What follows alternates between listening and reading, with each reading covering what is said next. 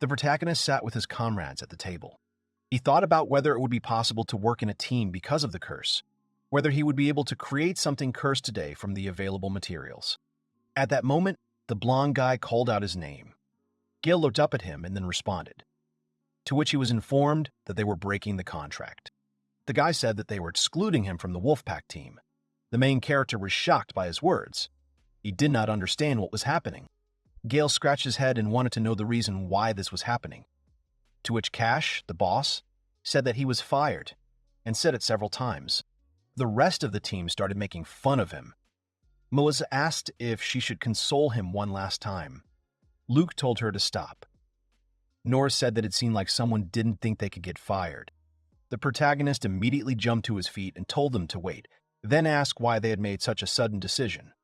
Cash asked him again why it was sudden, then asked if he really didn't understand the reason. Gale thought about how they had formed a team 3 years ago. Because of his low rank, he contributed to the team by creating suitable curses.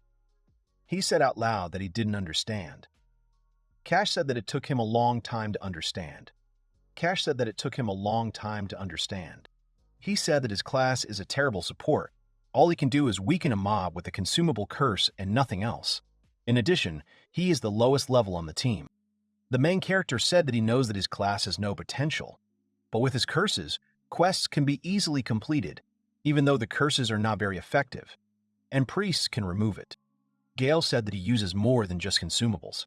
He pulled out a decoration from under his collar and said that it works on mobs passively. To which his team said that it was terrible. Is he adequate if he wears something like that? After that, Cash said that they found a replacement for him. This is the support mage Mora.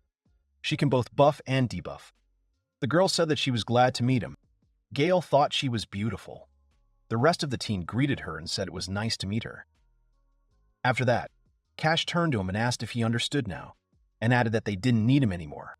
The protagonist asked them to wait and give him another chance. He has a powerful curse that he hasn't used yet and a lot of other things. However, he didn't finish his speech because he stumbled over his boss's gaze. Gale asked if they would regret it, to which he replied in the negative. He thought about how he had always supported them since the team's formation. Cash continued to hurt him and suggested that he give in and try himself in the curse shop. Melissa said that it was true. You can sell them to suspicious people. Nora said that he would advertise his store. Luke said that at least he didn't hate him. Mora stood silently at this time. Then the main character said that it was clear to him. He understood everything, after which he thanked them for everything and walked away. However, no one even looked in his direction. Gale wondered what was wrong with them. They had been together for so long. He also remembered what Cash had said about taking care of the rent, and he had also calculated the cost of his curse, so he would not get paid. The protagonist looked at the symbol in his hand and thought about how he couldn't tell them everything to their faces, but he enchanted their equipment to enhance their abilities. Gale thought that it was not his concern now, so he decided to cancel the spell. A magical seal appeared above him, which slightly hurt him. After a moment, it disappeared. The protagonist tried to catch his breath. He thought that cursed things are not only curses, there are also those that improve characteristics by a certain amount. After that, Gale felt that everything was fine now. His body felt better. The team was no longer cursed, but he didn't care anymore. He would join another team. Then he opened the stats window. He saw that Cash's level was around 50. Now his personal level had been raised to 48, and he was now in the Curse Master class. The other stats and personal points had also been raised. The protagonist said that Cash had about 5,000 attack and 3,000 defense, so he had leveled up quite well. The innkeeper asked how long he was going to stay there. Since he had checked out, he had to leave. He apologized to her. After some time, he left the hotel premises. He was thinking about what to do now. He has no money, but many curses. Then he heard the seller calling people and selling fresh apples. Gale has actually thought about opening a shop, but he doesn't want to hear people tell him that opening his own shop has always been his dream. He likes the idea of a tool shop in the middle of nowhere. But after that, the protagonist thought that now he is free, sleep and eat whenever he wants. He masks the curse and spends time on research that he likes. He is free to do whatever he wants. A smile appeared on Gale's face. He threw his hands up and shouted about his excitement. After that, he decided that, first, he would start making money from sales now. At this time, the Silver Wolf Pavilion in the hotel. Melissa sat on Cash's lap and began to talk about how the food was refreshing her very much, and how nice it was that the main character had left. Norris turned to Mora and said that he was spoiling her only because he was new. Luke said that they should have kicked him out a long time ago. The girl was silent at that time. The guys, looking at her body, immediately blushed and swallowed. Cash said that he and Gale had known each other since the team's formation. Melissa said that she felt like he was adjusting to each of them like a spell. At that moment, magical seals appeared over the entire team. Cash immediately jumped up and asked what it was. They started talking about their equipment shining. Mora asked if it was a dispelling spell. The seals started to disappear. The boys started talking about how they didn't know what it was, but each of them felt like their magic power was weakening, and they felt heavier. Mora was shocked. She asked the boys what they had said, and then said that she thought it was an advanced form of a dispel spell. They immediately asked her about it again. Cash immediately asked if it was really Gale. Melissa replied that it was probably true. He had done something to them. Norris said that they really thought he was taking revenge on them like that. Luke said that they should have killed him. Mora thought that it was strange. She didn't know if he had put a curse on them, but usually, removing a curse didn't make a person feel bad. Cash said that he didn't know how they were, but he had no idea what Gale was capable of right now.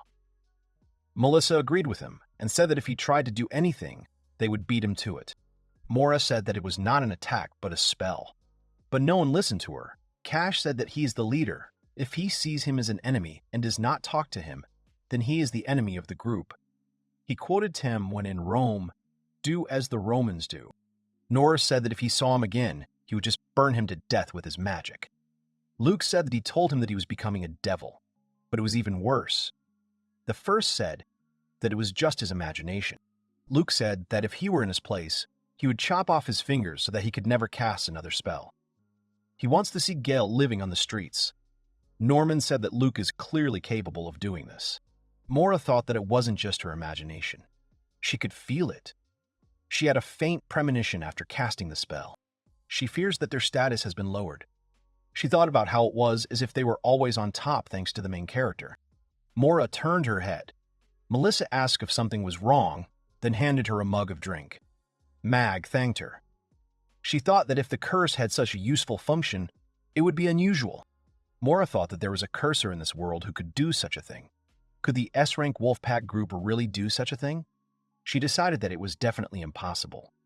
Then she remembered the member who had left. At the time, she didn't know that he had been kicked out of the team, as a comrade and as the main force of the Wolfpack. At the same time, Gale was walking through the forest and cursing at the owl about getting his curse back. After some time, the protagonist reached the Merchant's Guild. He turned to a man. He asked him if he really wanted to open a kiosk, to which he answered positively. Then the man began to offer him options for placement. When they decided on the bench, the man said that it cost 4 gold coins a day, since the area was popular and expensive. At that moment, Gale began to rummage through his pockets. He took out the coins and thought that 3 silver coins were all he had. And then the man said that the street stalls leading to the square were cheaper. The guy kept quiet and did not respond to this. After some time, he got to the place. The main character thought that the day was good. He stood in front of his stall, which was in a very shabby state. Gale thought with a smile that it was a bit dirty, but for him, it was enough. He remembered the conversation with the merchant who shared the starter kiosk kit with him, to which he thanked him and thought that he was kind. The protagonist thought that at this point he thought he could sell some magic tools and some interior equipment. He finished sorting his goods. Then Gale wondered what price he should sell it for. But anyway, if he could make more than the cost of the materials, it would be profitable. The main character, looking at his goods, thought that it really doesn't look attractive. At that moment, the merchant ran up to him and said that he forgot to explain to him. After that, he said that the appearance of his counter is bad. The man immediately rushed to help him. He said that he would fix it all. After a few moments, everything began to look much more attractive. The protagonist thanked him for this, to which the merchant said that the store can have its own individuality, but if it does not see what it sells, it cannot sell it, and if it cannot sell it, the store will have problems. The The man said that now that the training was over, he was going to come back. Gale thought that he had many bad memories of the team, so it was very touching. The man was really kind. After that, the main character took his curse out of the gate. He thought that he really liked this talisman, but he could not wear it on his neck, and then hung it on the counter like a product. Then Gale smiled and decided it was time to sell. He had never been in business before, so he was nervous. He wondered how the townspeople would react to the curses, whether they would accept it, whether they would be happy. The main character began to shout loudly that the adventurer was at their service. He had curses, all of them at a cheap price. One guy came up to him and asked if it was a curse, adding that it was unusual. Another girl asked if magic that could be weakened wasn't more effective than a curse. Gale said that the curse is a consumable item. It can be used by anyone. No magical power is required for this. Therefore, there is a demand for them among some seekers. One of the men said that 5 coins for the poison general was a good deal, to which the protagonist said that he would recommend buying it. He thought to himself that it was mainly because it was free. Gale said that there are also curses for various conditions, curses with debuffs to reduce status, and more. In addition to good performance, it is cheap, and he can buy it. Then the man's gaze fell on the weapon. He asked what it was. Gale said that it was a cursed dagger. When used, a debuff of decreased defense is imposed on the monster. As a side effect, the status will increase by 1.1 times. The man then took the dagger in his hands, after which he saw that there was a curse on its blade, after which he screamed. Gale was surprised by his actions. The man asked what it meant, to which the protagonist explained that it was a decrease in protection. Then a potential buyer said that he was finished, since the dagger was cursed. Then the man turned to Gale and said that this was all well and good to be honest, but who would buy the damned goods? Then the main character decided to approach him from another angle. He demonstrated to him that this dagger could be used as an interior decoration. He asked the man if he thought the handle was very cool. The buyer said that it is not bad to use it in the interior. He is not against the design. He also chose other products and said that he would also buy this, as it is good as decoration to protect the house from evil. Then the main character gave him a bonus spell of Dispel, 3 pieces on the house.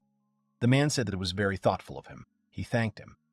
That's exactly how Gale sold it, explaining the consequences. So for example, if you use this cursed item, all the indicators will be multiplied by 1.5, but people will be cursed. He understands that the design is fancy and beautiful. Of course, he will give them a spell to remove the curse. He also has cursed shoes. In exchange for increasing agility by 2.5 times, she will curse them. Make the servant wear them, or remove the curse. Of course, yes. He also has a cursed crossbow. It has 1.3x all other stats and a must-hit effect, but it's cursed. It was sold for use at the annual hunting party. The protagonist exhaled from his thoughts. At that moment, another man asked about this curse. Then the guy smiled and said that he had heard it before. He remembered the story. The legendary hero was said to have a berserker in his team. He usually used cursed armor, which led to rumors that cursed equipment was very powerful. The word curse may sound disgusting, but that's why the spell set includes a curse remover. And he also added an explanation of the effects of the curse, since it can be removed. And also the side effects. Mood improvements. After his story, a large number of people gathered in front of the stall. They all started talking about how unusual it was, and whether he really offered dispelling spells for his goods. After some time, the main character stood in front of an empty stall. He said that everything was sold. Today, there were different people there. One of them said that his curse, Matal, death is curse, Matal, death is great. He thought he was quite energetic. Then Gale saw several people running towards him.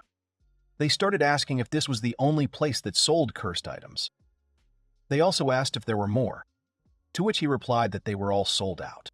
The men fell to their knees before him. They asked him to do this curse here and now, to which the guy replied that the store would open tomorrow, after which he said goodbye to them and asked for forgiveness for today, and then quickly ran away. One of today's shoppers told his friend that he would put on the cursed ring they had bought at the kiosk and see, to which his interlocutor told him not to faint because of the curse. He replied that he had no intention of doing so. Then they saw together that his status had actually increased by 1.5 times. It was amazing that just one ring had affected this. They began to ask how it could be so good. After that, the buyer asked if he knew how much the Boglubov Dispel spell cost. He said that you can make a fortune reselling this spell, to which he replied that he should not dare to say that. The blonde said that there was a spellmaster there. The brunette said no guild would miss this, to which the blonde said that he meant who this guy was. He was the most unusual spellcaster they had seen. The whispering and gossiping adventurers did not know that there was still a cursor who carried the curse of 4 people and who, despite his poor health, continued to contribute to the team. And even more so, a cursor who can create a curse that will have such a huge effect that it will reach the rank of S. They will never guess that he was expelled from the team and sold cursed items on the streets as a cursor. At the same time, Cash and his team were fighting the monster. The leader was thrown into a tree, where he hit his back hard. The rest of the team was in shock. They did not understand why all this was happening. Org started shouting loudly at these words. Cash, holding a sword in his hands, asked why this monster does not lose. Some time ago, the team asked if it was really okay to go on this quest with a newbie, since it was an S-rank quest. To which the leader said that everything was fine. He had found out everything, and he had also heard that they were one of the best in the guild. Then the guide turned to Mora and said that it was good, just what they needed. Then they saw the huge orc and decided to do it and deal with him. After some time, Melissa yelled at Luke about what he was doing, calling him a stupid person, to which the latter said that he was not succeeding. Then the girl said that he was a bad person, but at that moment she was blown away by a blow. At this time, Norris stood aside and read his spells. Cash asked him about how long he was going to sing, to which the guy replied that he would wait a little. At this, a magic seal appeared in front of him. However, when the seal disappeared, there was literally a small flame left in its place. Cash asked him what kind of magic it was, and then said that he couldn't defeat the org with it. At that moment, the monster swung at him, but he used dodge.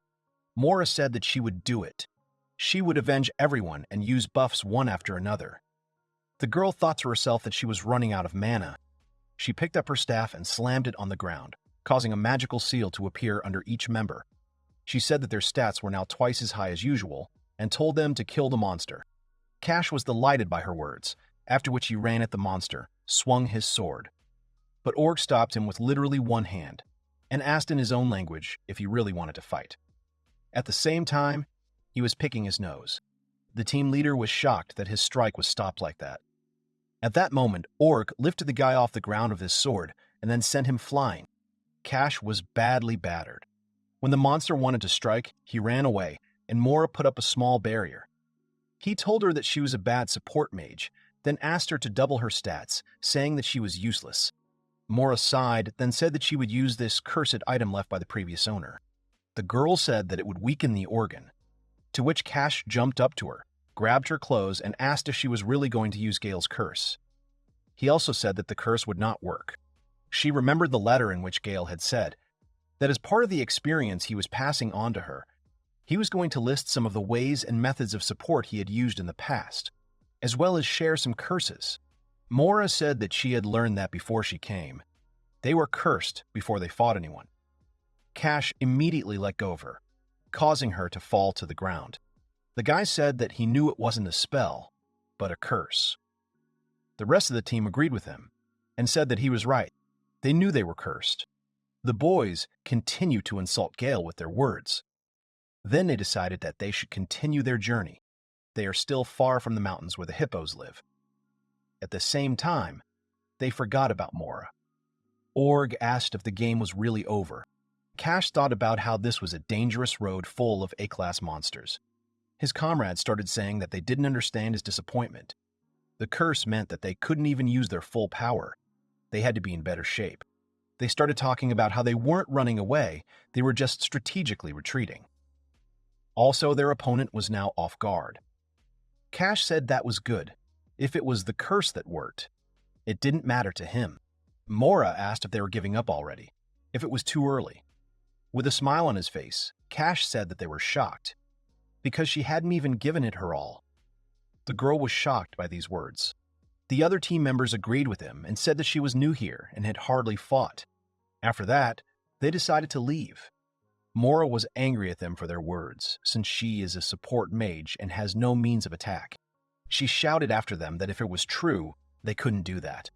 They turned around with a smile and told her that she could do the rest, and then they ran away. The girl was left alone with the monster at that moment. Org told her that he felt sorry for her too. Mora stood there shaking with anger. She shouted that they must be joking, then threw a curse into the air. After that, she aggressively went to catch up with the guys. Out loud, she only said that these guys were wrong. After some time, Cash and the team made a rest. They began to share emotions. Someone said that they felt disgusting.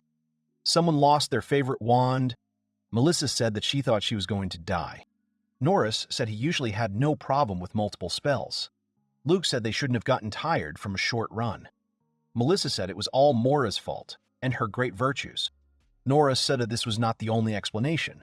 In any case, even before the supporting magic, everyone's movements were clumsy. Luke asked about how it didn't take him twice as long to cast the spell. That sucked. To which the guy replied that he went a bit overboard. If he was in a good mood, he would have burned it to the ground. Cash said that in any case, it was the protagonist's fault. He wondered how else he would take revenge on them. At that moment, Mora appeared in the clearing. She said that she had caught up with them. The leader told her that she was late, as if she had completed the task. Mora was very angry, and there was a small monster stuck to her cape. Cash asked her what it was, but she didn't answer. At this time, the main character was walking along the streets of the city. He was very happy and was singing different songs. He said out loud that being a street vendor is fun. There are people who look into the store, but they do not buy. They just stare. Even if curses are left to adventurers, many of them are just looking for spells.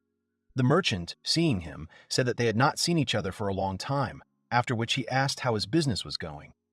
Gale said that he was thinking about changing the location of the store. The man asked where he wanted to go. Gale immediately thought of the aristocratic quarter. He set up his stall 10 meters from the main street. Rich aristocrats want to be stylishly dressed, not like commoners.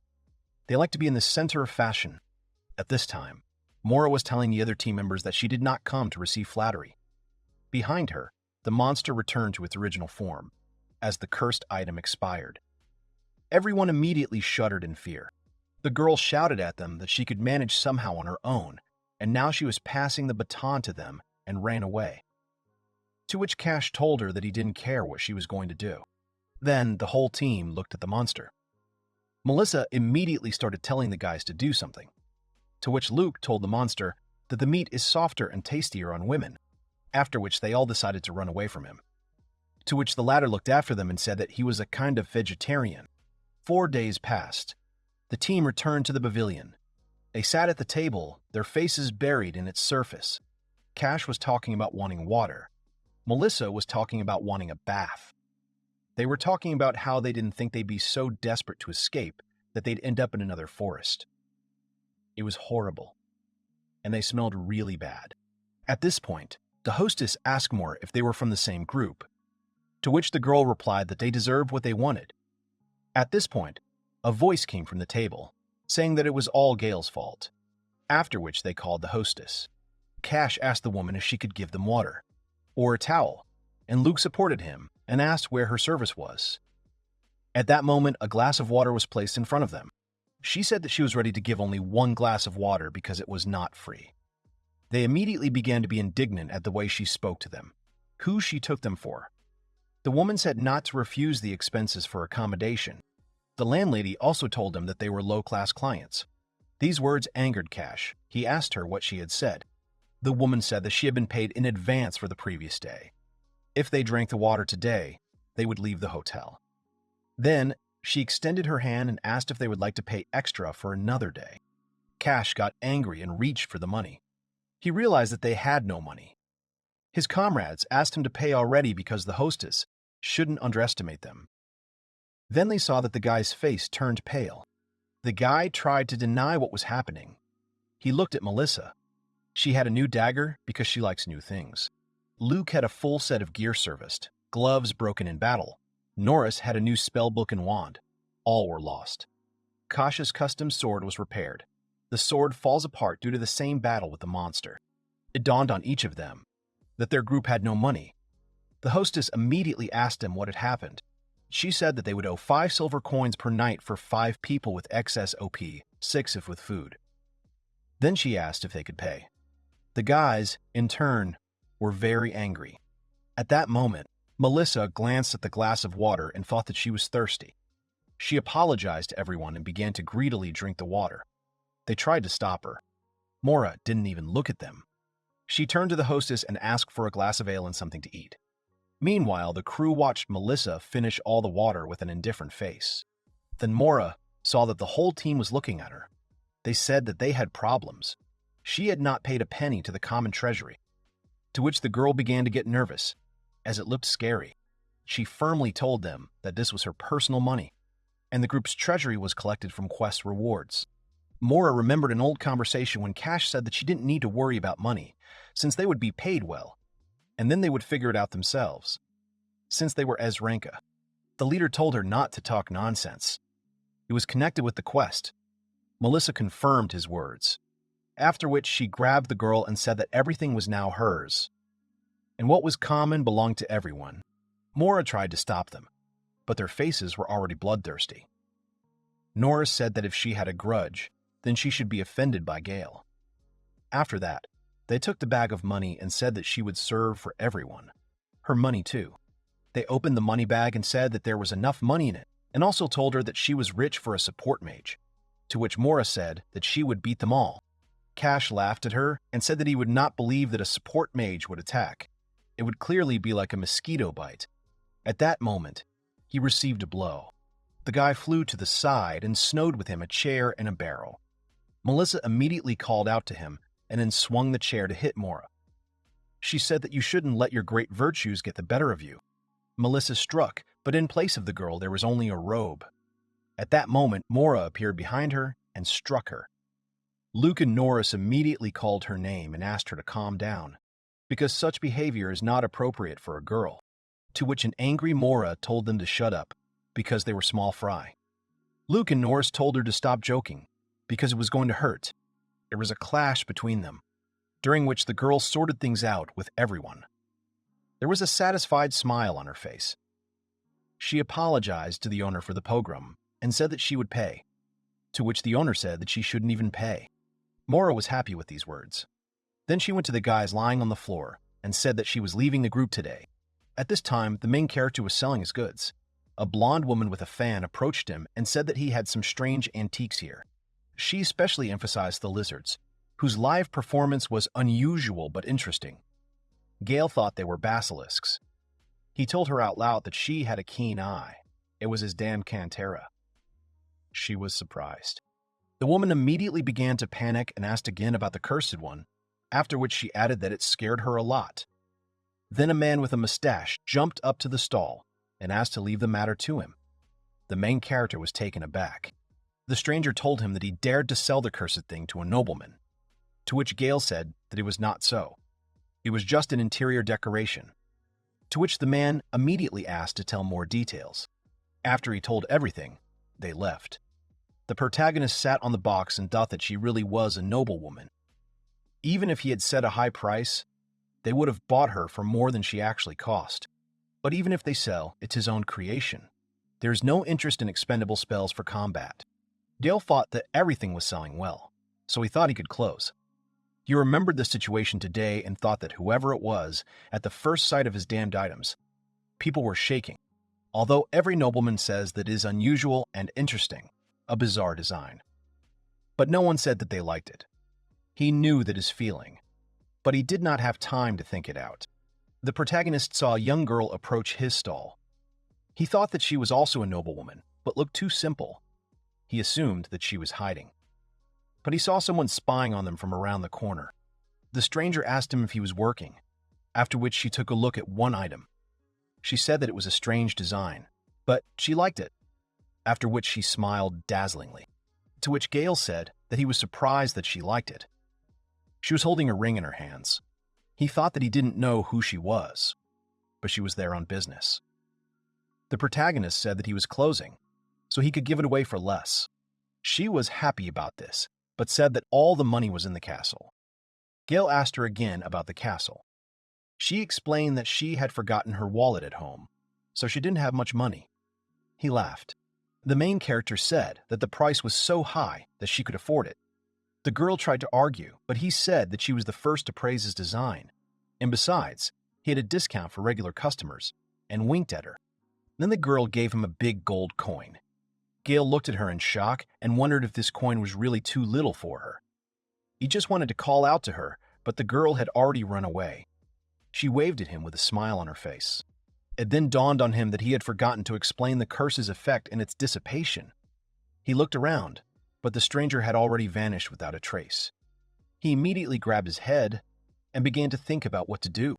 The effect is of course small, and the defense power is tripled, even if she only has instant death resistance. Once she puts it on, she can't just take it off because it's cursed. Gale thought that because she looked rich, he was sure that she could break the spell in the temple. Next time he would apologize to her and give her the cursed spell. Then he remembered the castle and wondered what she meant. At that moment, the stranger was grabbed and pulled into the gateway. She screamed in surprise. She asked to let her go, and then screamed about where she was being touched. The night girl said that she had finally been taken. After some time, they moved to the castle. The 4 guards were sitting on the floor. The knight told the stranger that she was not even worried about them, calling her Princess Kara.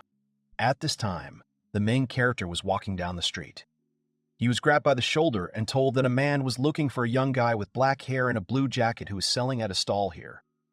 He looked very similar to him, so he asked to show his face, to which Gale turned around with a fresh face and said that he still looked young. The man said that it seemed he had made a mistake, so he asked for his forgiveness. It turned out that the protagonist used a curse thing to change his appearance. He thought about why the royal guard was looking for him. He needed to prepare faster and leave the city. At this time in the castle, the princess was told that the item she had bought was blasphemous against the church, to which she replied that there was nothing wrong with that. The night girl looked around the room and said that she still couldn't figure out its design, to which the princess said that she was still far away, calling her Vivian. The latter said that they had a meeting with the ambassadors of the neighboring country in the morning, so it was better to get ready. At that moment, Kara put the ring on her finger. Vivian angrily asked if she was really going to go to a meeting wearing this ring, to which the girl replied that she was just trying it on. At this time, Gale was in the Adventurers Guild. He was eating delicious food and thinking about what he used to think about when he was alone. Now he can do anything, and he is talented, and he needs to get the materials soon. The quarry is on the brink, and collecting and repairing things that are on the brink of disposal is not difficult. At this time, Cash and his team were asking why they couldn't borrow money, since they were an S-rank team. They asked to lend them 10 or 20 gold coins, to which the female administrator hesitated with her answer. She said that they had made no progress in their search since they were promoted, let alone funding. She asked if they had met with the client, as they were getting complaints about their lack of presence, to which Cash replied that it was an unexpected monster. Then the administrator said that he was in A ranks, and they were S rank. The guy said that he was some kind of mutant, clearly unusual. The girl smiled at them and said that she knew that they and the others were training an org near the city, and they did something else. Did they really underestimate the guild? Cash got angry at her. She said that Mora had left the group a few days ago. They had a complaint and a bill from the innkeeper at the pavilion, and they had to pay her out of guilt. Gale watched them and thought that they were in deep trouble. The administrator's face became angrier. She asked about whether they really wanted to borrow money now. They were a little scared, and then Cash said that it was all Gale's doing, to which the latter was surprised. Melissa said that because of the protagonist's curse, their statuses had dropped, and buffs were useless. Luke said that Mora was also useless. The administrator exhaled. Then she said that Mora is one of the support mages, which is among the top 5 in the entire capital. She had some problems with the previous group, so she suggested a new good group as a replacement for the old one. Cash and the team were surprised by her words. The protagonist thought that she was so good and they managed to lose her. The girl said that as for Gale, she doesn't know if he's bad, but few curse casters are as good as he is. She immediately thought of antidote spells and said she was curious about how much they cost. Gale remembered how he used to make spells for the guild. Cash didn't want to listen to it anymore, so he called the whole team and said that they needed to go. Melissa asked him about Gale. Nora said that they needed to choose a quest by teeth. Luke supported him. The leader asked them to shut up. They started asking if they were really S-Ranga now, to which Cash said that he thought so, but it seemed he was wrong. Gale wondered if they were okay, what they meant by the curse, since he had lifted his long ago. The protagonist said that it was time to go, as he did not want to run into them again. He thanked the cook for the food. When he went outside, he saw two guards running down the street. One asked where they were rushing to. Was there really an enemy attacking them? To which the second replied that he had heard that the princess and Vivian were arguing again, and this time more fiercely. They were talking about how it would take a lot of adults to stop them. Gale thought about how even in such a case, the kingdom's army would be sent. He walked down the street and suddenly thought about it. At this time, the guards in the palace tried to stop Vivian, saying that she was in the palace and needed to calm down. The princess wrapped herself in a blanket and looked at her angrily. Vivian shouted that the ring was cursed. Everyone was scared. The knight remembered how the princess said that she would just try it on, and then put it on her finger. Dark shadows immediately appeared near her. The girls were scared because they did not understand what it was. The older man sat down in front of Kara and asked her to quickly take off the ring, to which the girl replied that she could not take it off. Then Vivian said that there was no other choice but to cut off her finger. She grabbed the sword and swung it. Shouts immediately began to be heard from the room. Someone asked to protect the princess. After some time, the princess entered the hall. She apologized to the guests for being late, calling them dear guests. They told her that she looked beautiful, to which Kara thanked them. They asked about her finger, to which the girl replied that she had slightly hurt herself. The guards reported that guests from a neighboring country had arrived.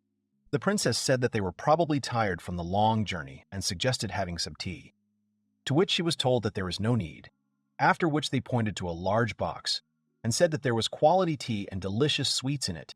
Kara commented that there seemed to be a lot of them there, and then agreed to try them. She was told that they had indeed brought a lot of them. Then, two bandits appeared from the box. They took out weapons and said that they should eat the taste of their empire. Vivian shouted that there were enemies here. We must prepare. The guests who came also took out their weapons. They said that the crossbow had a fast-acting poison on the arrow, so it would allow one to die quickly and without suffering. The guards immediately shouted that they needed to protect the princess. A large number of arrows flew towards Kara. She simply closed her eyes and covered her ears with her hands. However, none of them hit her. The enemies were surprised by this. Vivian was also shocked. Then they tried to attack her again. The arrows again seemed to hit an invisible barrier, and then they broke completely. Princess Kara opened her eyes and asked when she managed to put up the barrier. She thought it was all thanks to the protagonist. Vivian sat down in front of her and asked if she was hurt, to which the girl said that everything was fine and thanked her. The knight thought about why the guests were pretending to be an empire, but first they had to go to a safe place. After that, two men came to the princess. Vivian asked the opinion of Mr. Uriel and Arizul. Kara asked about whether it was a terrible curse, to which the priest Uriel replied that the removal of the spell itself is simple, it's just that the spell here is too advanced. It is likely that the person who made it has mastered the production of cursed things. This ring is given the highest level of complexity to maximize the benefits it gives in return. Of course, the status of the person will be extremely high. This ring has a couple of curses placed on it to make it disappear. The man also added that not only that, Arizul will take care of it next. The latter said that he apologizes to the princess. Then he took her hand. Vivian immediately called out to him. The guy looking at the ring said that it was a cursed relic class ring. He never thought he would see such a wonderful damn thing in his 10+ years of life. Vivian immediately hit him on the head and asked how long he was going to hold Kara's hand. She also said that she thought the church relic Angel Shield had a similar effect, to which Arzul said that if he was not mistaken, he also had this skill. The priest said that he had never heard of something of that size being able to provide instant resistance to death, to which the princess said that there was one, the treasure of the empire, called the Heart of the Demon King. It is an item that brings various high effects, such as increasing instant death resistance status and reducing magic casting time, but it takes away life force when used. It can kill. Vivan said that in order to get a high effect, you have to pay a high price. This is the truth of this whole world. The thing is that there is no price to pay. It is not a relic. It is more than a relic. The princess called Vivan by name. She asked her if she remembered that boy, to which she replied that she did, and then she realized that Kara had bought the ring from him. The knight smiled and asked if she really wanted her to catch him and kill him, to which the princess replied that she wanted to thank him, so he needed to be brought to the castle. Even though it's a cursed thing, this ring saved her life. And that's the main thing. That's why she wants to see him again. The protagonist bought new clothes, a coat with inner pockets, gloves, boots with built-in shin guards, durable clothes with steel wire. He thought it looked good. His baggage consisted of spells and a homemade dagger. Now he just needed to get them to where he was going. He looked at the city and decided it was time to move. He wondered what it would be like to see the royal capital after some time had passed. He exhaled. Gale was happily walking down the street when he noticed something in an alley. He stopped to look. It turned out that they were members of his former team. They were cold. They were trying to warm up. Melissa asked not to grope her, to which Nora said that there was nothing to grope. The girl started to get indignant that they called her a board, to which the guys replied that they didn't call her that. The main character thought that there was something familiar to him about these people. Gale reached the market. There, he bought an apple and began to nibble on it. Suddenly, he heard guards on horseback rushing past. They were talking about how they needed more men. The castle gates were guarded by guards, so everything would be fine. The protagonist looked at them and thought about why the royal knights were here. He also saw the royal guard. Then he turned around and saw a wanted poster for a young man who sells uninteresting jewelry with dark hair. Witnesses are asked to contact the castle. At this time, the knights asked the guards whether they had inspected the square, to which the latter answered positively and added that the royal capital army was patrolling there now, and they wouldn't miss a fly. These men were trying to figure out whether this young man was in the inn or the guild. Gale thought that it was exciting when he was stopped. This time, he didn't fit the description. Suddenly, one of the knights told him that he was a bit like him. He didn't have that feeling for jewelry, and it didn't look like he was selling it. To which Gale said that it was rude. The knight continued and said that the guy was not dressed so neatly. The jewelry he was selling had destructive power, so it would look even dirtier. The man told Gale he could go. The latter was angry. He thought that he felt like an idiot for giving in to his feelings. He needed to get out of his city quickly. The protagonist looked around and thought that there were so many horse-drawn carriages here now, he could choose where to go. If he wanted to work, he needed to go to a big city. He looked at the map and saw that the nearby trading city of Embalans and the military city of Gracious Fort were nearby. He could go to the ancient city of Gronstadt. Then he saw that there were only 2 months left. They were leaving soon, so they were offering a discount. The man started to entice, saying that for 1 silver coin they would take him to the agricultural city of Farm Age. Gale imagined a farm and a pile of vegetables. He immediately raised his hand and said that he would go. Then another hand appeared next to him. The protagonist looked at her carefully and thought that he had seen her somewhere. He tried to ask her about it. It was Mora. She took off her hood and asked with a smile if he was really Gale, to which the latter replied that she was in Cash's group. After that, they got into the carriage together. He remembered that he had said something unpleasant, for which she had slapped him in the face. Gale had said that they would not be long. She had said that she hoped so too. The main character chuckled to himself. At that moment, the girl said that he was too close. They tried to move away from each other. He told her that there was nothing to be done. It was cramped. She turned away. He looked around. Imported goods from neighboring countries and iron products for sale, and an escort of mercenaries, plus a few ordinary civilians, and a strong girl who was not afraid of anything. He thought about her early departure from the team. The protagonist thought that he wanted to rest, but he couldn't. He said out loud to Mora that they had their own opinion, but they wouldn't interfere too much. The girl said something she hadn't even thought about. Gale thought that it wasn't because of the girl that he was mutilated. Most likely, Kasha was attracted by her beauty. From the way he was acting, it seemed like he had been trying to do something with him for a long time, so it was all for the best. The protagonist asked her why she left. Mora said what she wanted to tell him. She didn't know how he managed to stay with them for so long.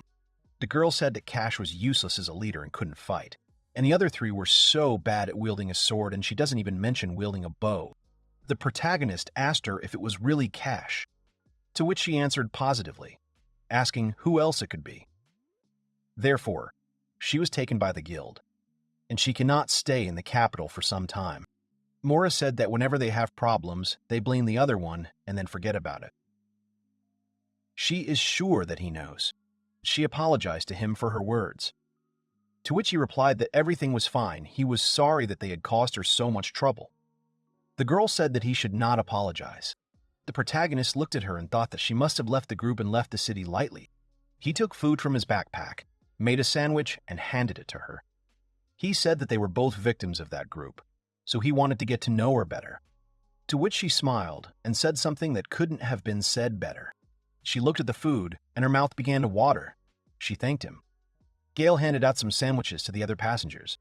Mora said it was delicious. She said he made it in such a short time, and he said he had great ingredients and wine. The girl immediately asked what he wanted to do with her, giving her wine to drink. She saw that it was expensive wine and asked if he was sure about drinking, to which he replied that he had earned money in his stall. Mora said there was a lot of noise in the streets about the artifacts found in the stall. He immediately asked who it could be, to which the girl took a sip of wine and said that it seemed that the princess herself was looking for this man. That sweet girl immediately appeared before his eyes. Then he shook his head, thinking that it couldn't be. Mora said that she didn't know that he made money at the stall, to which he smiled sweetly and asked if he looked like the type to sell artifacts. The girl laughed and said he was right. He said it was terrible. He would have liked her to say it was true, even if she was lying to herself. Mora said that if you were going to do something great, you would have to go to a place more sacred than this city. Gale agreed, or said that you could be a hermit. Laughing, she agreed. They continued on their way. The girl said that he made her laugh and that she liked him, to which the main character said that he didn't find her disgusting either. They hit their palms. If one of them was a vanguard, they could unite. Mora would be in support, and he with his damn spells. At that moment, the carriage stopped abruptly. The orcs stood in their way. It looks like they attacked the column. From the sounds outside, it seems that the combat situation is not very good. One of the men said that the mercenaries were killed and then asked for help. Looking outside, they saw several orcs there. Mora said that things were bad. It seemed that they had seen their carriage. The girl thought that even though she and Gale could be in the rear guard, it would be difficult. But there was no one else to fight here.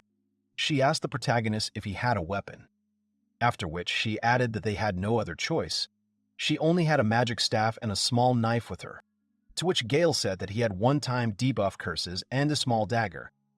Then she suggested going and dealing with the enemies. Mora said that dying without doing anything was much worse than falling in battle. She was confident in her support magic, so he should trust her. Gale said that he understood that he would be on the front lines, so she should take care of him, so that they wouldn't come from behind. She agreed and apologized to him. He said that everything was fine. The protagonist smiled and offered to show the enemies the former power of the S-rank.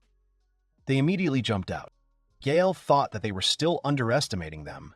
They needed to attack immediately to kill at least one. Then he noticed something. The protagonist said that the protective wall could withstand several attacks. Mora told him to go and not worry. She would strengthen him. He agreed. Suddenly, she saw something dark and incomprehensible reaching from his side.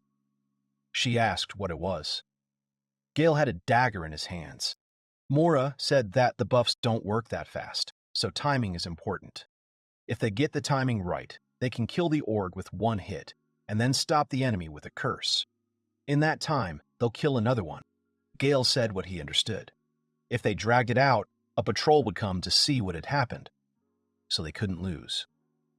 The girl was angry and thought about what she had just said. Mora asked him what the thing was in his hand. He said it was a regular dagger with a curse. She asked again, but he simply asked her to stay behind him. The girl tried to stop him. She dropped to one knee and began to draw a magic seal. It would not be stable, but they would have to be stronger than them anyway. She used the skill, Increase Maximum Power. At this time, the main character was strengthened. He swung the object towards the orc and said that this is a good position, good flight range. Now is the time to act.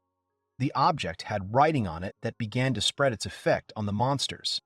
Mora was shocked. She wondered if these were Gale's curses. They seemed to only work on monsters. The latter's condition was only getting worse.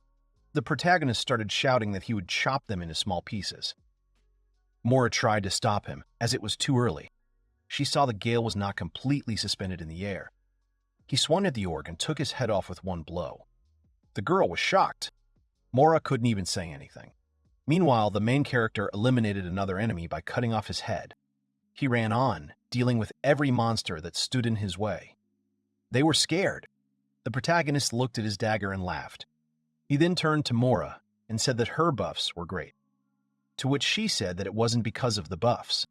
The girl thought that this debuff was an area curse. It was not easy to survive in such a place. Ignoring the defense, stopping recognition. Even if this is true, it is not far from constant affect. And after that, he still calls the legendary item ordinary. She doesn't understand. She puts her hand to her forehead and says that he is a stupid person. At that moment, Gale's body was enveloped in magic. He saw the seal beneath him. The effects of Mora's buff increased his status. He said that it was all thanks to her support. She said that he was wrong. It was not so. The protagonist said that he could continue to fight, to which the girl thought that he seemed to be doing so without buffs. Here she saw that his status had been lowered, but the guide didn't even notice. She apologized to him and said that she would fix everything now, because the effect of the buff had worn off. The protagonist said that as long as their combination works, he is invincible. Mora asked if he has really gone crazy. Gale went to attack the orgs again. He dealt with another one, then turned around and saw several more. They made a nasty sound. He saw that there were more of them. After that, he threw an artifact in their direction, which, having hit their bodies, inflicted small wounds on them, and then their bodies began to dissolve. The protagonist immediately attacked them with a dagger. He said that thanks to Mora's buff, the orgs fell under his slowdown curse and froze. The girl, looking at this, thought that he seriously called it slowing down, although it was not. Then she saw how he ran to attack one of the largest monsters. He dealt with him rather quickly and cut off his head. At that moment, several skeleton spirits seemed to appear behind him. Mora thought that these were moments of death. It's a huge rarity, and it's not something you can make by hand. She seriously doesn't get it. At this point, the protagonist said that they had won, to which she said that he had defeated them. Gale said that it was cool, especially Mora's support.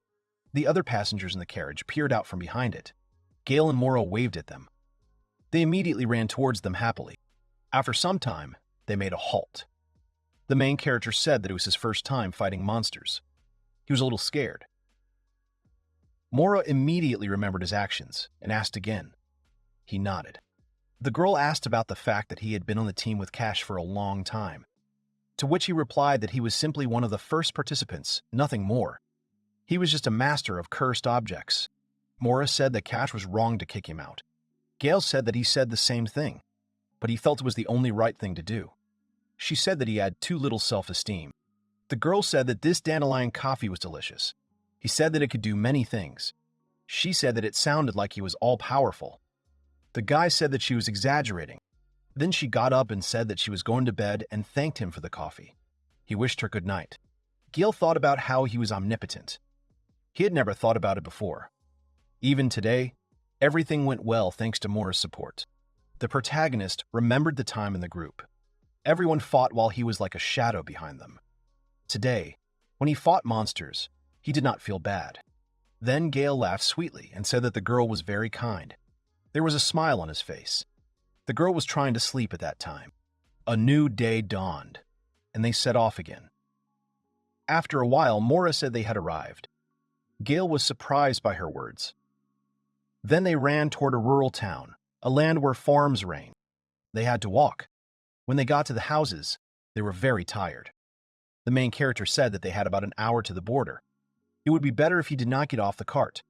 She said that, as expected, it was a continuous step. Mora asked him what he was planning to do. He replied that he would go to the guild, hand over materials from the orgs, and then look for quests. She said that they needed to check if anyone was looking for people to join their squad. Until then, they would be together. He agreed with her and said that he wanted to be in the company of ordinary people. Besides, their mission would not be that simple. After a while, they came to the Adventurers Guild at the edge of the farm. There, they began to study various quests. Mora asked if one person could handle it. He replied that it would be fine.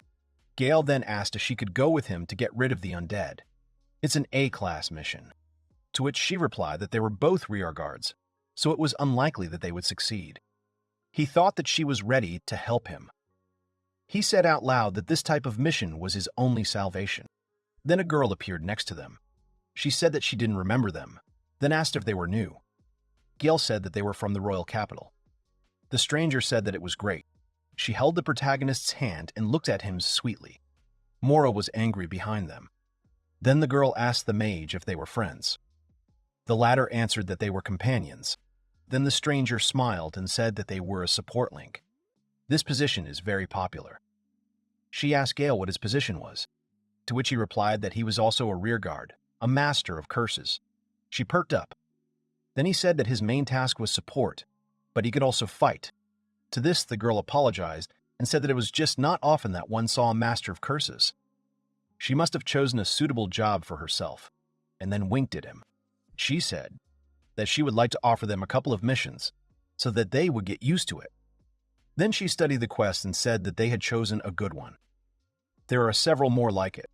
Well, there were few priests here, not to mention any evil spirits who could destroy them. Especially now, few are ready to take on this mission. Then she said that maybe they would get lucky. The stranger asked if they wanted to take it on. It was like fighting death. He agreed. The girl also said that she would give them some advice. As she said earlier, whoever did not take on the mission. She also will not be able to send them a rescue team. The protagonist asked if she had a map of the area. She answered with a smile that she did, and also offered other items. To which he replied that only a map was needed. After that, she put the guild seal on the mission. The stranger also added that there was something else. It was the skull of a man who had been found recently. It turned out that it belonged to one of the adventurers who wanted to go through this mission alone. She approached Gale and asked him to be careful, as they already had few avant-brists, and the situation in the city was not very good. Then she looked at Mora and said with a laugh that they were really friends. Then the girl seemed to remember something. She greeted them in the town of Farm Edge and said that her name was Gimli. After that, Gale said that everything was fine now. They would start the mission tomorrow. Then Mora asked why they were in such a hurry. It would be better to rest after the journey. When they left the guild building, the girl was indignant that Gimli was so persistent that it was just awful. The protagonist asked what she was saying, but she said that she was doing nothing like that. Mara lowered her head and said that she was now obliged to go with him on the mission, to which Gale said that he was not against it, but asked why she changed her mind. The girl immediately started screaming that she didn't care. She was just worried about him. That's all. Her face turned red. Then the main character said with a smile that it would be better for her to stay. There was no need to get her hopes up. It would be easier for him if he went alone. Mora said that people who challenge the undead are in great danger, so she is worried. To which the main character said that it was not a problem for him, because the curses would help him. He was looking forward to tomorrow. At this time, Gimli sat and thought about Gale and his words. She was amazed that he was a master of curses, but at the same time he had no ordinary curse. A new day has come. The protagonist and Mora were having breakfast. She told him that he sleeps a lot and it's already lunchtime, to which he replied that he can't help himself. They noticed that others were watching them. There are practically no armed people or adventurers in the city. They are very rare people, that's why they are watched so closely. After some time, they came to the place where the mission was taking place. The main character said that they had to complete this mission to earn money. Gale asked her what she had brought with her. The bag contained a silver knife, an amulet of incense, and holy water. He said it was meager. Then the main character said that everything was fine. The undead were his specialty. The girl said that she was more worried about this area. They went down. Mora said that if something scary happened, she would run away. Gale agreed and said that it would be better if she was nearby, since the dungeon was not simple. She said that he should run away with her. They walked towards the light at the end of the hallway. When they came out, they saw skeletons lying on the ground. Mora said it was horrible. Gale asked if it was the work of the undead. Then he started digging through the skeletons. There they saw tracks. The girl said that this place was once a dungeon, and now it has turned into a cemetery. Quite a sad place. So many bones, and no punishment for it. To which Gale asked if they went deeper. Could she say the same thing? Mora at that moment wished the bones to rest in peace. The guy said that she was so religious. At that moment, the main character picked up the skull and brought it to the girl. She did not react. Then he began to move his jaw, after which she sharply hit the skull, screaming for him to die. Gale apologized to her for not wanting to scare her. She responded that they were monsters and asked him not to do it again. He thought that if she was so scared, she could have waited for him outside. The protagonist said that he wants to get more rewards, so he will go deeper. If she is scared, she can wait outside. Gale commented that it was a waste to use holy water, then handed her the lantern and apologized, saying that he was leaving. Mora was shocked that he just up and left, leaving her alone. She turned around and saw a dark corridor, after which she shook her head and immediately ran after the main character, telling him to wait for her. They found themselves among a pile of coffins. The girl pressed herself against him and said that she heard something, to which he replied that maybe she imagined it. She apologized to him and said that she was very scared. Then Gale said that it was just a bat, to which Mora said that she knew. She was just a little surprised, and besides, there were a lot of undead here. At that moment, the girl turned her head and saw a skeleton behind her. It made sounds, which scared her, and she jumped into the arms of the main character. She closed her eyes and said that they were moving. The guy asked her to calm down. She jumped to the ground, tears streaming from her eyes. Mora said that it was impossible, asked not to scream so loudly, after which she saw the undead in front of her. Her panic attack turned on. The girl grabbed the main character by the collar and began to get rid of the skeletons with his body. The guy was shocked. After some time, when all the undead were defeated, he asked her if she was okay, if she had calmed down a little, to which she answered positively and apologized to him. The protagonist said that he was a little surprised. If she was so afraid, then why did she follow him? To which Mora replied that she couldn't do otherwise, because going on missions alone is dangerous. She said that she was worried. Then Gale smiled and said that everything was fine, and besides, he liked fighting the undead. He thanked her with a smile for caring about him. The guy said that he was going to get to the very depths, so he asked her if she was ready to go with him. He suggested that she close her eyes. If she was scared, she could just take his hand and follow him. Mora actually listened to him.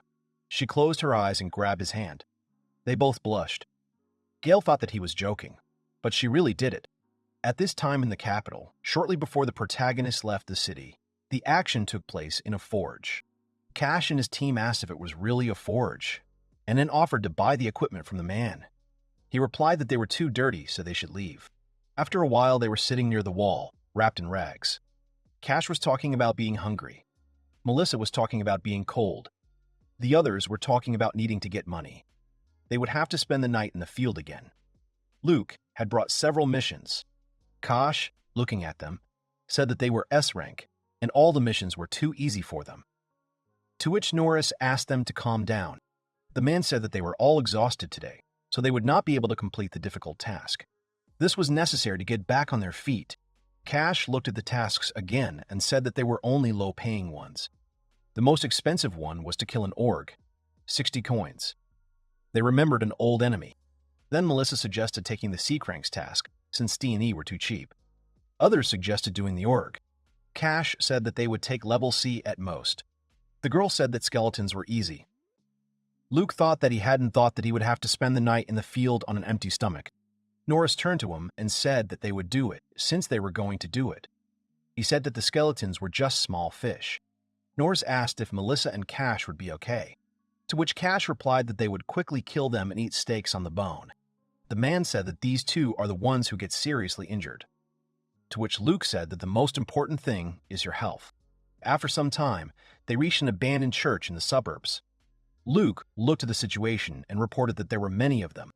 He drew a diagram and explained that there were 20 hiding in the darkness in the cemetery, to which Cash said that it was easy. Melissa supported him. She asked the others what they thought about her and the leader storming in. The leader responded that he would show what a knight could do. After some time, they carried out their plan. Cash used the holy light. Melissa began to cut the enemies with a dagger. She told Norris to start acting. He took out his book and began to read the spell. At that moment, Luke also got rid of a couple of enemies. They were happy with their victory. Cash was very pleased. It turned out that this was his plan. He said that these are the knight's abilities, and Melissa's attack. Norris will burn them, and Luke will finish them off. This is perfect. Norris clarified that it should work. Luke said that they would wait behind the wall. They would provide backup when their turn came. The leader agreed. Then he and Melissa approached the gate. Cash asked her if she was ready. She answered positively. At that moment, the claret barrier was temporarily unlocked. The two of them ran straight towards the skeletons. Cash said that he would pack them all up, and Melissa said that they had been out in the sun for nothing. At the same time, they jumped into the air and decided to attack. But they failed, as the skeletons immediately struck their blow. Cash and Melissa flew back. Luke and Norris looked at it indifferently, as if they were already prepared for this. The skeletons surrounded the couple and started hitting them. They screamed that they were in pain. Luke called out to Norris and said that things were bad, they could die. The latter opened his book. He immediately created a flame for himself, but it was very small. Luke said what good it was, to which the man replied that he concentrated the heat in it. It was small, but very strong. However, when it reached the skeleton, it did no damage, only angered the undead. Then they grabbed their comrades and ran away. The mission was a failure. The next day, they decided to take a mission with the orc. Melissa said that she would take care of him, then jumped on his back and knocked him to the ground. But he stood up abruptly, then grabbed her by the hands and lifted her into the air. She asked for help. After looking her over, the orc let her go and walked away. The guy said that she was not his type. The girl was upset to tears and asked what was funny about it. At that moment, Cash said that the orc had turned away in vain, after which he struck with his sword. But the weapon simply flew off his back to the side.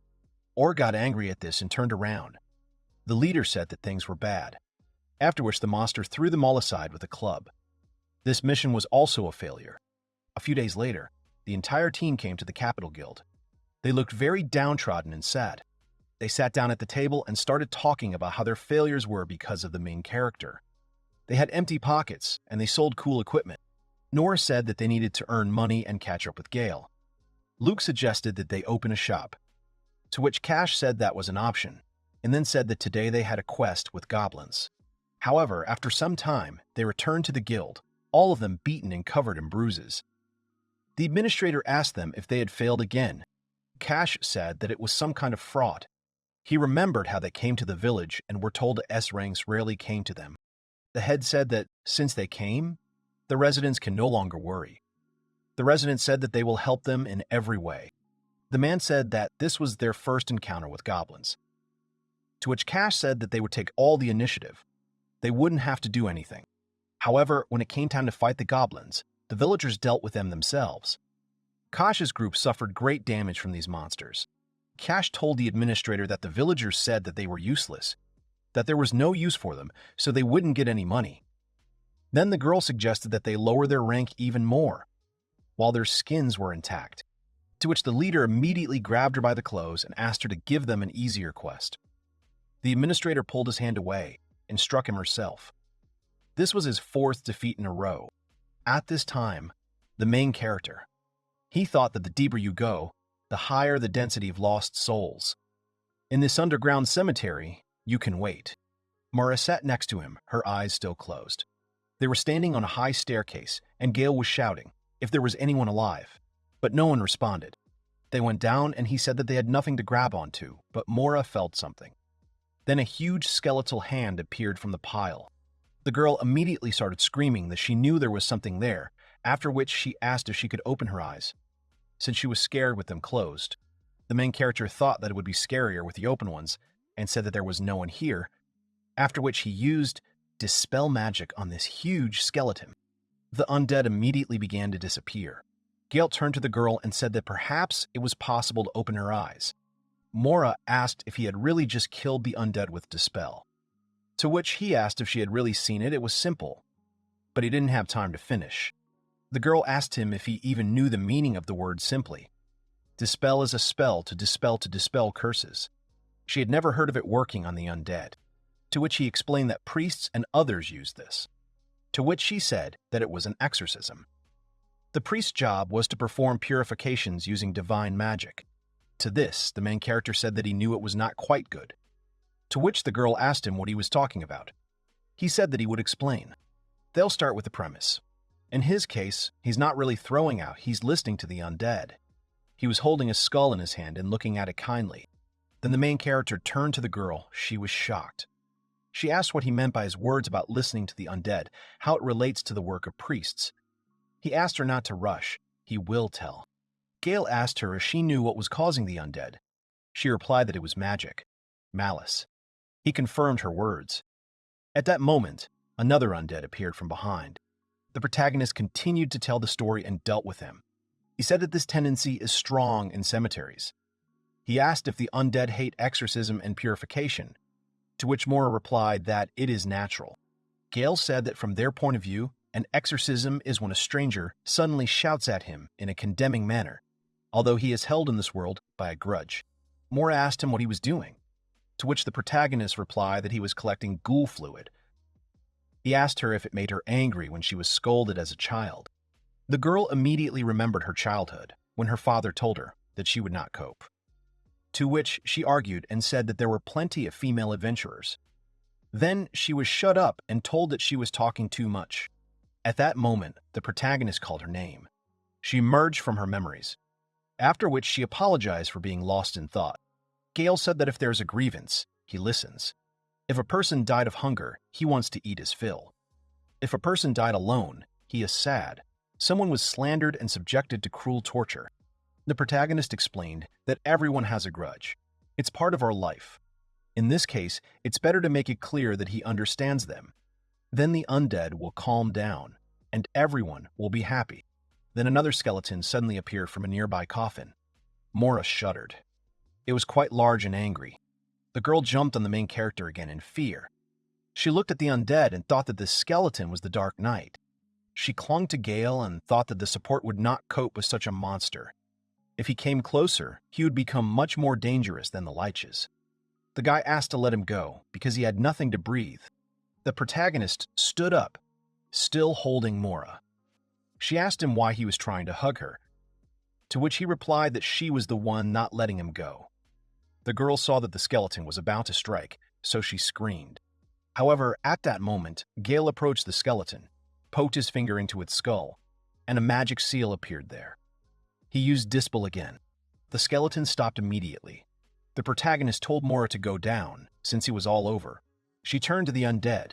The skeleton was replaced by the outline of a young man. He was floating in the air above the skeleton. Gale was smiling at him, while the girl was in shock. With words of gratitude, the spirit of this guy dissolved, leaving only a skeleton lying on the ground. Mora watched it with her mouth open. Gale said that this is how it happens. She said that she didn't understand anything. It was a B-level monster, and then a young man came out of it and disappeared, to which the main character said that the guy was never able to say goodbye to his bride. He regretted it very much. Mora asked him how he knew, to which Gale replied that for some reason, by creating cursed objects, he would learn to read the souls of the dead. Then, when he listened to his story and understood him, he calmed down. Mora asked him if he really wanted to say that the undead only wanted sympathy. He said that they had been people before. The protagonist said that this is his unique exorcism. Compared to the crude purification of priests, this is the best method for obtaining quality materials for creating cursed items. The young man explained that after dispelling with magic, there are no components left with the remains of the curse, that the undead are an immortal enemy. The girl, listening with a dissatisfied face, angrily replied that he had broken all her ideas about the undead. A guy and a girl walked along the pavement. Both were dressed in short cloaks. The girl had a staff as a weapon.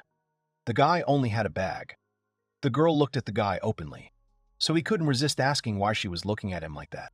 The girl reasoned that he probably thought that the undead were easy and that he could deal with them easily. He tried not to scare her, calmed her down, saying to himself that the undead were just a simple working material for him. Here the girl got very angry, turned sharply to him and angrily repeated his words, asked him to apologize to all the priests about the working material. For some reason, it seemed to her that this was right. But the guy did not understand and asked why she had such a reaction. The girl and the boy stopped near a large staircase leading down. Still hesitant to go down, the boy told her that using Dispel on the undead was a win-win for everyone. But it was still not easy. Suddenly, the girl sat up and screamed that his way of thinking was terrible. The boy asked her not to scream. The couple was walking down the stairs. The young man was carefully holding the girl's hand. They walked side by side, very close, always wary. The young man smiled and announced that they were there. The guy replied that they were on the very bottom floor, where all the undead gathered. Hastily hiding behind a column, the girl dared to say that even though it was the bottom floor, there was more light here than on the floors above. The young man began to tell about the inhabitants of this floor in order to surprise the girl. Goo throwers, skeleton knights, and even dark phantoms and wights exist, and they are all connected to this world, he said. They continued hiding behind the column. The girl was noticeably nervous, looking at the dead. There are about 50 of them here. That's why it's so light here. They emit a light blue spiritual light, the girl said nervously. The guy understood that the girl was afraid to be here. To relieve the situation, he asked if she would close her eyes, but she began to get angry, saying that she was used to it. He thought to himself that she was lying. The guy thought about it. His companion noticed it. The silent dialogue did not last long. The guy explained that there was no lich. The girl was very happy. She had hope that they would leave this place immediately, because without him, they could not. Then, we must turn back, she said, but for some reason without any confidence. And suddenly the staff slipped out of her hands. The sound was deafening and very loud. On the other side of the city, a young and beautiful girl sat solemnly, in a very expensive dress and with a crown on her head. Next to her stood a girl in full uniform.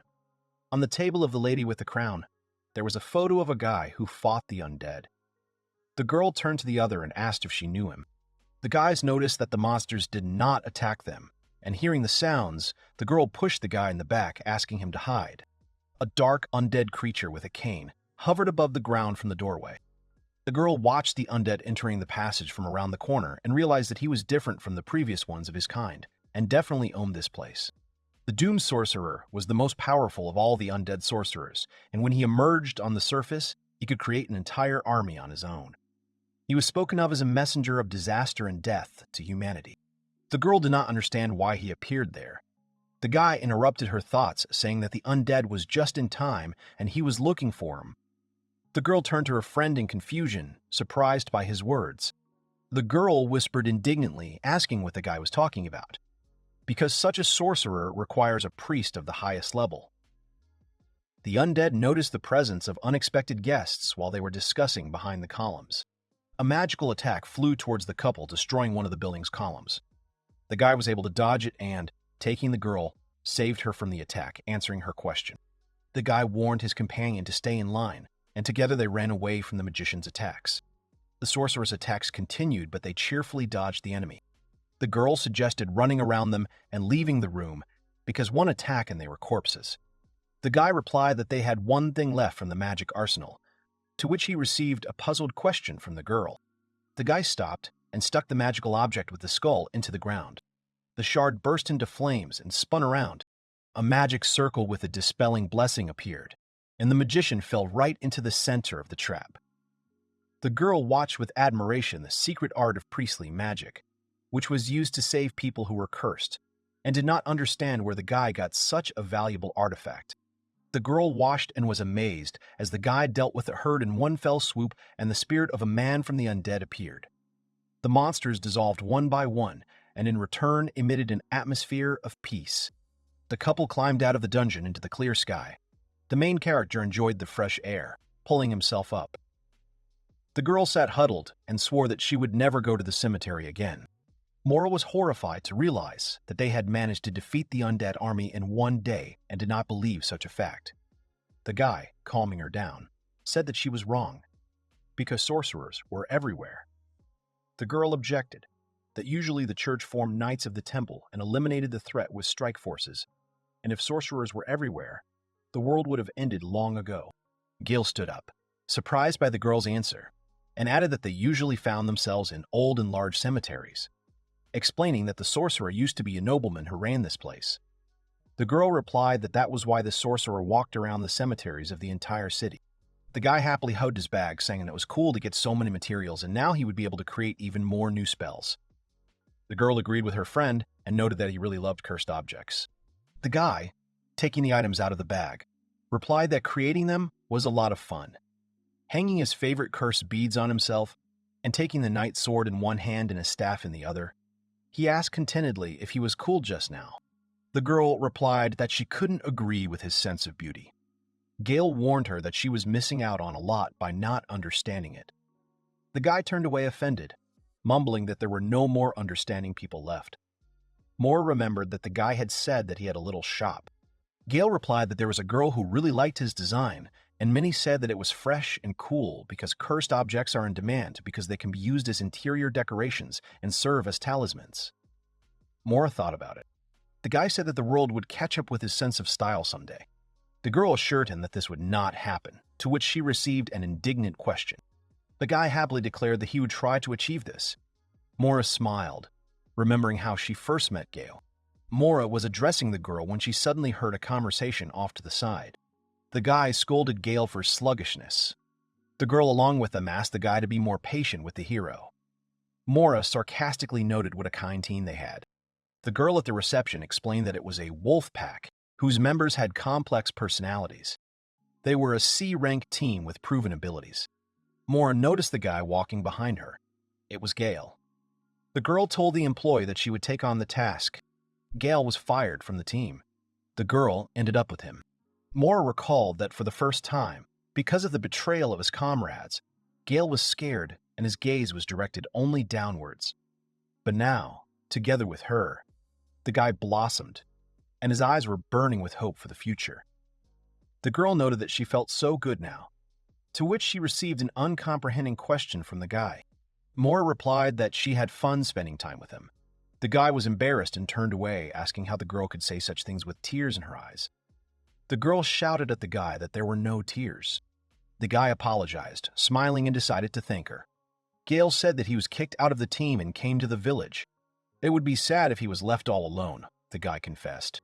Clasping his hands, the guy replied that even if there was money, and the city was not bad, it was still hard to be alone.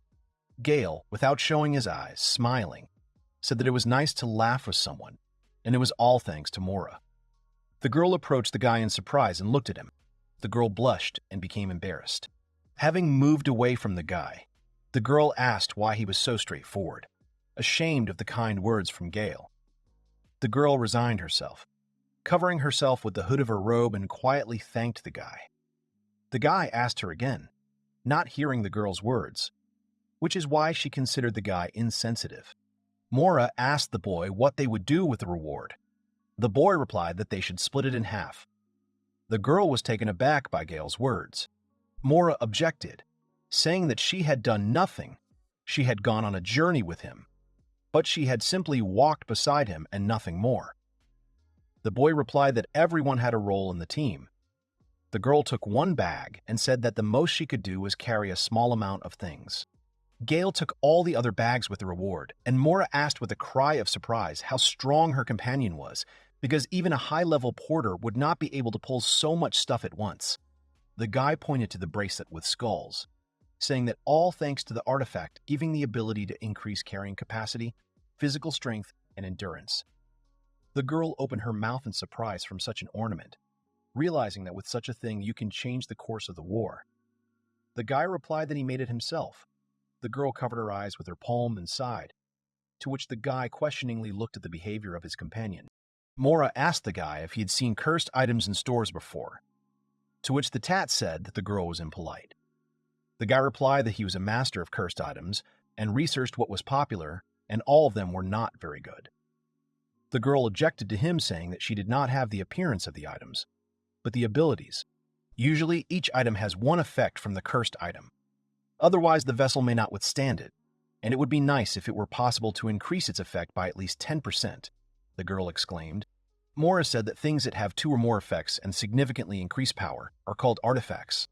Gale laughed, saying that back then it was something like a national treasure and considered his inventions nothing more than trinkets. The girl thought that the effectiveness of the magic items made increased, as the master who made them increased his ability to understand and think. But she was angry that the guy never listened to people. The guy replied that it didn't matter what effect the thing would give. Everything depended on ingenuity, and it could be combined as much as you like, just like sorcerers did with magic. The girl thought about her companion's words. Mora replied that if you follow the guy's logic, then cursed objects are comparable to simple toys. The guy objected, answering that everything depended on how good the object was. The girl, like everyone else, knew that cursed objects had terrifying effects and refrained from answering the guy's words. The risk of being cursed was great, because if a person equips a cursed item even once, he will not be able to remove it on his own, because this requires a special skill. The price for using the item was high. In exchange for increased striking power, the user could become weakened by the sun on the battlefield and fall to the ground unable to do anything about it. It was also possible to fall into an inadequate state and attack their allies without distinguishing them from their enemies. Perhaps it was possible to control objects with the hands of a master of cursed objects, and if the curse is then removed, the effect of the imposition will disappear along with it. But was it possible that the creator could fully control the created object and not remove the curse, leaving only the positive effect from use? Having come to these thoughts, the girl stopped. Mora asked the boy if he wanted to shake the very essence of their world by calling him a terrifying master. The boy happily agreed, saying that was why he needed perfect item design. The girl smiled wryly at this statement. The girl replied that Gale's era would not be able to come, to which the guy replied that he shouldn't let go of his hands. Mora agreed with him, because as long as there was a limit to the power of cursed objects, the world would not notice Gale. Mora stopped on the road, and the boy, walking forward, said that he saw turf and offered to take the cart. Gale ran up to the villager with the cart. The girl thought about the master of cursed objects. Laughing, Mora thought the guy was funny and asked herself in her thoughts whether she could be with him at least sometimes on that team. A dark-skinned elf named Gale greeted the guests, saying that the Adventurers Guild welcomed them. The girl recognized the guy as Gale, saying that he came too early, asking if he could resign. The guy objected to her words, answering that everything was quite the opposite and showed the contents of the bags. Gale said that it was not a fake, asking the girl to check it herself. The elf began to examine the skeletons. The guy threw the skull of a sorcerer who brought misfortune at the girl's feet. The elf was surprised. The girl's eyes sparkled, and she said she would buy everything for 10% more than usual. Mora interrupted her, saying she wanted 30% more. Mora explained that the task in the letter was to clear the area, but in reality they had advanced further into the dungeon, and suddenly the Lich appeared, and they were lucky not to die there. The hero's companion sternly declared that the information in the letter was unreliable, and for that she wanted only 10%, which was unacceptable for the guild. Gale looked at the girl in confusion. Gale apologized to the heroes, justifying that they were still a small guild, and the information could be unreliable, and tried to bargain for 20%. Mora agreed discontentedly. The guy did not understand why his companion was angry. Mora replied that she had to say everything to her face, because in completing the quest, you also need to take countermeasures, citing as an example that she could take a task to destroy fire monsters. But in fact, there will be ice monsters there. The guy, smiling, replied that Mora was kind anyway, to which the girl replied sheepishly that she was not. Gale burst into the couple's dialogue, asking for forgiveness in advance for ruining the sweet atmosphere, and she apologized to the guy, talking about her inexperience. The guy reassured her that everything was fine. The girl bowed her head guiltily, saying that she had naively believed the gravedigger's words, and that she had been wrong. Gale felt embarrassed, thinking how cute the elf was. The boy desperately tried to hide his excitement and admiration, assuring that the graveyard was his path and that he would come there on his own from time to time. Gimli happily threw herself into the boy's arms, saying how much of a relief his words were. The guy thought that the girl looked like a real guild master, and for the first time he was so highly appreciated. The hug was interrupted by Mora saying to stop it. The elf ran to the second floor, saying that it was time for her to start evaluating the goods, and warned that she would be back soon. Mora asked Gale if he liked that girl. The guy asked confusedly what she was talking about. The guy asked why she was so suddenly interested in this, and he categorically refused, saying that he didn't feel anything like that. The girl said that she was so nice to him and posed for him. Gale was embarrassed, saying that nothing like that happened. Mora resigned herself and left. Gale did not understand the behavior of his companion. The girl flushed, frowned. Mora answered with a shout that she was not angry, but simply trying to convey to the guy that the elf was over 100 years old. A spear flew past the couple and pierced the floor. Gimli apologized, explaining that her hand had twitched on its own. The boys knew she had aimed accurately. The girl replied that it was time for them to receive their reward. Coins were placed in front of the couple. Gale replied that they would split them in half. Mora wanted to object, but the guy calmed her down. Gimli saw the guys off, telling them to come for the remaining reward later. Gimli studied the new product and was angry at the girl's words about returning it. Gimli was addressed from the shadows. She asked what had happened, since her guest rarely came here. The voice only said that it would take a minute, since it was going to tell the elf what she wanted to hear. Gimli ordered the information to be released. The girl began her story. The elf thought about the commotion in the capital, which was called an assassination attempt. Gimli asked if Princess Carla was alive, to which she received a positive answer, because she used a cursed item with the effect of resisting instant death. The girl asked, saying that only the shield has such a property. The voice from the shadows answered that she does not have information about the church relics. The elf smiled at the unknown artifact that had terrifying power. She asked who the killer was. The girl replied that she did not have such information, and only knew that someone from the military was involved. Gimli smiled at the complicated case and assumed that the criminal was from the special forces of the Imperial Division. The girl assured that the details would come later. The elf asked the informant to try and asked if there was anything else interesting, to which she received a refusal. Gimli ordered one last thing to be done to find out more about the assassination attempt, to which she received consent, and the girl disappeared.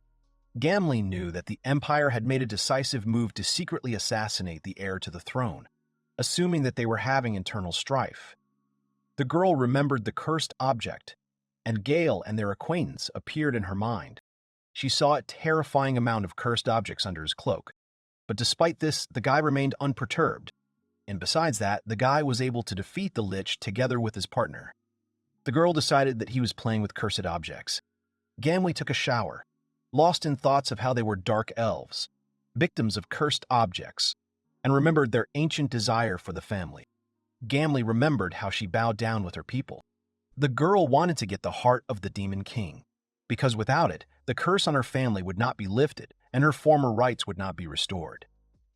Working part-time as a guildmaster, the girl simultaneously collected information, with the desire to get into the Imperial Guard.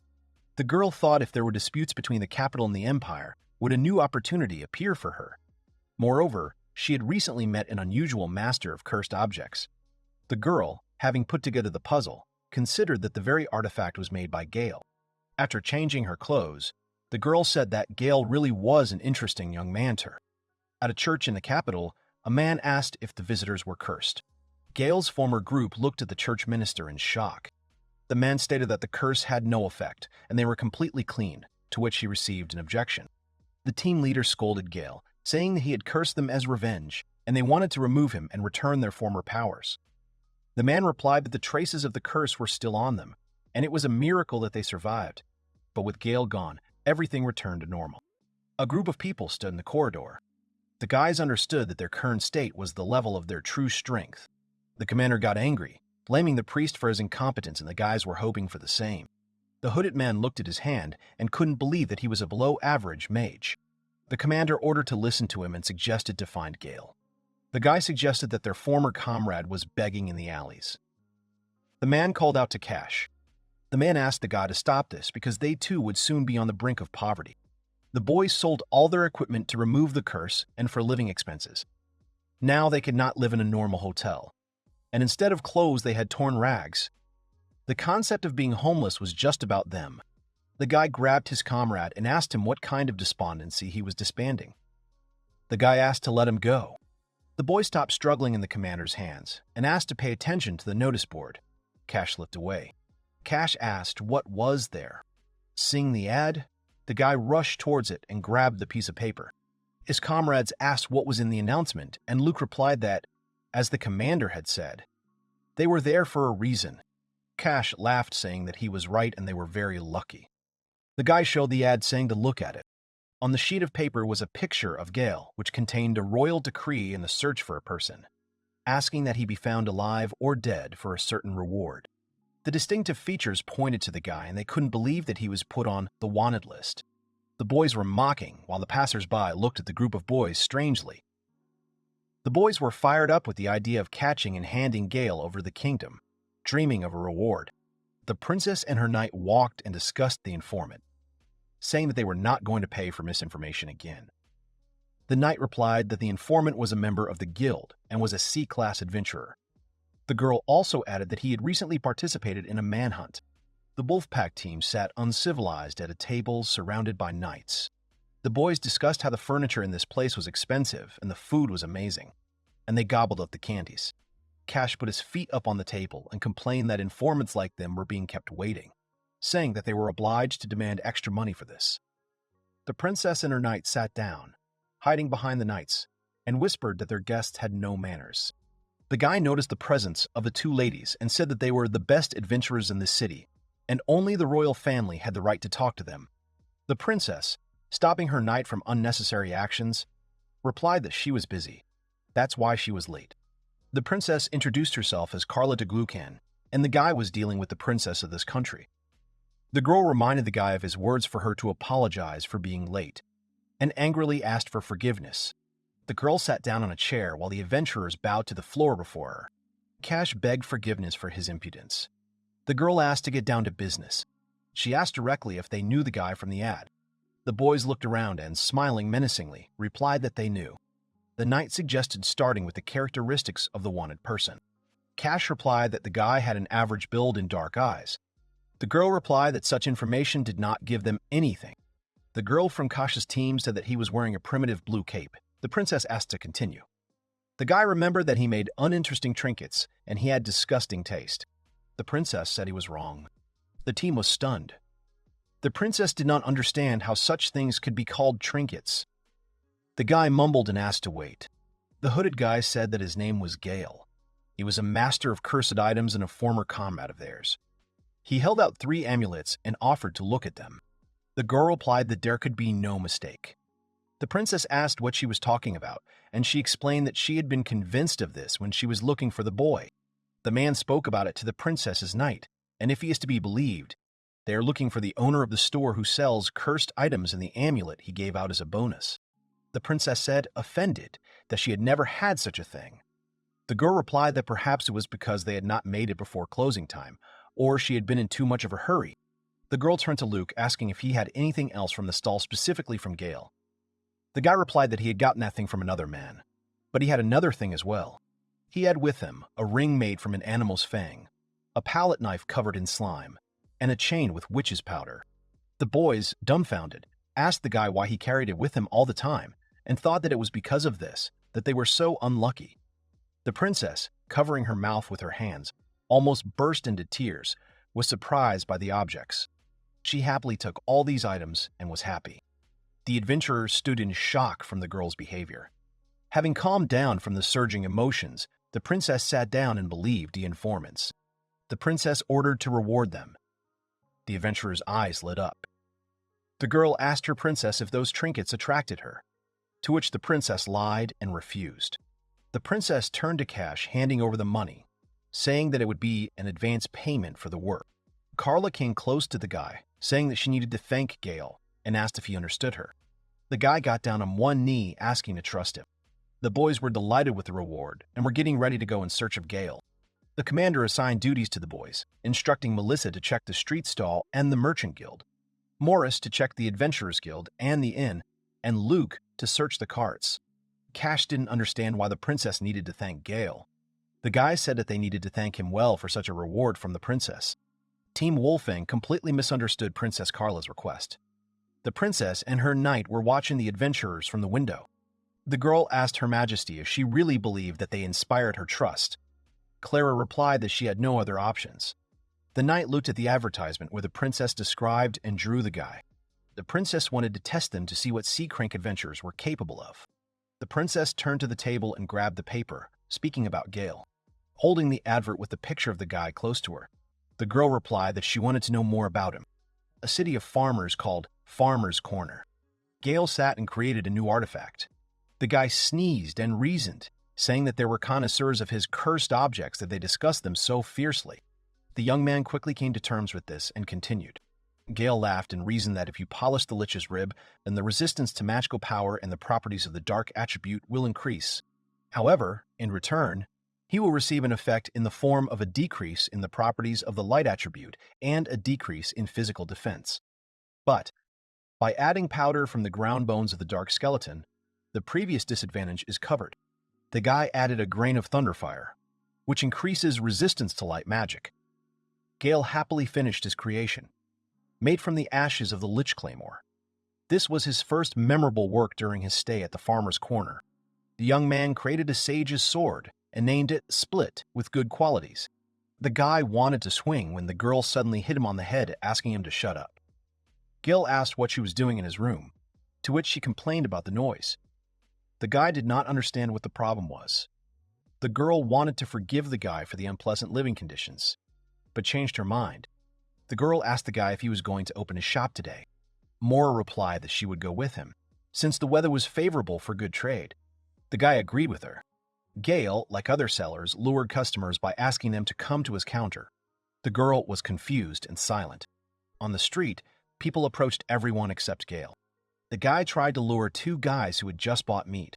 Gale offered them chopsticks made from a skeleton. The boys refrained from such an offer. The guy offered the men a custom-made sword, to which the buyer ran away from Gale in horror. The girl angrily asked what the guy echoed. The guy offered the sword to the girl, promising a special price for friendship. The girl threw the sword away. The guy grabbed it with his whole body, saying that it was very valuable and he couldn't treat it like that. Mora told the guy that he was sick if he was selling something like that in this city, especially in the middle of food stalls.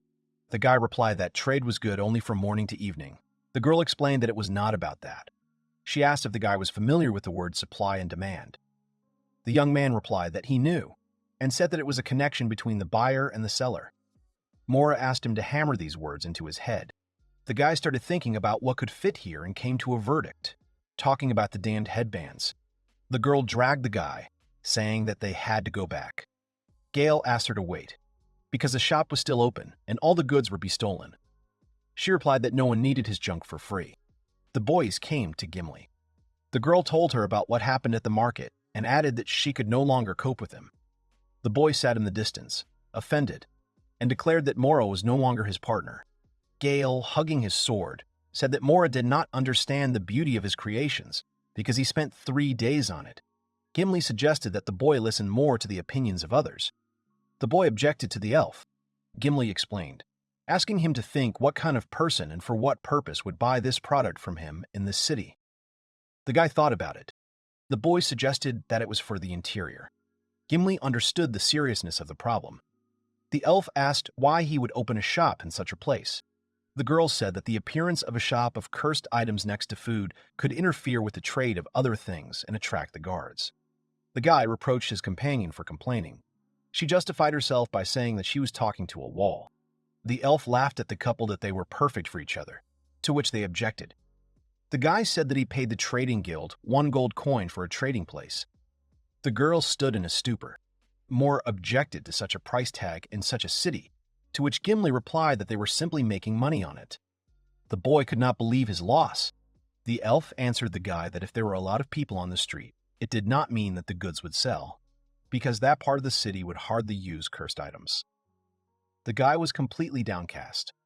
Gimli tried to cheer the guy up and answered that it did not mean that he had no buyers here at all, because there were adventurers who were members of this guild.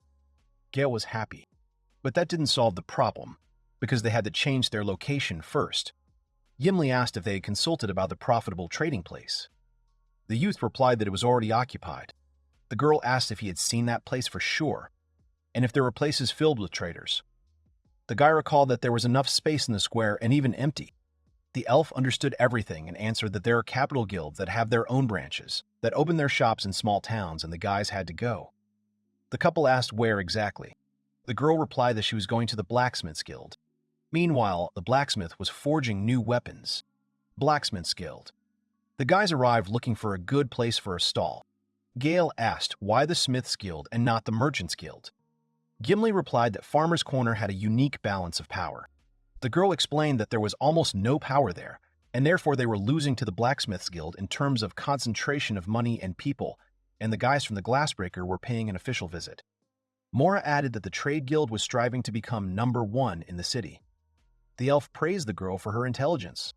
In the rural area, the Blacksmith's Guild was very popular, producing metal goods, repairing inventory, and building new buildings. In addition, the tools sold there for a specific population were excellent for cultivating the land, which did not seem surprising for its population. The boy asked if they would say hello to those influential people. They would help them open a shop. The girl agreed with him and asked if there was any gift for them. The boy took out a cursed necklace and a sword, the split, as Gale called it, and stated that if he gave it to them, they would definitely be delighted. Moore tried to calm the guy down, and Gimli asked in horror what kind of sword it was. Moore remembered that they had to make a circle at the request of the elf for shopping. The companion asked the guy to simply bow and assured him that she would give him the gift. The guy, on the contrary, believed that the blacksmiths would appreciate his gift. The girl asked the guy to turn around because he had already attracted their attention. The boys entered the room where work was in full swing. Mora commented that she was hot from a stove. Gimli replied that there was no reception area, but in fact a workshop. But it was listed as a guild. The man addressed the guests that they were behaving impolitely. Gale apologized. The boy asked if they could now proceed further, to which Gimli objected, saying that they needed to call out to them. The pair of adventurers exchanged glances, and Mora apologized, shouting to the workers. Gimli said that it was not loud and was going to call them herself.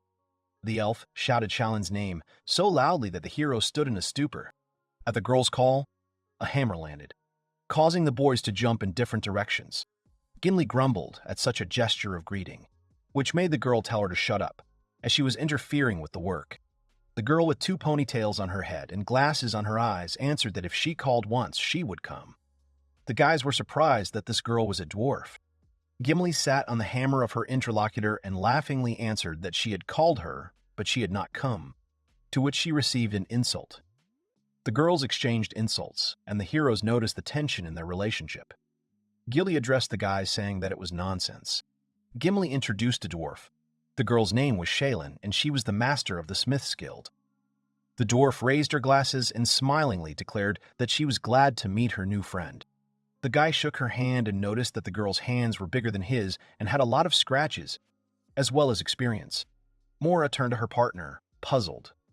Gale and Shaleen spoke to each other in unison.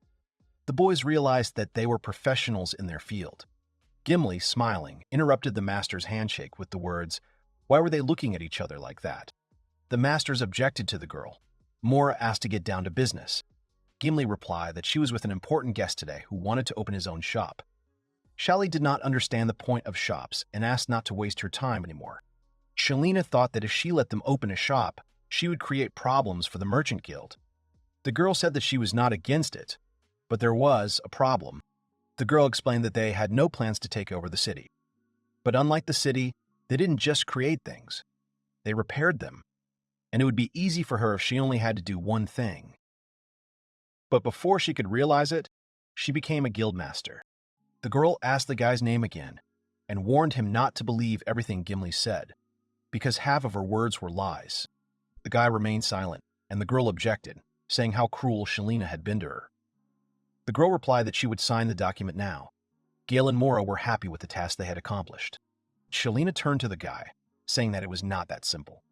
She said that in the world you can't be so naive, and there is give and take, so if they need her permission, then in this matter there is no such thing as good nature.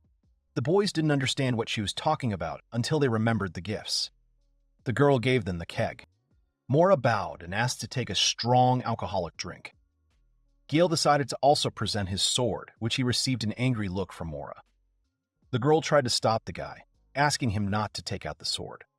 He said that the master should like it. Shalina asked in surprise what the boys were knocking with just now. The guy gave her a sword wrapped in cloth, from which the girl, opening it, was surprised and screaming, asking what it was. Mora and Gimli stood watching the boy and the dwarf. Shalina was delighted by such a weapon and answered with a serious face that she understood them. She said it wasn't just a sword. The guy happily said that she understood, and together they repeated this word. At the same time, the guy thanked the master for this, while the girl grabbed the young man by the shoulder. The girl asked not to address her so formally, asking to switch to informal familiarity. The guy said that she was really a pro and burst into tears and rejoiced that he had finally met someone who really understood this. The guy roared and wiped away tears of happiness. Mora looked to Shaylin. The girl cleared her throat, to which the guy asked if she was sick. Gimli asked what was the matter, smiling sarcastically, to which the girl asked her to shut up. Shalina suggested the girl to go out into the fresh air because of the dust in the workshop, but the girl refused, saying that she considered the two masters close enough. Shalina approached the guy and asked if the girl was talking about that.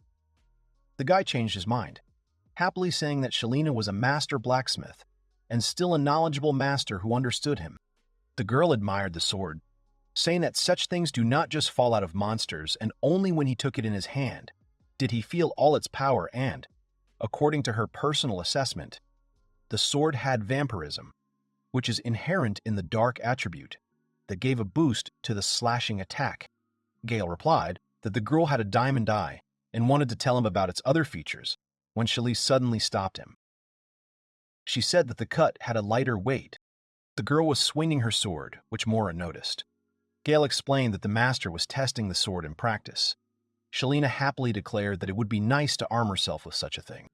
When attacking an enemy, the sword activated vampirism, which allowed one to restore strength during battle. Shalina said that such a sword was large but felt light, which made it possible to wield it with one hand, and such a weapon was perfect for the frontline swordsman of a team. The girl corrected herself, saying that it would also be suitable for a lone adventurer. The guy happily added that the sword also had resistance to magic, and he was able to impose protection from dust, and such a sword was considered cursed, which proved his meekness.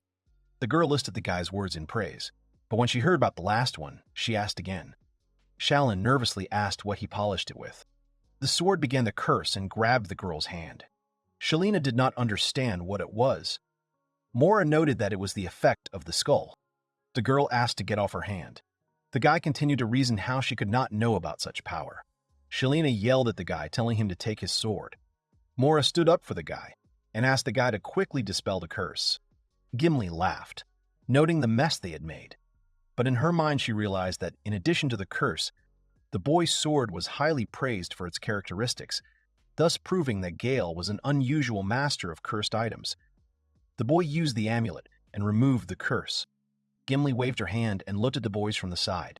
The girl held her injured hand in front of her and didn't understand what she had gotten herself into. Mora apologized, saying that they had tried to be careful. The girl treated her hand and said that it was too late to apologize. Shalina objected that it was necessary to say right away that the object was cursed. The guy did not understand why, because he could have immediately dispelled the curse. The girl answered that if this was normal for him, it did not mean that for others too, calling the guy selfish. Shalina asked her colleague if they had come to do her any harm. The elf told her not to be stupid, because Gale had no evil intentions. Shalin, upset, realized that she had fallen for the characteristics of a tasteless sword and said that after this they would never see permission. Gale replied that she was arrogant because they came to her with gifts, and she was like this. The girl changed the subject and asked why he didn't give such a sword to some guard. The guy pouted and replied that he had put his whole soul into the sword. The girl cursed the guy and asked if he knew about the needs of the customers. The girl considered the guy hopeless and could not allow him to open a shop, because if his items started selling well, the world would end. Shaylin had the idea that such a person could be useful in safe hands. The girl replied that she was not that heartless. The girl asked how much he wanted to open a shop. The guy arrogantly replied that he wanted to, which Mora pinched him for. The guy grabbed his side in confusion and was already asking to open the shop for him. Mora added an apology and justified herself by saying that the guy would sometimes go crazy. But he wasn't a bad person. Shalina looked down at the guy and replied that it was funny that they were still discussing it. The girl agreed to open a shop, but she needed to sign something somewhere, assuring that she would take responsibility. The girl leaned over, saying that the guy had not yet paid her and asked to show his real identity, looking straight at him. Mora asked if she needed the money. She replied that the girl had a bad opinion of her to suggest such a thing, since she had no intention of taking money from the newcomer, but only wanted to ask for a favor. The guy asked what the request was. The girl replied that if you ask the adventurers, they will point out one place. This place was the only mine in Farmer's Corner. The girl wanted to give a task to exterminate the monsters inside it, but all those who stepped on this land disappeared. She did not know what kind of monsters lived there. The quest was difficulty AA, called Inurnaki Mine Safety. The girl asked if the guys were ready to take it on. Meanwhile, in the palace, the princess's knight asked what this meant, because she was sure that it was the work of those who acted under the name of the emperor. The princess did not want to accept the fact of her mistake. The girl answered that they had been set upon by assassins without doubting it. The princess assumed that the attempt on the servant was not a coincidence, but had a meaning. The girl stated that they were dealing with an assassination attempt on Princess Carla, and an imperial struggle for the throne had broken out. Continuing the theory, the girl knight said that the first prince of the empire hired an assassin to kill the princess. The servant replied that he had heard that the emperor had fallen ill, and that a struggle for the throne had broken out between the first prince, who was the concubine's son, and the second legitimate child. The princess asked what this matter had to do with her. The girl knight replied that there was none at the moment, but in the future the princess might have a marriage of convenience with the second prince, asking if the princess had forgotten about it. To which she replied that she had forgotten and was confused. The princess said that this did not mean that she agreed with her fate. The butler replied that such a decision was beyond the persuasion of Princess Carla, and that disagreement was of international level. The girl replied that the princess's marriage would both enhance the empire's reputation and strengthen the kingdom, thereby gaining the support of the second prince. And from his behavior, it could be understood that his attitude towards the princess had no more than political significance. Even if the plan fails, the first prince will not lose anything. Perhaps he even aimed for this. The girl said that now the fragile empire has two paths, where it is necessary to take this idea with all seriousness and pay a friendly visit to improve relations. The knight continued to say that they needed to lure out the killer sent by the first prince. The girl screamed. The knight replied that even if they caught the killer and forced him to talk, it did not mean that they would get direct evidence, because if the empire remained silent about this incident, it would not be useful to the kingdom, and the best they could do was to express concern about what was happening, unless of course they had no desire to fight. Carla stood up and said that then they should call off the engagement and break the agreement, and she, as a princess, would refuse the engagement to the second prince. The girl looked confidently into the eyes of her personal knight. Throwing away the crown, the girl fell onto the bed. The knight replied that they could not break the treaty between the countries. Lying on the bed, the princess said that she hated it, and looking at her hand with the ring, she added that they had already picked out a ring. Meanwhile, on the outskirts of the city, Inurnaki Mine, Shalin meant rolls. Gale claimed to be a master of cursed items. Aura said he was a support. Gimli said she was a guild master and asked not to take her into account. The guy asked if they needed more participants, because he and Mora were standing in the rear and the elf did not participate at all. Shalina sadly lowered her head and answered in the affirmative. And so they decided not to change anything. The girl replied that at first she wanted to give them a level CB quest, but after thinking about it, she decided to choose a high-level one because the heroes had been through a lot. The guy replied that they had recently arrived in the city. Gimli, smiling, reminded her that the guys had not told Shalina that if she took the task and failed, the difficulty would increase. Shalina almost pounced, and her colleague said that she had made this decision after talking to her. Mora thought about it and realized that if she didn't do the quest for a long time, the difficulty would remain the same. The guy asked if they would fail, the quest would rise in rank, to which Gimli agreed and warned that the quest would become S rank. The girl replied that many adventurers had disappeared there recently. Mora had taken in that 9 out of 10 cases were lost. The boys looked at the rock in the shape of a monster's mouth, and the tunnel that was the entrance to the mine. The boys heard a noise, hoping for the wind, but they understood that a monster lived there. The boys' thoughts were interrupted by Shalina, asking why they froze. The girl asked why, if they were adventurers. They simply wouldn't encounter the problem and solve it. and remembered saying that they often mined ore there before. The guy reminded that most often people never return from there, despite the application. The girl replied that for such a task, they should pay at least 10 gold coins. Shalina told the guys that this quest used to be low in difficulty, and the reward was very small. Mora replied that no one would take on the quest then. Gale asked if he could try himself in the role of an attacker. Mora was surprised. The girl reminded that the guy had previously single-handedly destroyed an army led by the leech.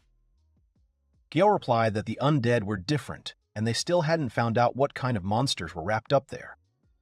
Shalina interrupted their conversation. The girl with the hammer declared that she would take the initiative into her own hands. Shalina decided for everyone, and the guys were surprised by such a proposal. The girl asked why the guys had such faces. She would just take command over them. The guys were surprised that the client was going into battle with them as an attacker while fulfilling his own order. Gimli said that it was not a problem for the girl. Shalina said she was strong and showed off her biceps. The guy asked incredulously if Lita could handle it. She just told him to rely on her. Mora marveled at her team of a guild master, a master of cursed items, and a support, thinking how absurd it was. But the girl did not give herself a reason to lose. The girl thought that no matter what kind of monsters they met, they could rely on Gale's abilities. The boys moved forward, wishing that everything would work out. Gimli wished the boys good luck and waved her hand as they parted. The team went inside and illuminated the passages. The guy looked in the direction from which the sound came down into the abyss. The boys started the fuss. Shalina calmed them down. The girl told the boys hiding behind her that it was just the wind, telling about the holes through which a sound similar to a dog's howl passed, which is why the mine got its name. Shalina threw a stone to the girl, asking her to look. Mora caught the stone and looked at the iron ore with Gale. Shalina said that there was elite ore deposit here and occasionally mithril was found, saying that the mine here was not bad. The guys turned their heads and looked at the shaft. The boys were at the very bottom of the mine abyss. The heroes were surprised by her beauty. Shalina explained that this is why she settled here and this place was important to her, so she cannot be afraid of it. Mora thought that at least they were no longer in a cemetery where the undead lived, and they had no reason to be afraid, when suddenly she hit herself and asked what it was.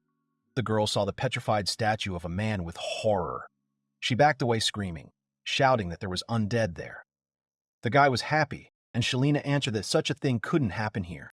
The girl hid behind the guildmaster while she asked Gale what he was so happy about. The guy answered that the undead in such a place are very special. The guys reasoned that these were not statues at all, but rather complete works of jewelry and appearance. The guy replied that it was as if he was alive in front of him. Shalina asked the guy if it wasn't cool.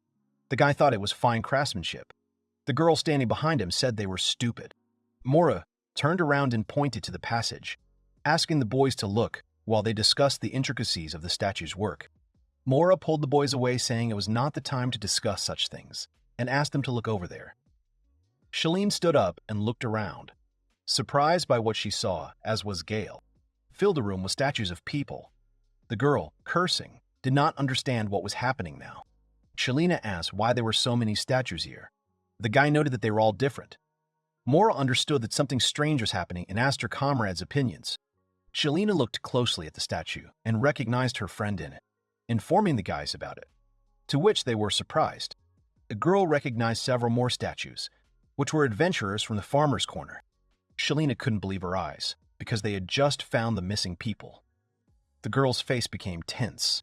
The boys realized that there were petrified people standing in front of them. Gale understood why he thought such statues were jewelry, and admitted how wrong they were. Shalina, in a panic, said that it was like turning to stone. The guy realized that it was the work of a monster and grabbed the guildmaster by the shoulder. The boys stood ready to fight, covering each other's backs. Mora shouted that she was near the entrance. The girl ordered the boys to watch the last and the side. Gale turned to Mora, saying that things were bad, since not many monsters could do such a thing. The girl agreed, saying that such monsters were like the basilisk or the gorgon, which were above Class A. The guys understood that the cave smelled of chicken and feathers were scattered around, and besides, the creature had the ability to petrify. A chicken call sounded. Gale shouted that their enemy was a cockatrice. The wall began to break down. Cockatrice is a monster that is half chicken and half snake. considered a creature of disaster in many religions, and in addition to high defense which can withstand attacks from a throwing gun. The cockatrice had sharp claws and poisonous breath that turns nearby creatures into stone. In addition, the monster had high mobility and was able to think through its attacks. The wall on the Mora side was collapsing. The girl didn't understand what was happening. Shalina said that they needed to switch positions. The guy shouted back to the girl and swapped with her. Gale charged at the cockatrice as it ran straight towards the heroes. The monster began to attack the boys. The hero prepared to counterattack the enemy, clutching 3 darts in his hand. A snake appeared from the back of a huge chicken, baring its fangs. The guy threw darts and hit one in the snake's neck and the other in the bird's body. The monster was electrocuted, and the boy joyfully exclaimed that the monster wanted to corrupt them and had already opened its beak. But in the end, it became the target itself. Charlie asked the hero how he was able to pierce the body of a monster with such a strong defense, adding that it would be normal if it was a dungeon monster, but the front ones were a boss.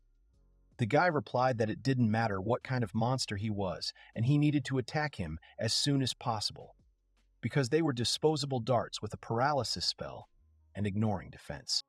Gale added that such an effect on the monster does not last long. Shally swung her hammer and went on the attack, answering that she did not care and went into battle. The ground crumbled under the girl's feet from the force put into the hammer. Shally gathered strength for the blow and looked angrily at the enemy.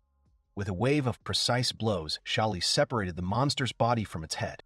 The monster's head flew in mid-air, and Mora noted that she was able to launch it into the air by hitting it 5 times. The guy added a comment that it was just a head-on blow. Shally proudly replied that it was her heroic form. The guys warned the girl that there was more. Shally fell into the snake's mouth and screamed. The girl called out to Mora, who began to cast a spell to increase her strength, saying to rely on her. Shally's arm muscles had noticeably grown, which surprised her. Mora warned her comrade that the speed of application was important in enhancement magic, and therefore the duration of the effect was very short. Shally thrust her hammer into the snake's mouth in mid-flight and replied that she could handle it.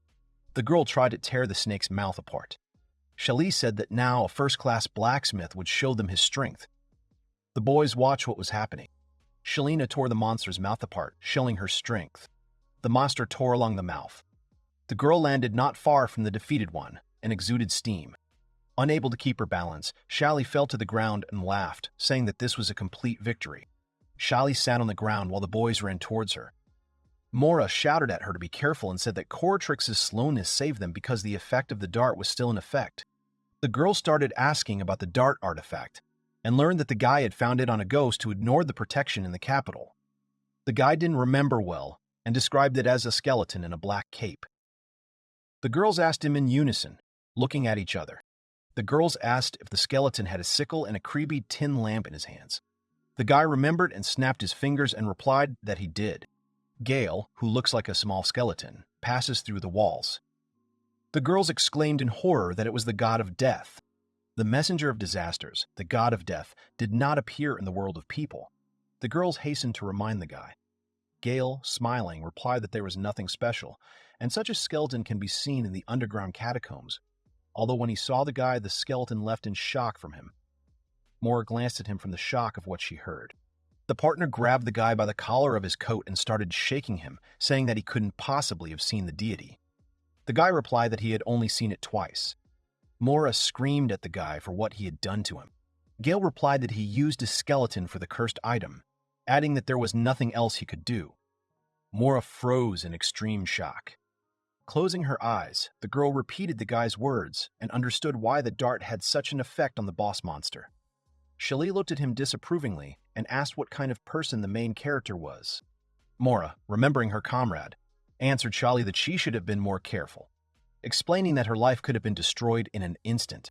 Shally justified her actions by saying that she couldn't just sit in a corner cowering in fear of death, and that any person in a dangerous situation would lose their vigilance.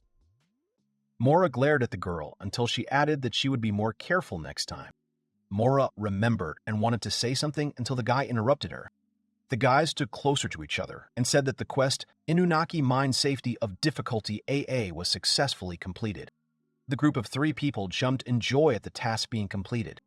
Gale was collecting monster feathers while the girls were sitting behind the guy and waiting for him.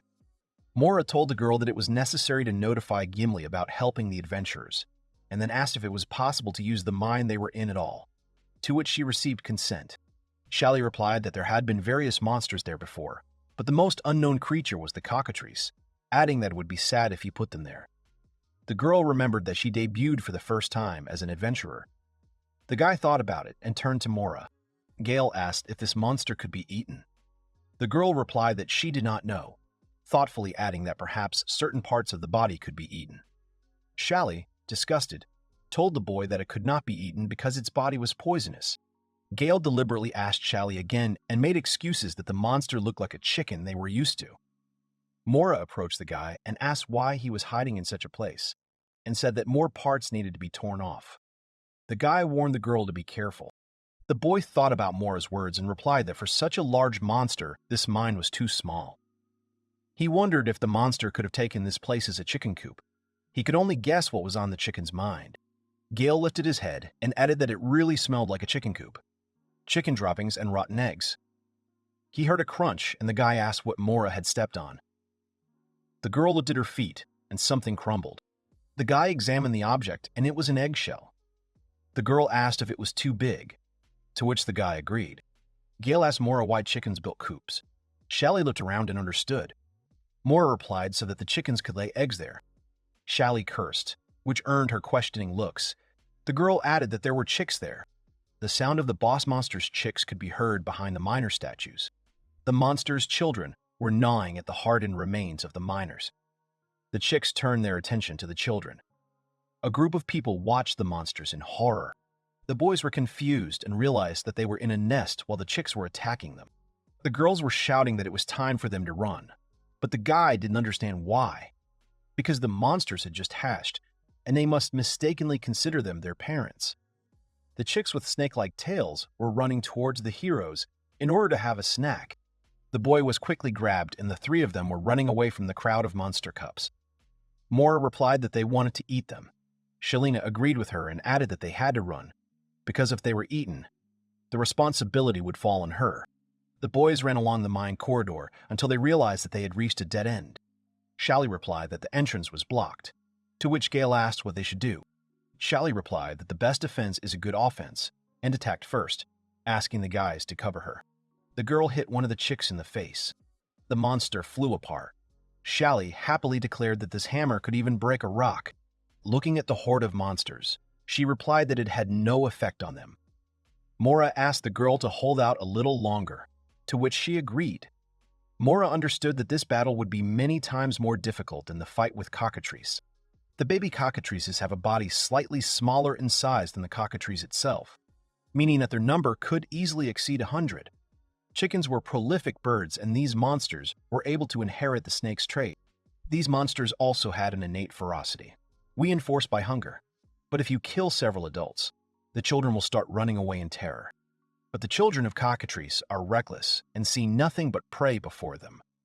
At this time, Shally kept count of the monsters she had killed. The girl enjoyed her battle, but there were still too many monsters. Mora finished writing the rune and apologized for the wait. A magic circle formed under Shally's feet, and the girl's abilities were strengthened and her speed increased with the help of Mora's magic. Magic hieroglyphs appeared on Shally's body. Shalina happily exclaimed that she was overflowing with energy. Mora thought that this was different from the previous enhancement, and if she could concert her magic on that deposit, then the ability would only grow, although it did not happen quickly enough. Mora reasoned that in order to destroy the baby cockatrice, Shaline only needs one blow, so she increased her agility and then increased her other abilities. Shally jumped on the monster with cries of joy. The girl's blows were like a tornado destroying the little cockatrices, and, in addition, the magic that strengthened her significantly increased her combat effectiveness. In this situation, Shally became virtually invincible, but there was one drawback. Shally carried away the monsters and screamed about how many cubs there were. The tired girl said that her strength was running out, to which Mora replied that her limit was near. She asked Gale if he had some cursed tool that could defeat these creatures, like the one he used against the orcs. The guy sadly replied that he hadn't had one for a long time, And besides, the situation with the orcs was different, because the power of enhancing evil spirits and cursed instruments doesn't work well on monsters with a weak ego, like the little cockatrices. Charlie asked Gale what he was talking about. The guy replied that the spell could be compared to a conditioned reflex, like when an adult showed a lemon, and he began to salivate. The guy added that the chicks did not know what lemon tasted like. This meant that spells that cause fear and confusion that affected the enemy's psyche would have no effect on monsters with a certain level of intelligence. Curses wouldn't help them this time. The little cockatrice continued to attack the boys. Shali was exhausted, but was ready to repel a new wave of attacks. Mora couldn't believe it, and decided to ask again about Gale's personal things that could help. The guy answered that his things were useless against such things. The guy decided to check the bag and answered that there were personal items for sale. He found the cursed bandage. The bag also contained a dark mask and a decoration made of weeping horns. Gale replied that the design of such cursed things is something to be proud of, and they are intended for interior decoration. Shali noted that the guy's bag was simply completely full, to which she received the answer that the effects they give are weak. Gale sadly replied that the defense was 3 times better. Agility was twice as good. Fatigue was ignored, and poison resistance was increased. The girls were shocked by such weak effects of his cursed items. Shali replied that this was what they needed.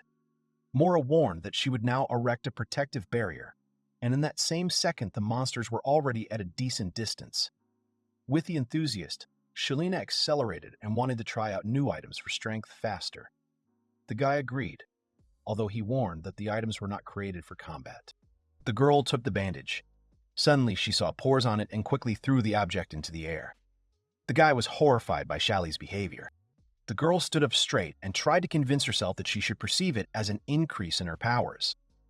The guy agreed and said the qualities of the item that gave the girl 3 times more protection and ignoring fatigue.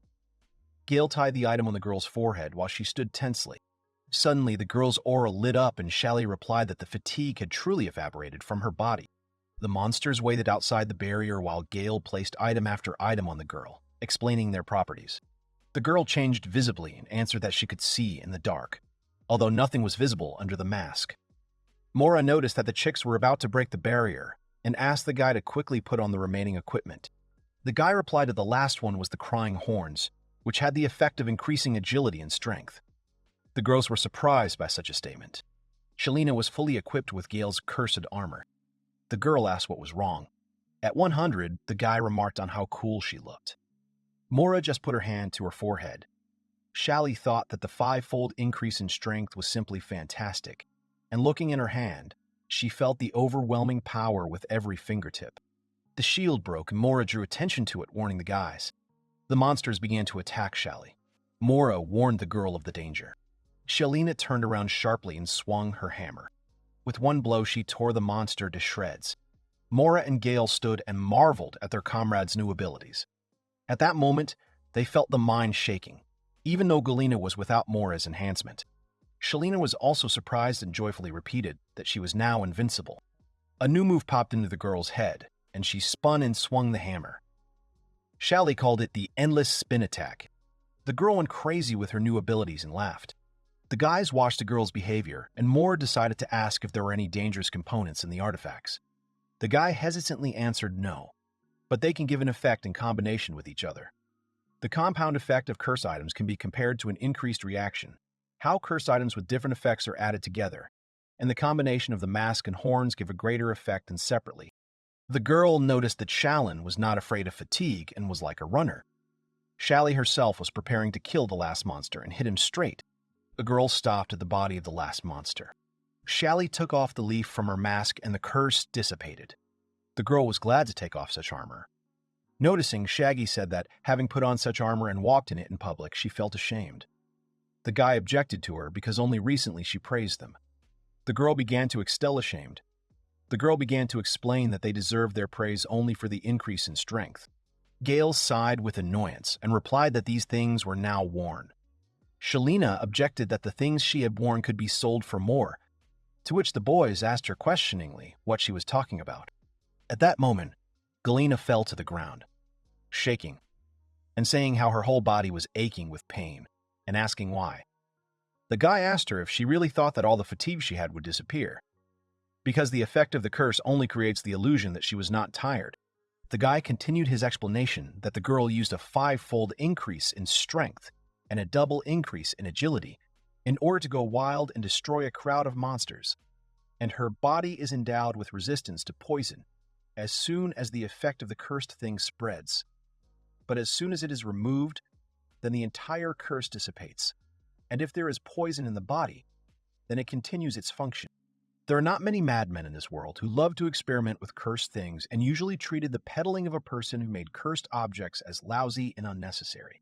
However, if this cursed object allows one to completely defeat a pack of cockatrice cubs, then the price of the objects was indescribable.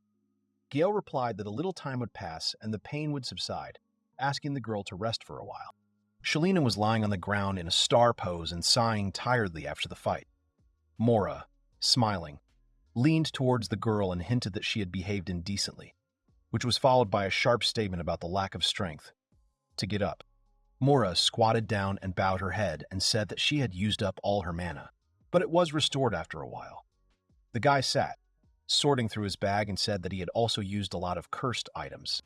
The guy said that nevertheless the AA difficulty quest, Inunaki Mine Safety, was completed. The boys were happy and smiling at their victory. Mora said that if she had known in advance that it was a cockatrice's nest, she would not have undertaken such a quest. Gale agreed with her, saying that he would rather have stayed behind the counter in the shopping district than there. Shally agreed, saying that she would not have undertaken the quest. The guy thought about it and asked. Gale had a feeling that something was wrong. The anxiety he felt came when he saw the egg. Behind the boys walked a huge cockatrice. The monster swung its paw, wanting to crush the boys. The guy confusedly stated that the first bird that appeared in front of them was a chicken, and then the creature in front of them now was a rooster. The guys rushed to the side, trying to dodge the attack. Gale Yubai said that there were 2 cockatrices in the nest, and that was why most adventurers failed there. Shally, cursing, did not understand why the male was so huge. The snake on the rooster's tail took the petrified cow in its mouth and swung it. The rooster monster threw a boulder from a cow at the heroes. The guys ran away and screamed, asking if it was a waste of a round. Shalina took her hammer and lured the monster to herself. The girl cursed and threatened the rooster that she would make him crispy, because she was tired and that he had disturbed her rest. The girl understood that they had invaded his nest and made a mess, which was why the monster was furious. The monster screamed. Shally continued to address him, saying that he had taken over this mine and did not understand why he was indignant. The girl shouted to the monster that this territory belonged to her blacksmith guild, but not to the rooster. Shalina screaming. The girl prepared to attack, still angry at the monster. Gale tried to stop her, warning her to be careful. Gale grabbed the girl and jumped with her to the edge where the fog had not yet reached. The carcass of the dead chick turned to stone before the couple's eyes. Shally asked the boy in surprise what it was. The boy replied that he had never cared about it before and had only heard about it. The monster's chick turned completely to stone. The guy finished by saying the cockatrice had stone breath. The monster rooster continued to emit mist. The boy explained that if it weren't for him, the girl would have quickly turned to stone. The hero continued to say that those adventurers had been attacked a long time ago. The cockatrice puffed out his cheeks and the boys ran from the new wave of fog.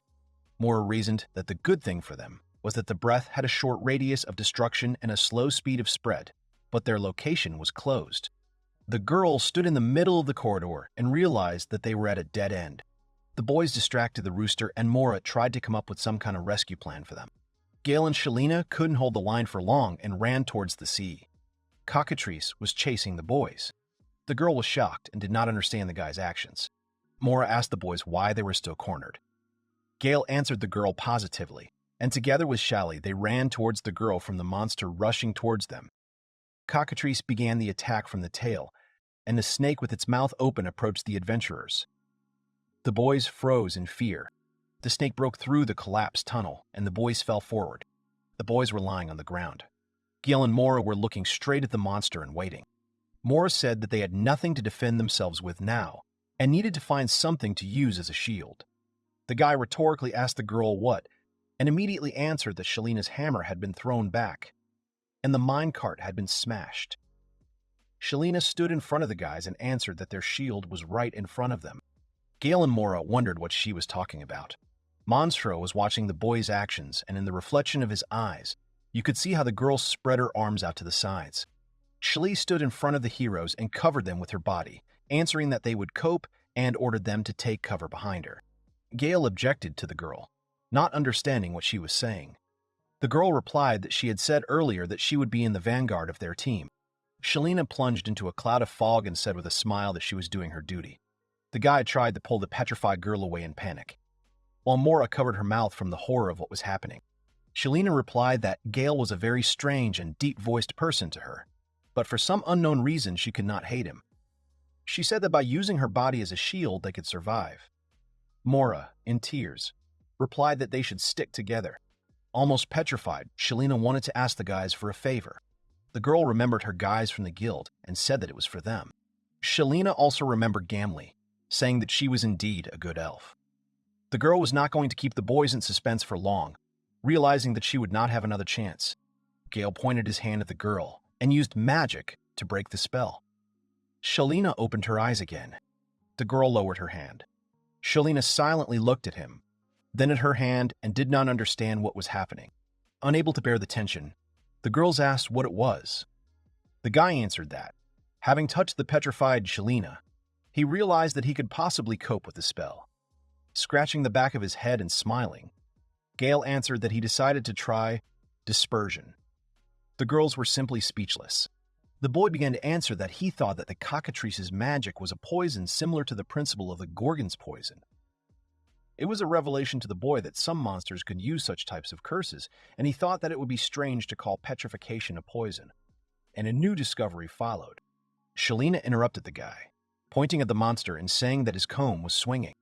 The girl explained that such attacks were too exhausting for the monster, and if Gale can understand the principle of the spell, then the monster was no longer scary to the guys. Mora replied that this then changes everything. They should have pounced on the monster until it regained its strength, and said that she could use one boost, making a fist. The girl said that she would increase Shally's physical strength, to which she responded by relying on her. The girl came up with a plan in which Shally would take care of the snake on the cockatrice's tail, while Gale would give the final gift to the rooster. Gale and Shaylin quickly moved forward towards the monster as it attacked with the snake. The girl jumped straight towards the snake's mouth, attacking with her hands. Lowering her hands, she made a sharp movement and struck the monster in the head in midair, then landed on the ground. Shally began to think that the sudden attack from two flanks was in its own way clever for them, and earlier they could not have thought otherwise about the poison being absolutely deadly. At this time, Gale was going along the snake's body to the rooster. The guy ran forward towards the monster, not looking back at the scream that he shouldn't dare hold back. Gale was already on his back, and the rooster woke up. The guy showered the monster with his cursed artifacts with various weakening spells. He didn't know which curse would be effective against the boss monster. Maybe one would be enough. But the young man, smiling, warned that today the monster curses were on special offer. The tool of multiple attacks with 0 gaps was activated. The rooster monster was mired in a curse. The girls were coming down from the mountain, littered with skulls. The guy was still fighting. Gale was falling from the cock down.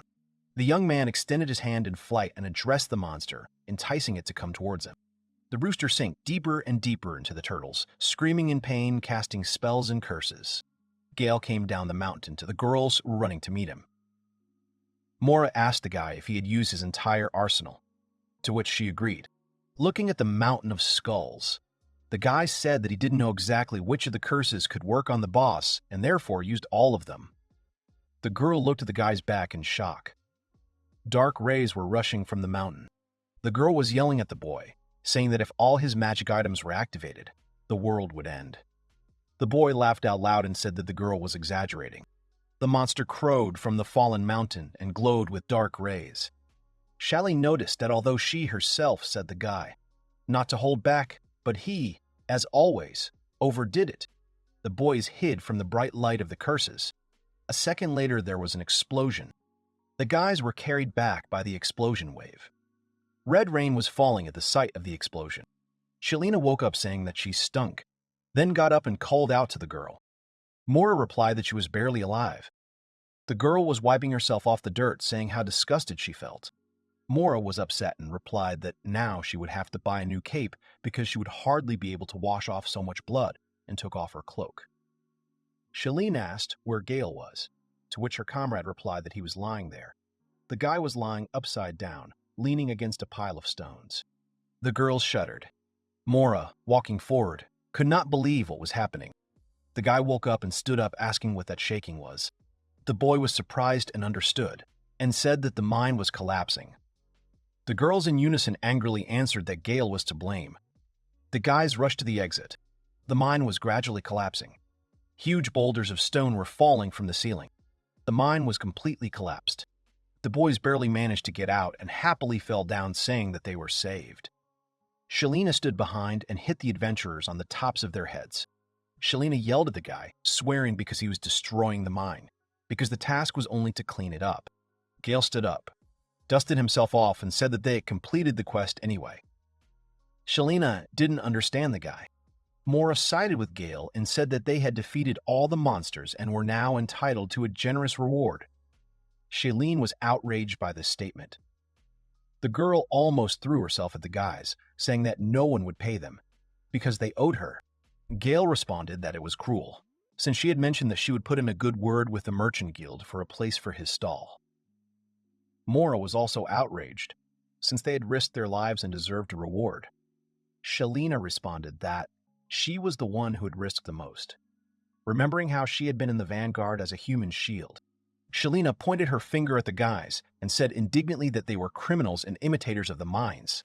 Then the girl grabbed her head and began listing her problems, that she used the cursed equipment on herself, and then lost her hammer, and the mine was blown up.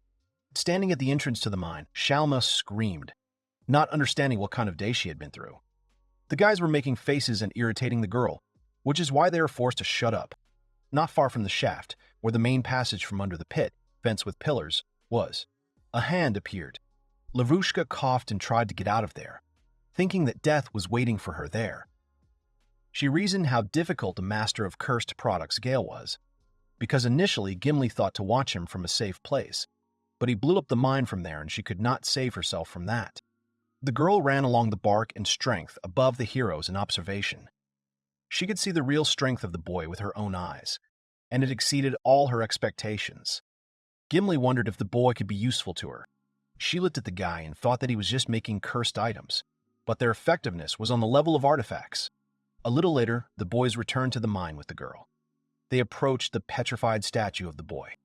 Gale dispelled the spell, and the stone began to fall from the guy. The guy did not understand where he was until a girl with a ponytail and tears in her eyes ran into his arms. The guy asked Penelope what she was doing there. The girl answered that he had gone missing, and she was very worried. So the adventurers brought her to him. Shali shed tears as she watched the couple, saying that it was now hotter here than in the forge. Mora happily declared that they would now restore the mine and save the rest of the adventurers. The pair of lovers thanked the guys for saving the guy, and said that if they got out of this quest, they would get married. Gale reached into his pocket and offered his cursed instrument as a gift. The guy started advertising his shop, to which the girls told him not to try to slip cursed items as a gift. Mora answered in a whisper to Molly personally that she didn't need a free one either. The couple watched the adventurers' discussion and rejoiced. Gimli opened the door, not looking at the visitor, answered words of greeting. Seeing Shali, she already asked sadly what she needed. Shalina already asked aggressively what problems the girl had in her direction. The blacksmith sat down at the bar where Gimli was already standing. The girl noted how empty the tavern was. Gimli laid out and asked with a fake smile if the visitor wanted to sell something or just get punched in the face. Shali happily replied that she would sell something if she could afford the price tag. Shalina placed the dart from the mine that they used to defend themselves against the cockatrice on the table. Gimli asked what was wrong with the dart, to which she received a warning to take a closer look at the artifact. The girl looked through the monocle and asked in surprise what was in it. Shalina asked a counter-question about what she had noticed in the dart. The girl replied that it was a real artifact. Shalina said that Gale was giving away such things for cheap, and asked if the interlocutor knew about it. The girl added that the guy was simply incredible, and asked what she knew about us. Gimli smiled contentedly and pretended to think, saying that she only knew that the guy came from the capital and had previously been on a cake-ranked team. Shalina looked at her smiling interlocutor with distrust. The girl resigned herself and asked why a guy like Gale would come to the forgotten outback. Shalina laid her head on her palm and told him that the guy had found adventurers petrified by cockatrices in the mine and had cured them all. Shally added that the boy had managed to involve the church in his healing with a curse. Gimli squinted and repeated the word, asking what curse Shalina was talking about. Shalina replied that she too had almost turned to stone. Petrified adventurers were found one after another in the depths of that mine, and Gale had cured them all. Shalina explained. The girl said that now only the church manages the only sanatorium in the city, and this could not have happened just like that. Shalina decided that she had definitely been deceived somewhere. Gimli remembered that the girl had told him about the dispersion the boy had used. Shalina paid attention to her interlocutor's words. With a satisfied smile, Shalina clarified whether her interlocutor was interested in the guy, to which she received a vague but consent. The girl reasoned that this was clearly different from the average level of dispersion, and if you consider the petrification of cockatrices, it dissipated immediately. The girl said that the guy did not use any potion and did not seek help from the church. Shalina thought about it and then cursed. Shally didn't understand why he was a wandering adventurer with such abilities. Gimli agreed, saying that a newbie was a newbie, adding that considering the fact that the taint involving salt in saving the adventurers had been completed in one sitting. The girl asked if she wanted to apply for a rank increase on her own. Shalina replied that she doesn't change and asked why she would do that. Gimli asked Shalina what she was going to do, to which she received a thoughtful look. The girl turned around. Shalina replied that she had made the boy a member of her blacksmith's guild to find out whether he really had high abilities and whether he had taste in this business. Gimli replied that she was 100% sure of the boy and added that there was no rule that would force a person to be in two guilds at once. The girls smiled at each other, then fell silent and turned away in different directions. At this time, the couple of Gale and Mora were discussing in the mine. The guy suddenly sneezed. The girl walked away from the guy and responded, as untidy, warning him to turn away when he sneezes. The guy apologized, justifying himself with dust underground. The guy noticed that Shalina was rather rude to her people. The girl replied that if she forgave them for what they had done, then perhaps they could benefit from it. The guy thought that his interlocutor was thinking too positively. The girl showered accusations on the guy, that he was to blame for everything because he activated all the curses at once, and it turned out that he was now a hero who was able to save the adventurers and a villain because he destroyed the mine. Gale remained silent. Mora asked the boy if he had joined the blacksmith's guild, to which she hesitantly agreed. The boy held out a bandage around his neck, which had plaques stating that he had been a member of both the Adventurers Guild and the Blacksmith's Guild. Gale replied that he and Shali had agreed that she would help him with the shop. The girl, remembering the blacksmith, said that it was so unusual, because the guild only took real professionals in their field and did not take ordinary adventurers even for ore mining. Mora asked the boy what he was supposed to do there. The boy answered hesitantly that it was nothing special, since he was simply lending the guild some of the cursed items he had made. The girl asked again if his work was approved. The boy hesitantly agreed, remembering how his work had been sent straight away for rework. The girl reminded that when the guy gave Shalina the cursed sword, she got angry. The guy replied that he thought her request was an interior element, and he did something similar in this vein. The guy handed Mora a vase in the shape of an upside-down skull with flowers inside. The girl asked in horror and confusion that the guy had turned the skull upside down and made an ikebana out of it. Mora asked the guy not to carry something like that around with him. The guy was upset by the girl's cruelty because he had spent the whole day on the vase. The girl asked how he had spent the whole day turning the vase upside down. The guy objected that he had tried to achieve a sparkling shade on it, saying that he had polished it for several hours. Gale pressed the vase to his face, asking if it was beautiful, since he focused on a design. The guy added that if you decorate a room with the vase, it will give the effect of constant mana recovery, and if you drink from it, it will give the effect of fast healing. The girl said that such a thing is the dream of any magician, since for them, the speed of recovery is a matter of life and death, and the guy just made a decoration out of the artifact. The guy did not understand the unusualness of his creation. The girl, throwing her head back, exclaimed that it adver-related Kamariat. Restoring mana is similar to restoring strength. It depends on the quality of food eaten and sleep. The speed of restoration also changes depending on the consumption of alcohol, sweets, and other products of the taste industry. Sometimes, due to a physical condition, such as illness, it is difficult to restore mana, and therefore mages pay special attention to their health. The girl, clenching her fists, recalled that despite this, in order to restore mana, she drank potions that were tasteless to her, meditated in a gloomy room for her, although she could have simply put it in a vase. The girl covered her face with her hands and knelt down, thinking that this was simply impossible. Mora replied that Shalina would definitely not like such a vase. Shalina came up behind her, carrying a bag, and asked what the boys were doing. Shalina noticed that the shaft's fastenings were collapsing due to the boys' screams. The guy replied that he had shown Mora his new experimental product, and the girl had felt sick from it. Mora, leaning against the wall, decided to go and rest. Shalina looked at the vase in the boy's hands. The girl replied that if he tried to sell it in the city, he would be thrown out. The boy replied that he had made something as she had asked, handing his creation to the girl. Shali yelled at the boy, replying that she had asked him to make an object that would be useful to her, and threw the bag at the boy.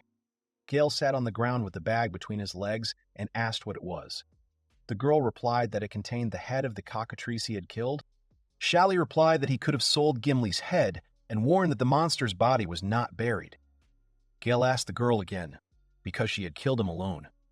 Shalina replied that she had killed the monster's small cubs and a chicken, asking him not to admire her. The guy reminded the girl that he had not yet received the award from her. The girl was stunned. Shalina grabbed the guy by the collar and menacingly asked him that a simple thank you was no longer enough. The guy replied that he took on the quest because she promised to help with the shop. The girl screamed at the guy, asking that they had messed up and now had to restore the mine. The girl made the guy happy that after the mine was restored, she would help him with the shop. The guy started talking about the future shop when suddenly he was interrupted and asked to look ahead. Shalina turned to the trailer with the covered canvas on the monster. The girl asked intriguingly if the guy guessed what was there and took hold of the edge of the canvas. The guy understood what was there and was surprised. The girl answered that inside was an organ with the help of which Cockatrice was able to use the breath of petrification. Shalina explained that it was stone breath, or rather, the organ that produced it, reminding the boy that he himself had said that it was a kind of curse. Gale thought about it. The stone breath that the guy felt was identical to the Gorgon's petrification beam, and the guy managed to dispel the curse and save Shaylin and the adventurers, and with this, they had strong evidence to consider it a curse.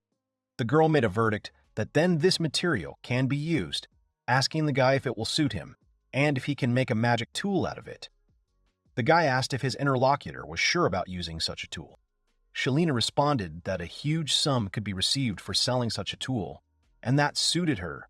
The guy reached for the object until the girl interrupted his action with words. Shalina had an idea of how to thank the guy for the work he had done. The guy didn't like the idea. The girl promised to teach the guy to understand what supply and demand are. The guy made a displeased face, surprised by the cursed items made by Gale. People wandered away from Farmer's Corner to various places in the Empire. The center of the Imperial Palace is the underground treasure. The first prince had no doubt that the artifact had thwarted his assassination attempt. The boy grabbed the girl lying on the ground by the chin. The prince told her that excuses were not enough, and he asked the girl why false rumors about him began to spread. He said that he was the first prince of the Empire, and asked who she thought he was, cursing at the girl who was the leader of the Assassin's Guild. The girl asked for forgiveness.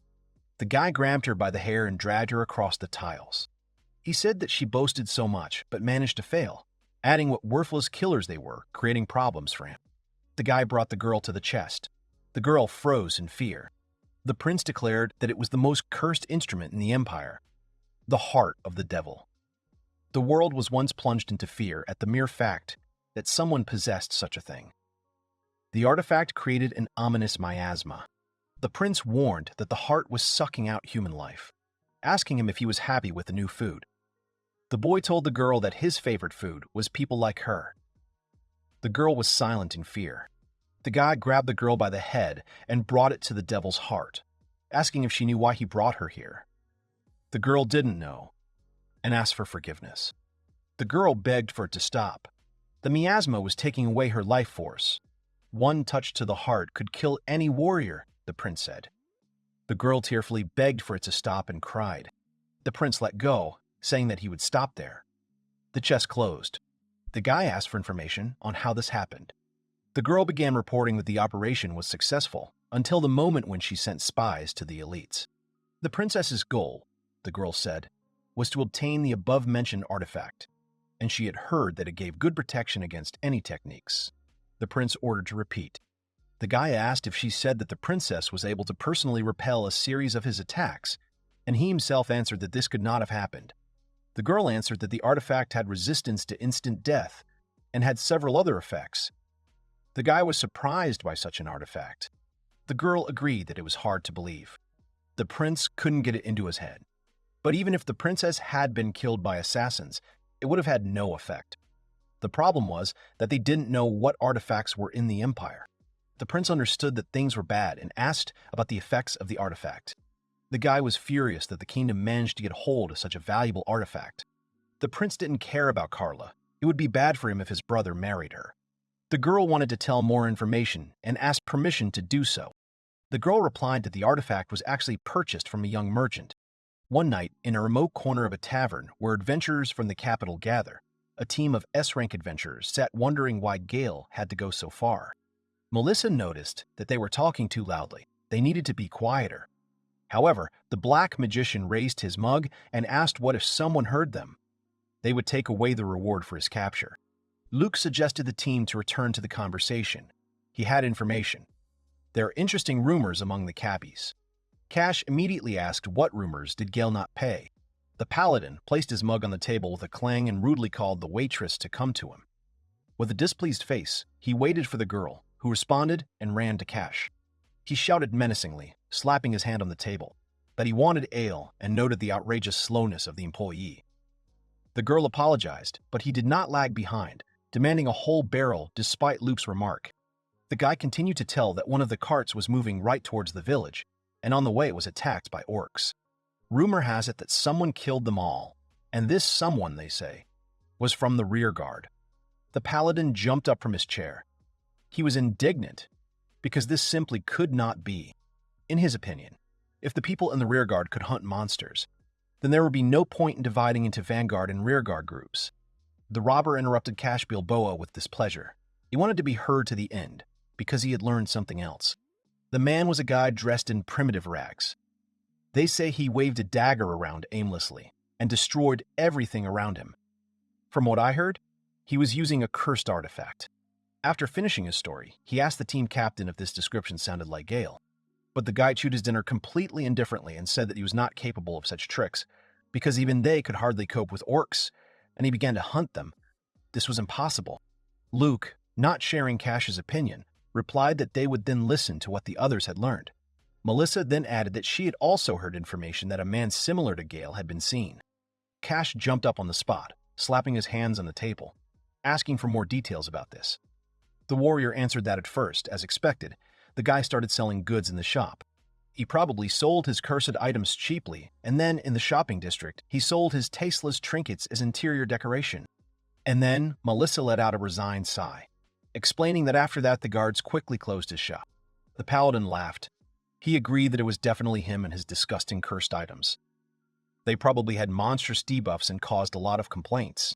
But one thing was bothering him. It seemed that Gale had made a good profit on him. Norris confirmed that he had also heard that his goods were in great demand, and that there was a similar person somewhere in the hotel. He also noticed that, by the way, the guy was wearing new clothes. Luke then assumed that he at least had money to ride in the cart. They began to reason that even if the royal troops were to search for him with enviable persistence, and if they used all their means to capture him, the group would not even catch a trace of him. According to Melissa's information, he made a decent amount of money, which means he had to do something with that money. Cash had absolutely no idea how all this could be put together, but it seemed the black magician had already guessed something and suggested that if all the facts were put together, Norris realized that Gale had changed his place of activity and it was not limited to the capital alone. The team wondered if he had ulterior motives. Geyal always did weird things. This guy definitely had something to sell. Then everyone agreed that it seemed like he really wasn't in town. Then the warrior added that apparently he was somehow connected to a person in the merchant guild. He probably applied for permission to trade in the shop. When the girl showed him the document, an order from Princess Carla, the man from the trade guild reluctantly gave a grain of information, citing the fact that it was confidential. He even asked if she was his friend, how he was doing, how he was feeling. Then Luke summed it up. It turns out that he has experience in the field of trade. Perhaps he even trades in different cities at the same time. Cash looked into his empty mug. He said that it didn't matter what he was selling anyway. If he had money, he would open a store of his damn trinkets. The guy grabbed his mug with both hands and declared that they should all drink. The paladin shouted loudly that he was tired of waiting for his ale. Then the waitress's footsteps were heard and all eyes were fixed on her. While Cash was saying that in any case, these were all Princess Carla's expenses. Behind him, Melissa and Luke froze in surprise. A girl stood behind him with 2 huge barrels of ale as he cried out that they must drink to the bottom. The waitress placed the huge barrels on the table with such a bang right in front of Cash's face that all the dishes and mugs jumped up along with their contents. The paladin was indignant and shouted at the girl, asking what the hell she had brought the client, but she had already run away and only said one thing after him. "This is your order." Luke looked at her in amazement, thinking that the girl was incredibly strong, since it would be hard to carry such a barrel even alone. Turning the corner, she breathed a sigh of relief when someone decided to talk to her, saying that the team was discussing Gale's whereabouts. The girl with tired eyes turned to the young man who spoke to her. In front of her stood 3 waiters who thanked her for her work. The girl's name was Liznit. She took off her wig and asked why she had to work part-time in the suburbs of the capital to collect information and conduct surveillance. One of the guys asked if these were really the guys they needed, to which Liznit confidently stated that they were. She sat down on one of the barrels and continued that their behavior was consistent with the information she had received. One of the boys asked if they were hired by Princess Carla. They said something about a farming town and a man called Gale.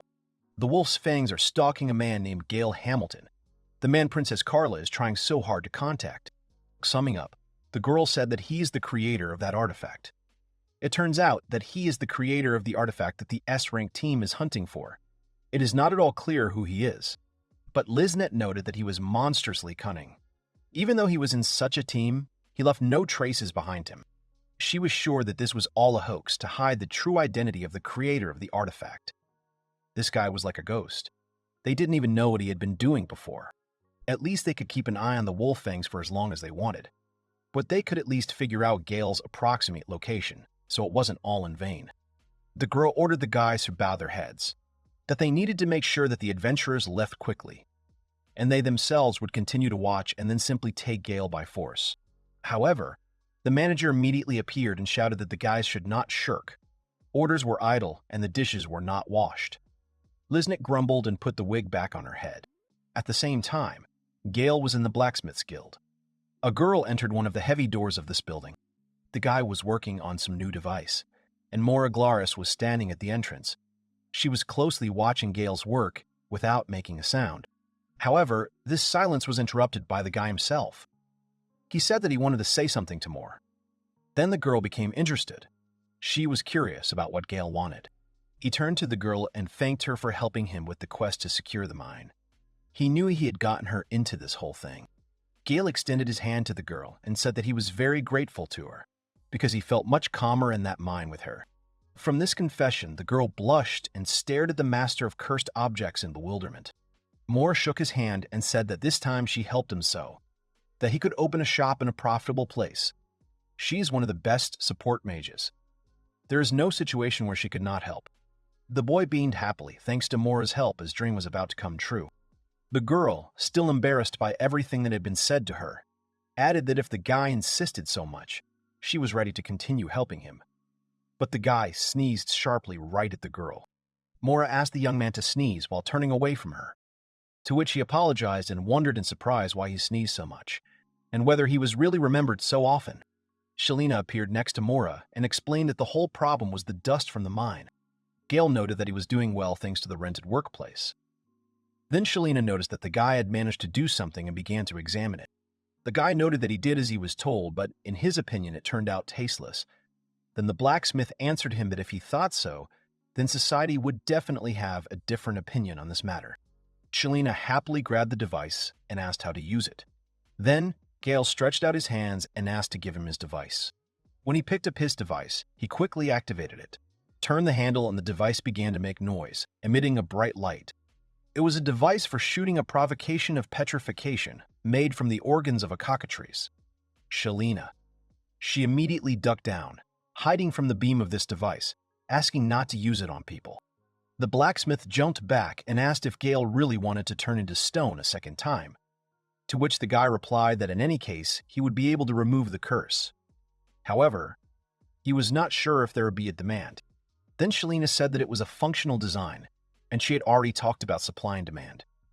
There were only meadows, mountains, and forests all around, and there were very few stones for building. The girl put on her glasses and began to explain in detail that by stones, she meant building materials depending on the area they could have significant value. For example, what would the kids do if they wanted to build a building in the desert? Compact the sand and make bricks out of it, or dig it straight out of the ground, or maybe bring the materials. Most people use these methods, but digging the ground is too labor-intensive.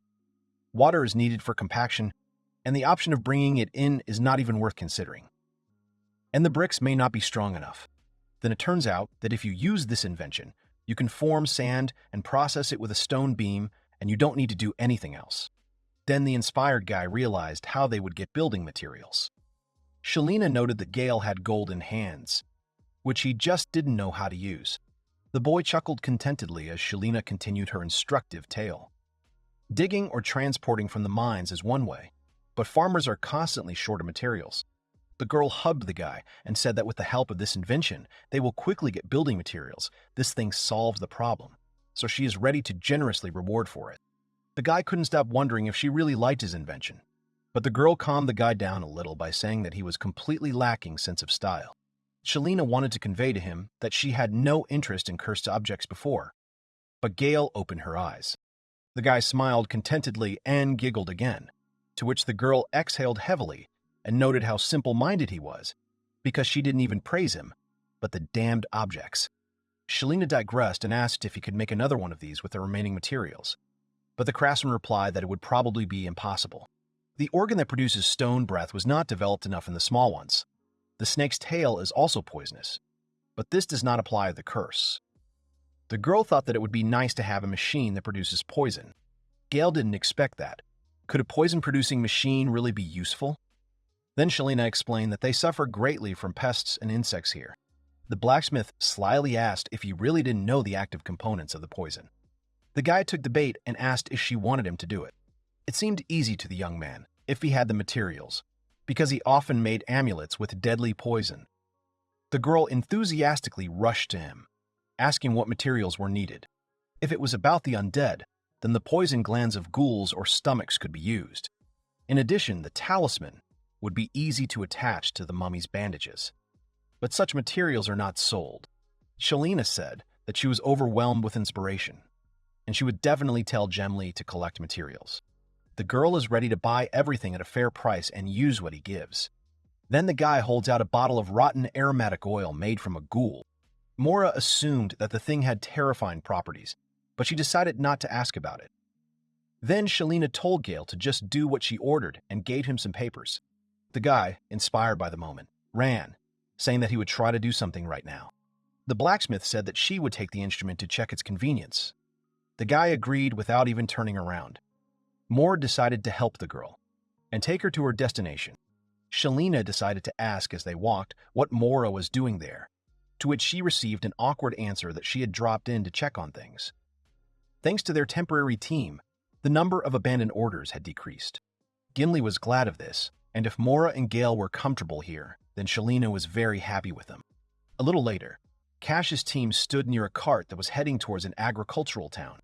They sat in it and discussed with laughter the bill for payment at the store from the royal family arrived on time. Cash was able to buy himself a sword made of mithril for as much as 500 gold. The warrior bought herself a sword made of wyvern bone. The mage a new grimoire and staff. And the rogue armor made of the skin of a magical beast. Now they thought that Gale, with her curses, was definitely no match for them. However, their captain found it strange that despite such a cool group as they were recruiting people, there had not yet been a single application with the support class. However, the doubts were quickly dispelled because there were simply few adventurers of the appropriate level. But someone sitting on the floor muttered that no one wanted to join their team. At Cash's request, the girl took off her hood and said that their task was to replace the support in the Wolffangs group, as well as carry their things. It was Liznit and her subordinates. Cash said they should be grateful to them for fulfilling their pathetic wish. It was the most convenient way to observe, but Liznit could hardly stand such rudeness. The captain pointed to the bag and ordered it to be brought to him. He offered his crew something to eat and drink until they reached their destination. The boys were enjoying the delicious food and alcohol at Gale's expense, and the beautiful scenery along the way. Liznit noted that they shouldn't drink too much, since they had taken on a quest to protect this caravan. Cash did not appreciate it and ordered the girl to shut up, and then ordered her to cover herself with a cloth along with her clothes, so as not to look at their gloomy faces, because even the wine seemed tasteless from them. Liznet's team did have a lot of expenses, and they didn't always have enough money. But Cash and the team didn't even plan on sharing food. The part-time job at the tavern was clearly better. Suddenly, a whistle sounded. Liznit and her team responded to it. When the monster appeared, mercenaries and adventurers jumped out ready to protect each carriage. However, no one saw the monster. Only sounds from the forest thicket were heard. A huge crowd of various evil spirits rushed towards the column. One of the guards assured that after the recent attack of the orcs, the defense had been strengthened, and therefore there was nothing to be afraid of. However, the monsters scattered horses, adventurers, guards, and even carts in different directions. The man ran up to the guard and reported that they had identified the monster leading the pack. It was a huge hippopotamus. The head of security quickly realized that it was an S-rank monster. It should be on the border between the Empire and the Kingdom. Then Liznit's team discussed how monsters are not their field. They are specialists in humans. There was no denying that in a head-on confrontation the team had little chance of winning. After all, the pack included killer wolves, huge snakes, and red grizzly bears. One of the guys suggested to his boss to run away. In a normal situation, they would have done so. But they have an important task, and the only key to completing it is the Kasha team. Liznit couldn't take it anymore and told her team to prepare for an offensive and take defensive positions. They were surprised because the Empire had issued an extermination mission. There should probably be a quest like this in the Kingdom too. However, it is said that the S-rank team that took the quest suddenly gave up on it. The girl quickly realized that these could be their companions. They discussed among themselves what to do and decided that Cash and company would fight the hippopotamus. They would force them. Liz demonstratively screamed that an enemy was attacking and that it was a hippopotamus. The S-rank adventurer team turned their attention to the cry for help. However, they looked at each other asking what it was and where their companions had disappeared to. But Cash only said that Liznit had a nasty voice. Her entire team was holding the furious girl tightly. When the boys noticed that the cart was standing still and the street was too noisy and the driver was not visible. But when the robber looked out of the cart, the only thing he saw was the mouth of a huge monster. The boys screamed in horror, and Liznit analyzed the situation. The orc attack happened because the orcs were driven out of their homes by the hippopotamus, and then they ended up on the road. The power of this behemoth is so powerful, cruel, and incredibly strong that few can cope with it. Cash looked at the street and did not understand what was in front of him. However, the monster did not give him time to think, and with a roar, destroyed the cart with the S-rank team. Liznit's team was more careful and deftly jumped away in time, dodging the monster's attack. They flew right over this terrifying beast. The girls' team landed carefully on the ground, while behind them, like a pile of stones, fell the Cash team. However, the hippopotamus turned around and let out a thunderous roar. He did not intend to retreat. The air seemed to split. Everyone was frozen with horror, not understanding what kind of animal it was that had not only monstrous strength, but also super speed. Liznit sternly assured that it was definitely a hippopotamus, and that it was a target for Cash and his team, who only looked at each other in fear. The warriors stood up. They didn't understand how she knew what kind of monster it was, but it wasn't that important. They proudly took a fighting stance and assured that even he was no match for them. The people who were riding in other taverns noticed that they had the S-rank team Wolffangs with them, and therefore they couldn't give up. People enthusiastically shouted the team's name, and Liznit and her assistants also decided to help. But Kasha and the team decided to attack together, proudly declaring themselves the strongest adventurers. Even Liznit noticed their spirit and was inspired because she saw the true strength of the S-rank team. But with a furious swing of its tail, the hippopotamus swept away the entire cash team. It was when the adventurers scattered in different directions. The onlookers froze in shock, and the girl howled in disappointment that she had not imagined an S-rank team like this at all. People began to run away in panic, and monsters began to crawl out from all sides. Liznit knew they couldn't stay here, but her team was prepared for anything. They couldn't just run away. Having failed to complete her mission, it was stupid to run away. The girl reasoned about how ridiculous it all was. She took out a gun from behind her back and shouted that they were the #1 killer organization. She led her assistants into battle, and everyone rushed towards the monsters. It was important for them to destroy the interfering monsters, cover each other, and at the same time not show their appearance to others. The team fought bravely, and Liznit told the guy to prepare something. The girl was going to take the hippopotamus on herself, and the assistant wished her to take care of herself. The girl hid in the shadows of the forest and, jumping through the trees, was going to stealthily attack the hippopotamus from cover. But nothing worked. He noticed her. Animals, especially those with sensitivity and night vision, cannot be taken by surprise. There are no options except to attack openly with fast-acting poison. The hippopotamus knocked down the dagger thrown at him with his tail. And at that moment, when the opportunity arose, another dagger was supposed to cut his throat, but it failed to pierce. Liznit realized that he had set himself up to do more damage. The girl managed to stick the dagger into her eye. The girl was pleased with the work done and mocked the monster. However, he grabbed her with his tail and released a poisonous mist from his mouth. It turned out that the hippopotamus was immune to poison, which was very bad for the girl in this situation. Then she realized that now was the time to use what Prince Bellion had given her, the fragment of the devil's heart. Although she understood that when she used it, she would become his blood and flesh. Meanwhile, in the royal capital, Princess Carla was receiving a lesson in tea ceremony etiquette from Duchess Melinda. The Duchess explained that the chin should not be raised. It should be kept parallel to the floor. Letting go of the chin is excessive modesty. Raising it is an expression of contempt. This was very tiring for Carla. Also, when sitting, the legs should be crossed at the ankles. The left leg should be in front. This symbolizes friendship, and the right leg on top, enmity. Carla noted that this will not be noticed. Melinda also added that when tea is served, you cannot take 2 pieces. You are allowed to take only 1 or 3, even if 2 suits someone. Numbers divisible by an integer symbolize separation. When holding a cup, you need to gracefully raise your little finger. The princess covered her ears with her hands and screamed from despair and fatigue, adjusting her tiara to be at 45 degrees. The Duchess assured Carla that she needed to become a lady who was impeccable everywhere and always. Carla's thoughts darkened. She remembered her duty. She said that she was married to a second prince unknown to her, for which the first tried to kill her. How could she even think about all this without malice? But Melina noticed that the princess's behavior directly affects the world and the development of the kingdom.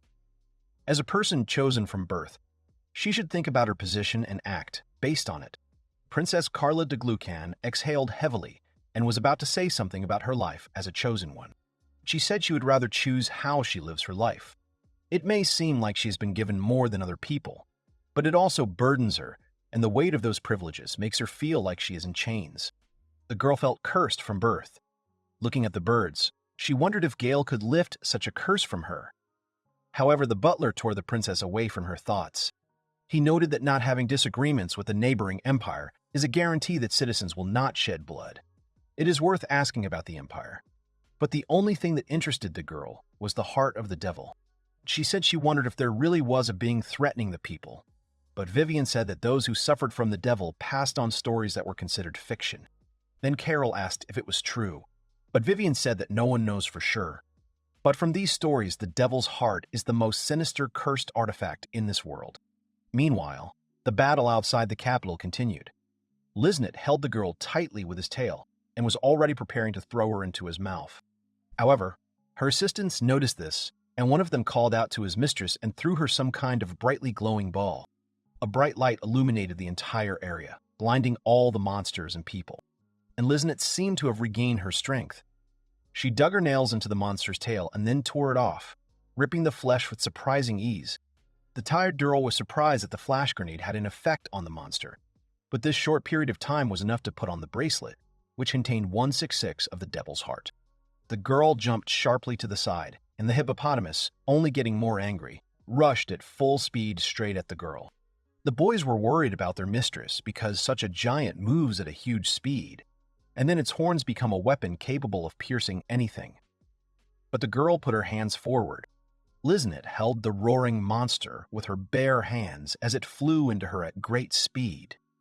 The boys couldn't help but be surprised. Even after knowing her for a long time, they didn't expect this. The bracelet with the devil's heart seemed to give her an incredible power that simply cannot be described in words. The girl's eyes turned black. The monster continued to press, emitting a menacing growl. But it was clear that he could not hold out any longer. The girl, confident in her powers, grabbed the monster's horns more comfortably and lifted his entire impressive weight to the ground. And then, with all her might, she threw him to the ground, tearing off one of his horns. The hippopotamus was bleeding. The other monsters looked on in fear. Even Liznet's assistants froze in horror before the power of the lady, who burst into ringing laughter. The monster minions of the hippopotamus ran away in terror. Now it was no longer clear who the monster really was. The effect of the devil's heart was terribly frightening. The girl noted that the monster had paid for underestimating her. However, she immediately fell to the ground from the inexorable god, and her minions rushed to extract the curse.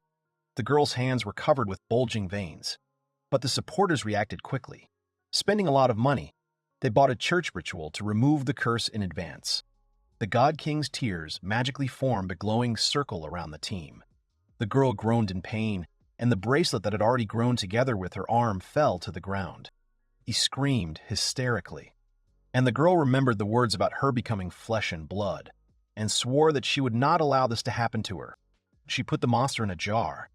This artifact cannot be completely removed by any means, but Liznit knows that a piece of the devil's heart has entered her. Now she understood why the prince had not given her a talisman to remove the curse. The girl herself was surprised that she had used something so terrible. However, now she felt better. They repelled the attack, hippopotamus, so now we could calm down a little, although the convoy, of course, suffered significantly. Among the survivors, there were adventurers and mercenaries, but most of the carts had suffered significant damage, and it was now simply impossible to move on. They would have to wait for a patrol. The lady asked her assistants how badly they were hurt, but they were only worried about the girl. But it was important to note that Cash and his team were very weak.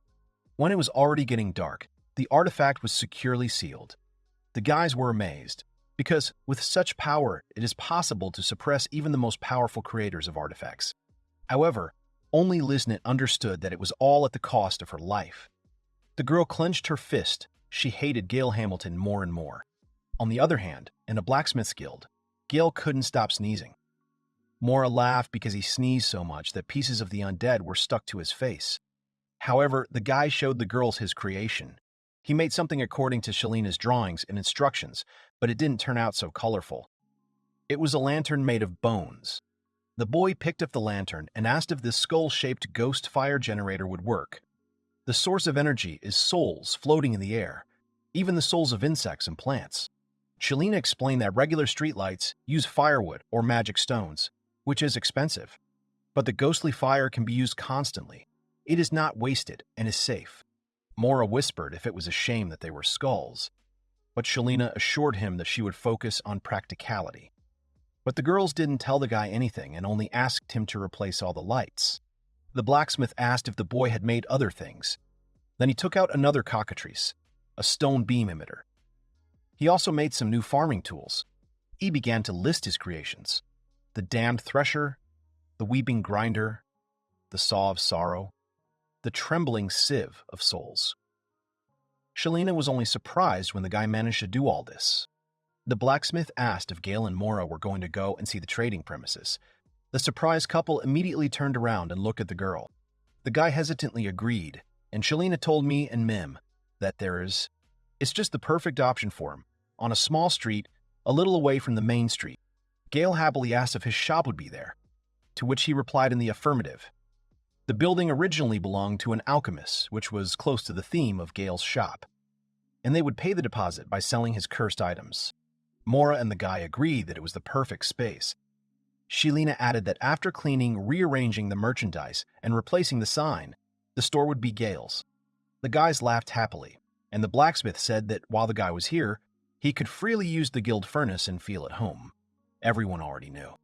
And a little later, the exhausted column of carts continued its movement, a full 10 days after the attack of the behemoth. However, almost half of the carts heading to the agricultural town were damaged. The travelers were rescued by a patrol group and again headed towards their destination. But the most remarkable thing is that Kasha and his entire team were now considered heroes who defeated the hippopotamus and other monsters, thereby saving everyone from death. The team laughed happily, enjoying the praise, and anticipating mountains of money. And the mage and the rogue confidently declared that they were excellent support for the paladin and the warrior. Melissa noted that they really couldn't have done it without their help, but she really didn't remember it. The guys were outraged. Cash and Melissa didn't remember how they won either. But in any case, they clearly wouldn't have done it without Luke and Norris's help. Cash proudly declared that they had, after all, deprived the hippopotamus of an eye, torn off its tail and even its incredibly strong horns. All this loot was riding with them on one of the carts to the farming town. The team assumed that the eye was cut out by the wyvern dagger, which belongs to Melissa. But the tail and horns were clearly cut off by the sword of Cash, who still remembered these blows. Almost no one remembered what actually happened to the behemoth, as the adventurers and mercenaries were so badly beaten. Liznit noted that there was not even a trace of blood left on the sword. How could this have happened? When the girl finished dealing with the monsters, Cash and his team came to their senses, rising and screaming hysterically in fear. They looked around, not understanding where all the monsters had disappeared to. Suddenly, Melissa found her dagger, which she had supposedly stabbed into the hippopotamus's eye, and Luke found a cracked horn. Cash also found a severed tail. He assumed that they fought while losing their heads, and that is why their memories were so foggy. And after a while, they concluded that they did all this and, having replaced their memories, rejoiced in the victory.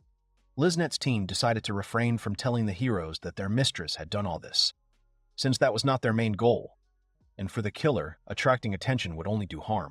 When Cash's team arrived at the farmer's corner, everyone greeted them with joy. It was a great honor that these guys accompanied them, saved the cargo and the people.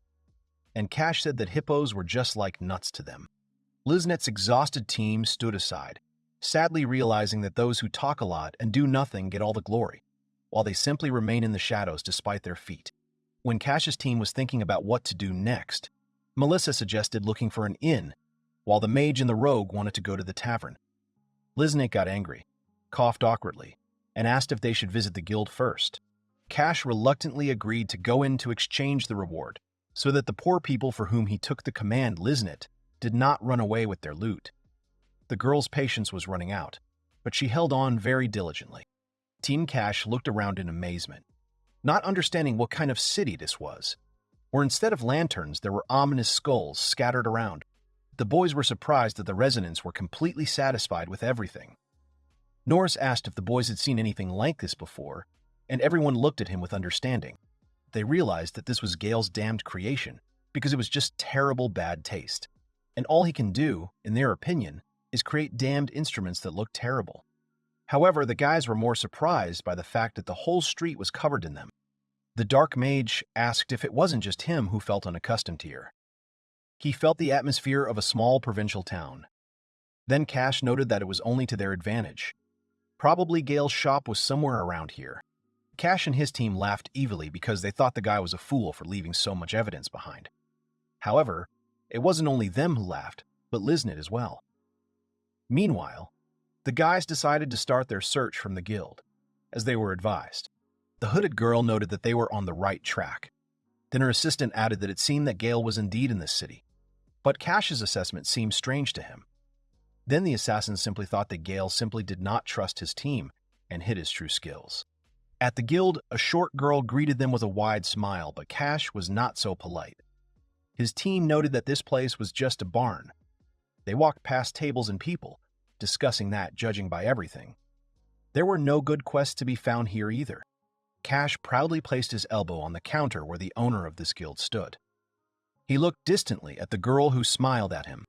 The guy said that they were an S-rank team, and they needed her to call the guildmaster immediately. However, she said that she was the guildmaster herself, and then asked what they needed. Cash called this net, and her team rolled a huge cart. The cloth was thrown off her at the same moment onto the floor. The guy proudly asked, throwing the loot in front of Gimli, how did she like it? But she didn't even flinch. Without changing her expression, she asked what it meant, which only angered Kasha. The girl ran her hand over the tail and asked if it was really part of a hippopotamus. Then the team said that it was an S-rank monster and that they would be paid very handsomely in the kingdom. But Gimli said they should have brought back his whole head, or at least his heart, to count it as a kill, and they would have been told the same in the capital. The entire crew looked away when he sharply asked if they had run away without finishing the behemoth. Cash snorted that he remembered this girl, and clicking his tongue, the guys went to the exit. Gimli smiled and asked to kill the hippopotamus for sure next time, and Liznit's team started packing all these things with them. But suddenly the master turned to Liznit and asked what organization the girl was from, which scared her greatly. The girl froze in place, and Gimli asked why she was pretending that they did everything themselves if it was she. If she really wanted to deceive, Liznit shouldn't have left such a jewelry cut, but it was too late to think about it. Liznit hurried her people, from the girl who worked with them in the same field. Gimli happily reasoned that these guys probably came from the same capital as Gale, which meant that something interesting was bound to happen. And Gale and Shalina were already on their way to look at the new little shop, which was already ready. Gale put the sign down and asked the girl how the work was done. She noted that it was again tasteless, but it even suited the master of curses. The guy thanked the girl, calling her a real professional, which she clearly did not like. They were standing right in front of a shop decorated with skulls and horns, and the sign read Gale's Cursed Items Shop. Shalina noted that the best gratitude for her would be if the guy continued to accept her orders, and he of course agreed, because the girl was his regular client and helped him. The guy promised to visit the Kuznetsov Guild. Gale announced that the store would open tomorrow, and he suggested celebrating the event today.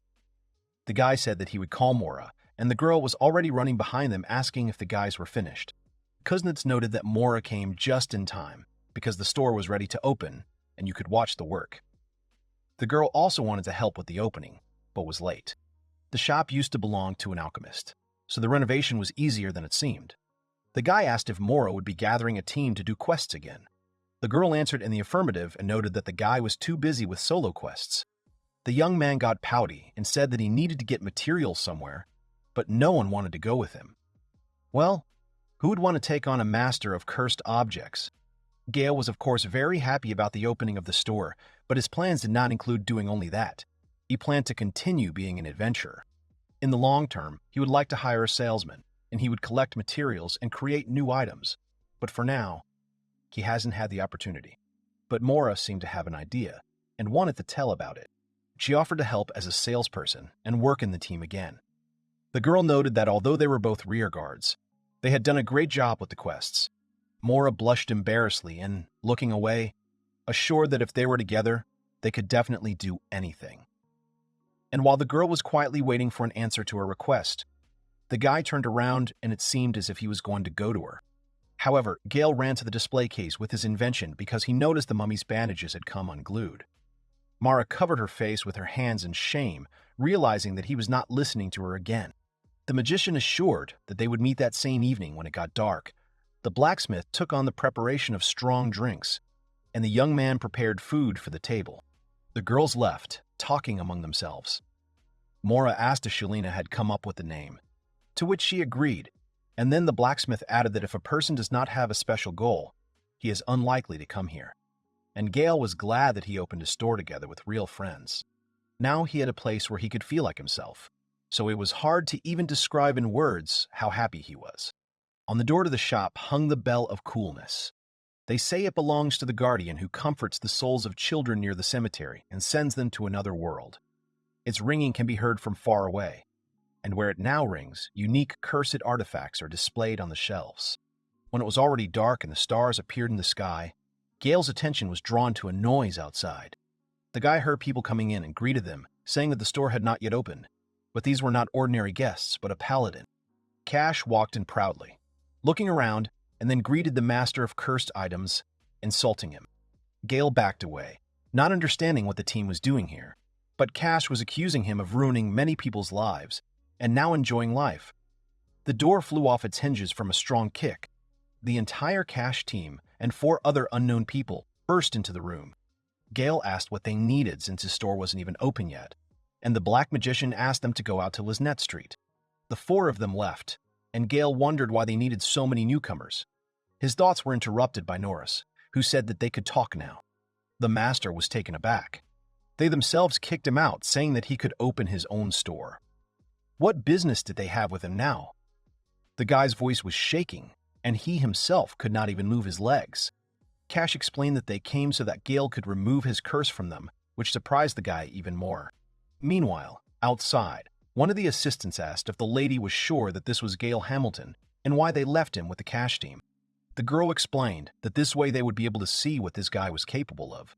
However, she herself still doubted that he was the creator of the artifacts. Gale assumed that Cash was talking about the curse placed on the equipment. The negative effects of the curses should not affect the team. He used the skill of placing a curse on the equipment so that the effects would only affect Gale himself. But he did this out of a desire to help his team, especially since he had lifted his curse long ago. Gale still didn't understand what kind of curse he was talking about. But Cash was sure that the guy put a curse on them out of anger and hatred for being kicked out, and he grabbed one of the goods with a threat. He threw the damn mummy on the floor and crushed it with his foot while Gale shouted that it was his main product. Melissa said that the breakage of such goods was only for the best, and Luke, taking out his knife, added that he would do everything to ensure that no goods were fit for sale. Knives flew at the goods on the shelves, and the dark mage began to use attack magic. Not at all worried about the possibility of a fire, the guy rushed to stop the guys. But Cash grabbed him by the collar and demanded that he immediately remove the curse from them, because he was tired of talking. The master said that even if all their stats were returned to their initial state, they would not become higher. Then Cash asked again, "Does that mean they are weak?" He threw the boy against the wall, onto the floor, and slowly pulled out his sword. He no longer cared about the princess's task. He threatened that if Gale did not want to remove the curse, then he could simply kill the caster, to which he received the support of all members of his team. Cash thought they were stuck in a wilderness full of losers, and he was just itching to get away. The master asked again what the paladin had said, and then he hit him with his fist with all his might, so that the guy flew back. Gale didn't know all the details. What he did was just a reflex. In a cramped space where it is impossible to swing large weapons freely, fists will quickly defeat the enemy. Standing in front of Cash, the guy declared that he would not allow the store provided to him to be smashed. He demanded that the adventurer crew stop doing all this. Gale could tolerate insults directed at him, but not at his friends from the farm corner. Standing menacingly over the captain of the Wolffangs, the master declared that it was time to finish and clenched his fist tightly, full of uncontrollable rage. Everyone went outside, and Liznit thought that after this fight she would decide to kill Gale or kidnap him. In any case, everything went according to her plan. She let the Wolffangs finish their last mission by calling them simply grinning dogs. Cash assured that he would not give in, and Norris added that in the event of such impudence, they simply had no other choice. The captain took out a bottle. He had foreseen such a situation, and since things were going well for the team, he bought himself an expensive buff in the capital. The whole crew drank it, and Melissa haughtily replied that it was a pity to waste such an expensive thing. Suddenly the area was illuminated by a light coming from the fore, which made Gale cover his face with his hands. He squinted and analyzed the situation. It was an item that allowed one to increase the power of all abilities, but the guy was more bothered by its familiar smell. Cash boasted that it was a high-class item from the Adventurers Guild, a very expensive item that increased abilities. He laughed that someone like Gale had never even seen such a thing. The entire team rejoiced, because with the help of this potion they returned to their state before the curse. And although the young man denied that he had cursed them, everyone quickly rushed into battle. They surrounded the guy from all sides, as if he were one of the monsters. Norris explained that since the guy was always behind, he did not participate in their team tactics. But now he will see it, their main feature, the wolf discharge strategy. Gale, being a former member of the team, knew that while you were looking in one direction, you would immediately be attacked from the other, and if you concentrated on one of them, you would immediately find yourself surrounded. The young man thought that Cash was the main threat and strength of the team, and therefore he should not be lost from sight. However, when the boy concentrated on Cash, Melissa attacked him from behind, asking where he was looking. He noted that her stats had improved and her movements were faster than he thought, but he was able to dodge the first blow because he knew that style of fighting. Then came the second blow. Gale deftly dodged the sharp knives of the robber who promised to pierce him. He understood that the combination of Cash and Melissa was tolerable, but Luke's attacks were a problem for him. He threw knives, but on the tip of which there was an unknown poison. Even a small scratch can be fatal. Meanwhile, the team captain was already behind the guy, but the young man again deftly dodged. To Kash's surprise, as if he had predicted every step and movement, but the most important thing for Gale was to watch Norris's fire while casting spells, because it was important not only to dodge it, but also to prevent it from entering the city. Cash didn't like how brazenly Gale dodged. He used the summer rain slash and ordered the others to surround him to prevent him from escaping. Melissa and Luke rushed towards the quickly running Gale, and then he managed to do what he planned.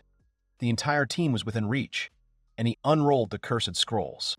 The young man not only dodged their attacks, but also lured the enemies, and they only froze with anger and fear.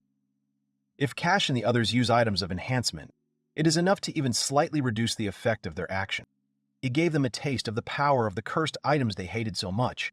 Using debuff against the boost, Gale cast the amulet of an innocent prisoner. A huge grate appeared over the team's heads, and they themselves were grabbed by something dark while they tried to understand something in horror. This amulet is a one-time use item, activates after selecting a target, and has a short range, but it applies a weakening effect to the target, located a few meters away from activation. This interesting artifact is made from the ashes of a prisoner who spent his entire life in prison, where he was unjustly sent long ago in his youth. Even though its area of effect is not very large, all the bitterness, sadness, suffering, and heaviness of the prisoner falls upon the one who gets into the zone. In one of the buildings abandoned due to monsters, Gale found an undead creature walled up in the wall, which interested him, and he could not pass by. She was emitting a particularly strong curse, but she was clearly unable to move, and then Gale began to wonder what was causing this phenomenon. He reached out to the skull and asked if he would come over and tell the undead its sad story. And then he used his dispel, and the corpse seemed to dissolve. It was an old man who honestly admitted that this young man was the first one who came to talk to him. Tears flowed down the cheeks from the closed eyes of the elderly man, and he himself told his story. And he merged with the wall when he became undead, because he always leaned against it, even though it was cold. Compared to the effect of improving all abilities that both Cash and the rest of the team used, this amulet can provide, although not as strong, the effect of reducing all abilities by 3 times. While Cash and the others were shouting that all this and the curses were just nonsense, Gale was already quickly running away in the other direction. He called them to follow him to continue the fight. The plan was simple. The inhabitants could not be allowed to suffer, and therefore it was necessary to take the fight to another place. Even though he hadn't arrived here for long, he knew the area much better than Cash and his team, and so he thought about where to take them: to the catacombs, an abandoned church, or a hospital. He glanced back and saw 4 silhouettes there. The wolf's fangs really did pursue him. Then he told them to keep up the good work and not fall behind. However, at this time, someone was talking near his shop. It was Cash's team. They couldn't even walk. Their bodies had become unbearably heavy despite the expensive boosters. They had boosted their stats, but something was wrong. The captain wondered angrily why Gale's curse was not working as expected, and turned to Liznit to ask for an antidote or something that could help, but she and the others was no longer anywhere. And while Cash was indignant about where their assistants had run off to, they had already been running after Gale through the night forest for a long time, not allowing him to hide. Shortly before Gale's escape began, Liznit, seeing the amulet of an innocent prisoner, was convinced that this was the person they needed: Gale Hamilton, who possessed a huge number of artifacts. The assistant asked what they were going to do next. Liznit replied that they couldn't allow a stir, because even though this is a village, the guards can come at any moment. It was necessary to act quickly and not allow people to gather, since it seemed they were already late. because the sounds of the guard's footsteps could already be heard in the distance. Liznet ordered her assistants to take care of the onlookers and was about to move, but she froze as if petrified. Her whole body seemed to be wrapped around a snake, not allowing the girl to take a single step forward. The girl grabbed herself by the shoulders. She felt the presence of the devil's heart, but she couldn't believe it. It seemed like it was all just nonsense. She immediately ordered her people to retreat, and it didn't matter what would happen to the people. The main thing was to save themselves. Seemed that the seal of the devil's heart had been removed, and the girl, having fallen to the ground, was coughing greedily, swallowing air. The assistants who had surrounded her were worried about what was happening to her. Even though the seal she left for her subordinates was securely hidden and sealed, and it was not so easy to remove the seal, she could not shake off the strange feeling. The girl turned to the Kasha team and realized that the devil's heart resonated with Gale's artifact, considering it equal in strength. The dark, magical substance reached out to the girl again. She demanded even more strictly from her assistants that they run away, because it reached out to them too. Liznet managed to break free and rose to her feet in horror, thinking about what to do next. The guys felt something. It was a debuff, an area attack. It immediately gave the feeling of a sharp decrease in stats despite the very light touch. This was the power of Gale Hamilton's artifacts. The girl felt that the trembling and sweating all over her body did not stop. This was not just a debuff. There were other stat anomalies. Liznet was able to identify several of them, such as slowing down, decreased defense, increased fatigue, fear, and impaired perception. Among experienced assassins like them, trained to be especially sensitive to stat changes, there are hardly any who know this better. But even Liznet has never heard of such a complex debuff. She felt exhausted just by lightly touching that black light. If she had a direct hit, it was unknown how many more of them were hiding there. The girl ordered the boys to disperse and not touch the black light. However, he kept catching up with them, but he clung especially fiercely to their mistress Liznet, who tried with all her might to break free. However, she noticed that the target was lost. Hamilton used the artifact to weaken Cash, but why was he running away? There was little time, and so the four of them rushed into the forest after the young man without any discussion. The guy didn't spare the powerful artifacts he had put aside for the escape. It was definitely that same Gale.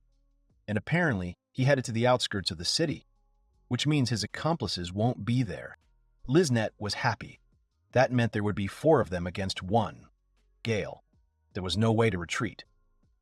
And when asked what they would do with Kasha's team, Liznet answered without even thinking that they didn't care about them at all.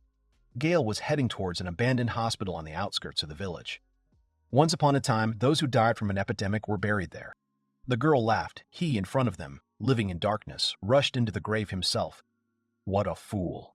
The guys seemed to have regained their strength and sped up, expecting an unequal fight. However, after a while, they could not catch their breath. Their pursuit speed was not comparable to usual, but in order not to lose sight of him, they have to make great efforts. The killer suggested that he was using a booster, although it could be that his base stats were simply geared towards speed. In addition, Liznet was very close to him. Although she did not receive a direct hit, the girl was still exposed to the influence of his artifact. She knew she had been careless in watching the battle between Gale and Casham. If she had missed him because of this, it would have been a mistake for life. After all, he's a man capable of upsetting the balance in the state. They could not let him go at any cost, and they had to capture him dead or alive. They were anxiously aware that they were gradually falling behind, but they made every effort to complete their mission. However, in their desire not to lose the pursued, they did not notice that they had neglected the usual precautions and vigilance towards their surroundings, which is not typical of them. They have yet to discover what kind of danger they have attracted to the outskirts of this city. Meanwhile, Cash and his company were slowly trying to reach Gale, when the captain declared that they now looked more like a gathering of turtles. Suddenly a girl appeared and asked if all this noise and what had become Gale's store was their fault. Then Cash angrily asked if this lady had any problems. From the pose and appearance, the Wolf Fangs realized that it was Mora standing in front of them. They stared at her outfit and then asked how dare the one who abandoned them after Gale's expulsion come here. After all that had happened, they really came to the farm corner together. The dark magician, realizing what he thought had happened, hit himself on the forehead and declared that now everything was clear to him. He thought that in such a remote place it would be impossible to find Gale. But Mora was there too. Did the others really believe that this was just a coincidence? It turns out that Mora Glaris was Gale's accomplice from the very beginning. This is the accusation that the magician made against the girl. Luke, Melissa, and even Cash froze in shock and surprise, but Mora just pretended to find it funny. She asked if Norris was a bit dumb, although she had always thought he wasn't very smart. But now he was going too far. But explaining everything was a waste of time. The boys, meanwhile, nodded knowingly, pretending that they thought so.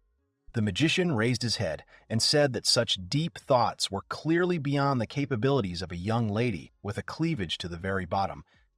He believed that he could read her thoughts like an open book. He asked Mora if he had hit the nail on the head. The furious girl said. They were all terribly wrong. Cash wanted to say something, but the sorceress interrupted him. She said that it was they who kicked out Gale, and she joined their team only at their invitation.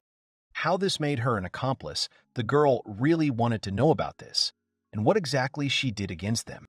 Cash couldn't utter a single normal word, and the girl kept pressing. She asked if she had put a curse on them, and how she had become Gale's accomplice.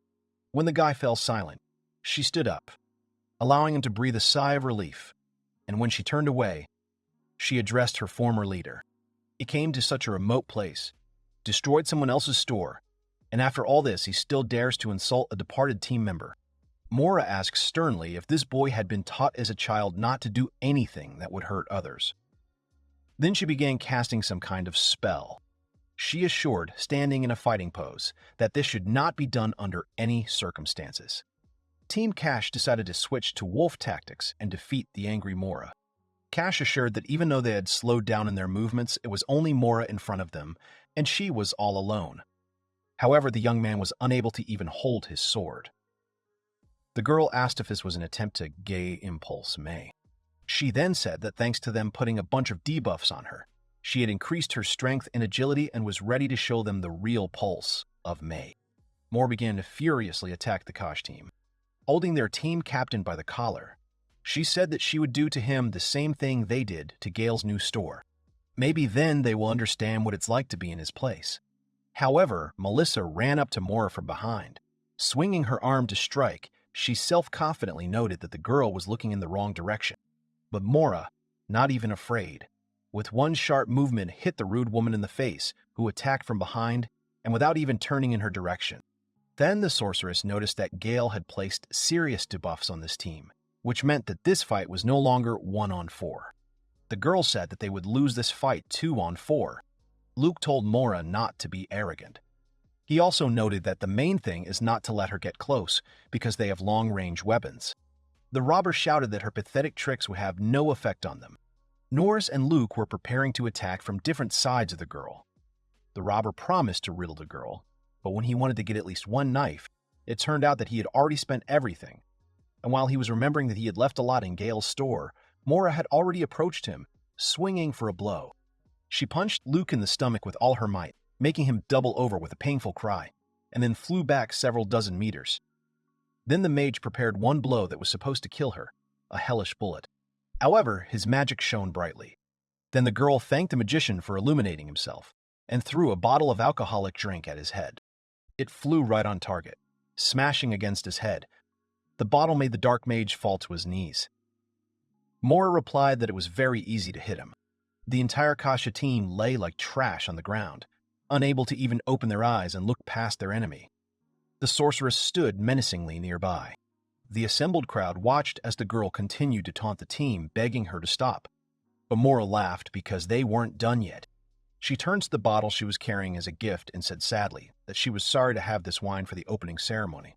But it was more important to find Gale now. The girl squeezed her way through the crowd of people that had gathered to her friend's shop.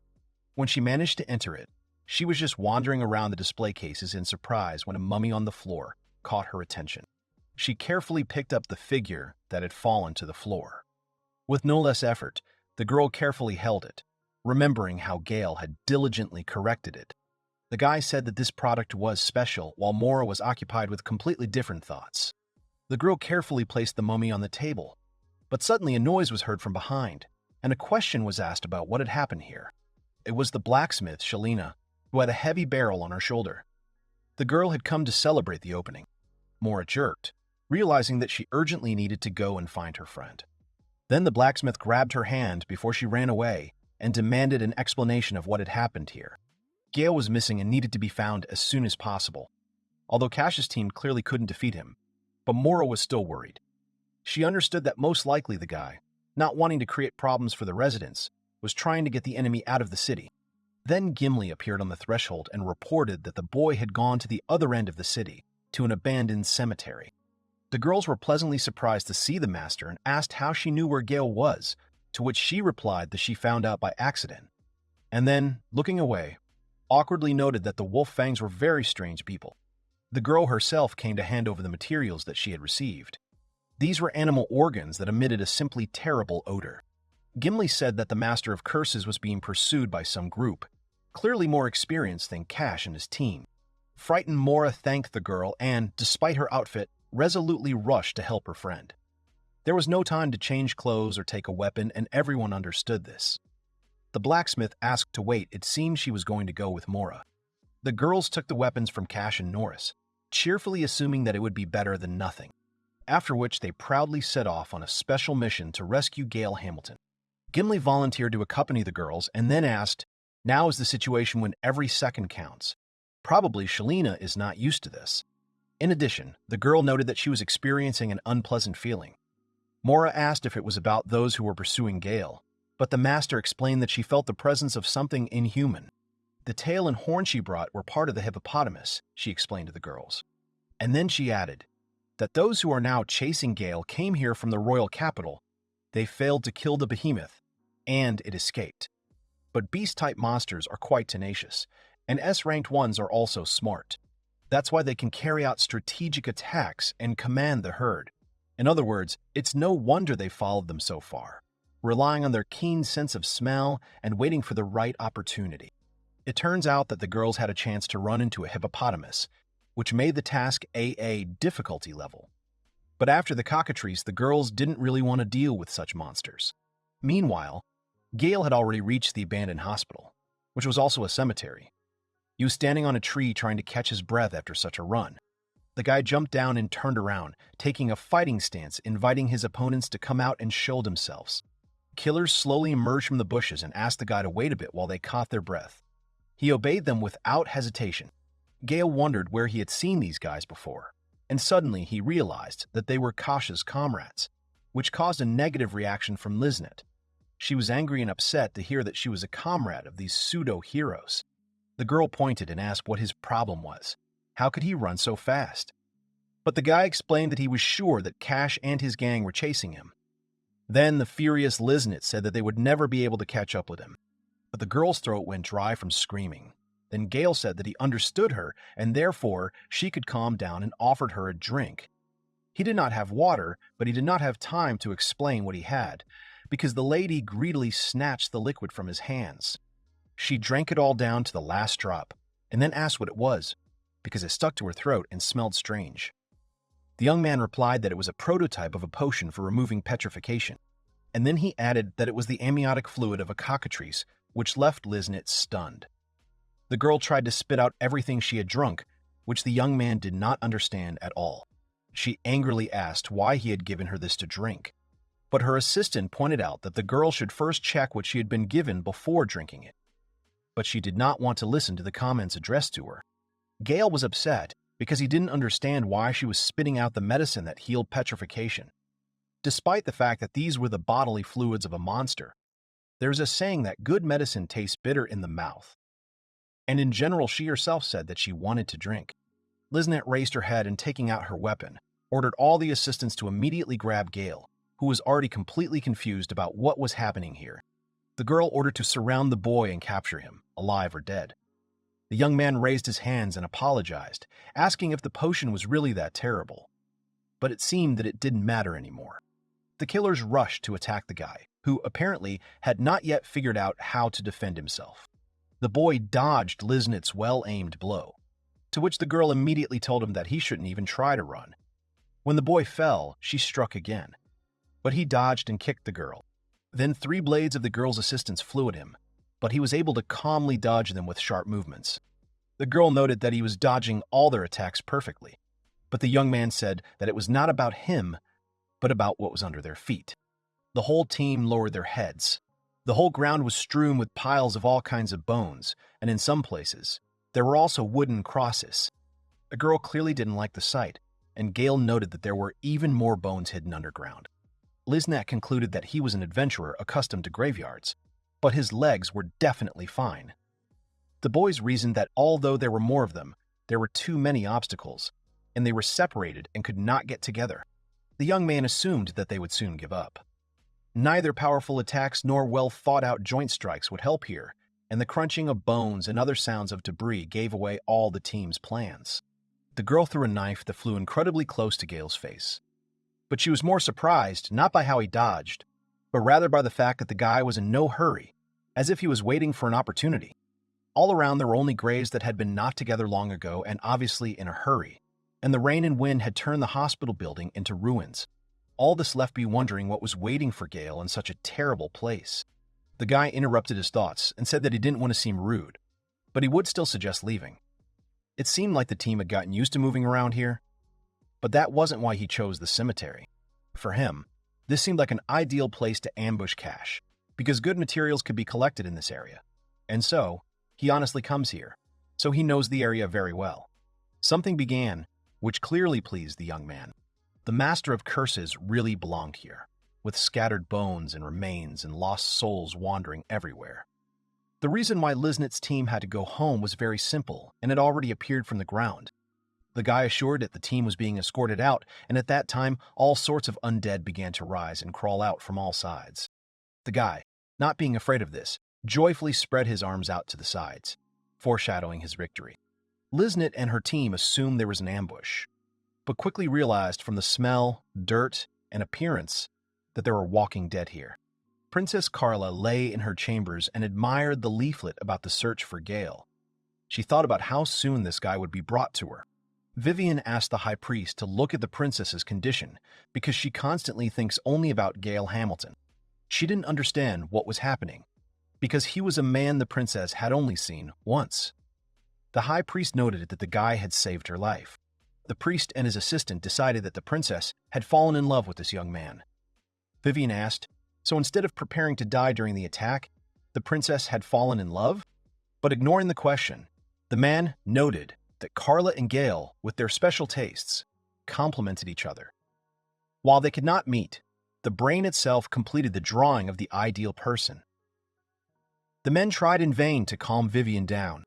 Meanwhile, in the farmer's corner, Liznat and her team were guarding against the undead in the cemetery where the hospital used to be. Then the girl realized that this was part of the Master of Cursed Objects' plan. He made them think that he was being followed, and he surrounded the opponents with undead, setting a trap here.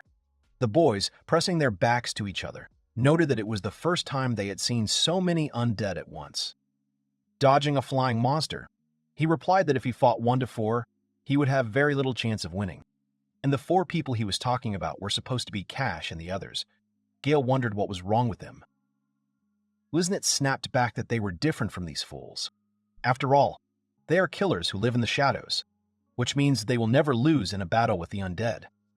After these words, the entire team rushed into battle, which impressed the master. However, the undead were not going to lose either. They were overwhelming Liznat's team with numbers, surrounding and clinging to the opponents. The guys fought with all their might. They heroically covered each other and tried not to leave blind spots so as not to lose. Liznat ordered a circular defense to be formed and maneuvered to lure Gale into the circle. They were going to kill the guy right then and there.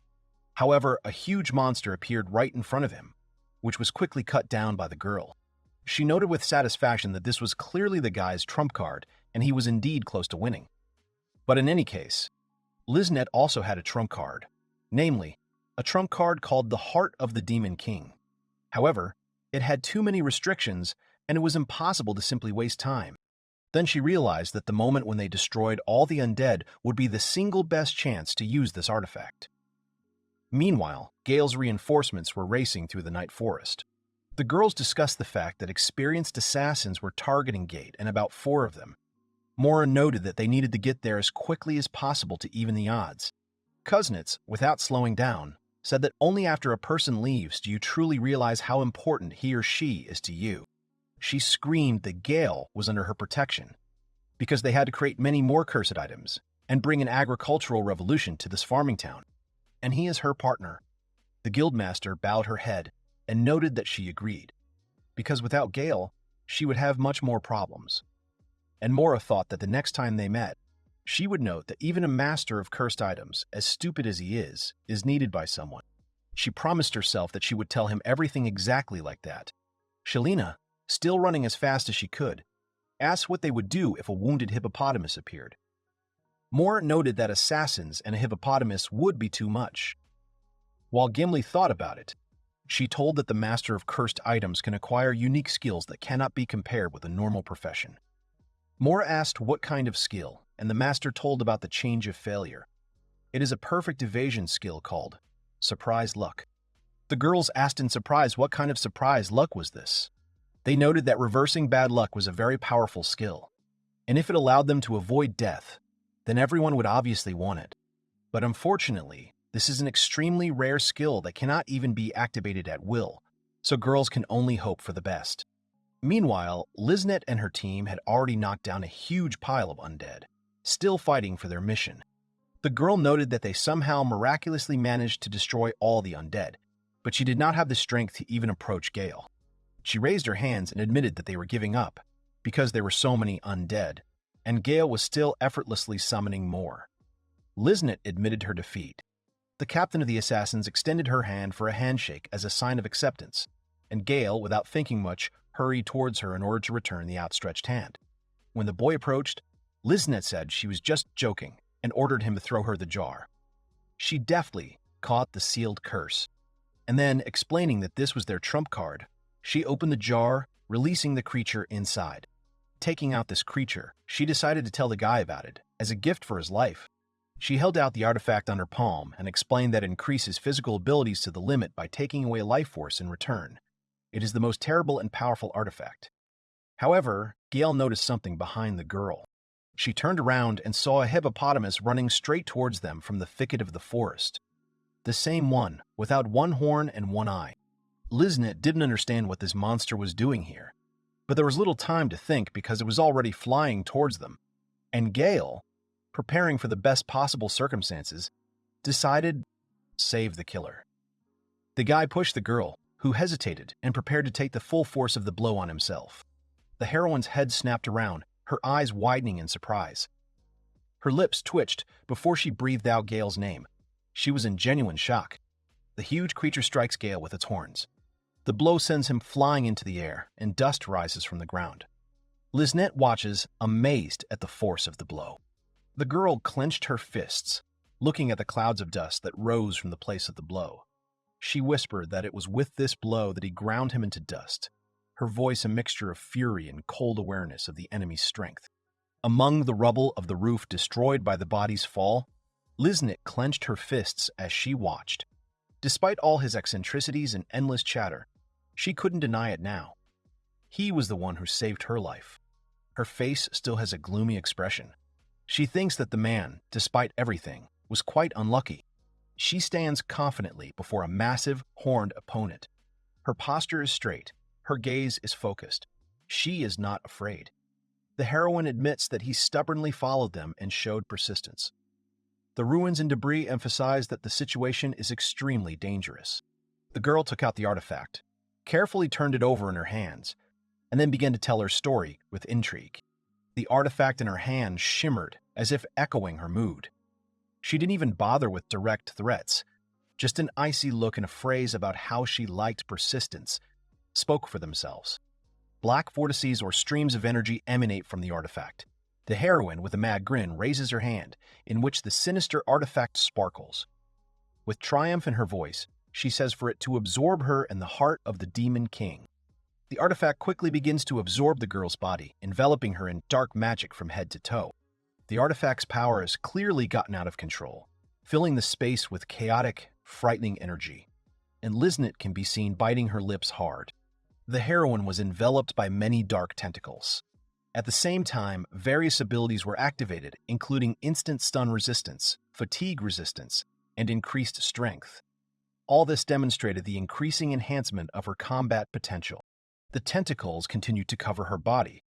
Additional abilities appeared. An endless supply of magical power and immunity to pain. The power of the artifact reached its peak, turning the girl into an extremely dangerous opponent. The hippopotamus froze, its massive body tensed like a spring. Its yellow eyes followed the girl's every move without blinking, and the phrase that the moment for an attack had been missed hung in the air. Now, any move would be too late. The heroine took a fighting stance and declared that it was time for a rematch. She also added that this time, Behemoth would not be able to escape. Everything about her appearance spoke of complete confidence in victory. On the battlefield, two opponents approached each other, a girl with an activated artifact and a massive monster resembling a rhinoceros. She rushed forward, preparing to attack, while the beast let out a threatening roar.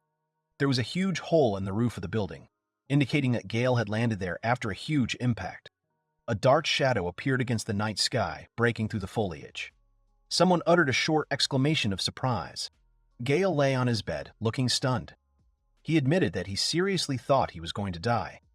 Then, he noted with relief that he had been incredibly lucky, landing right on his bed, having fallen through a hole in the roof.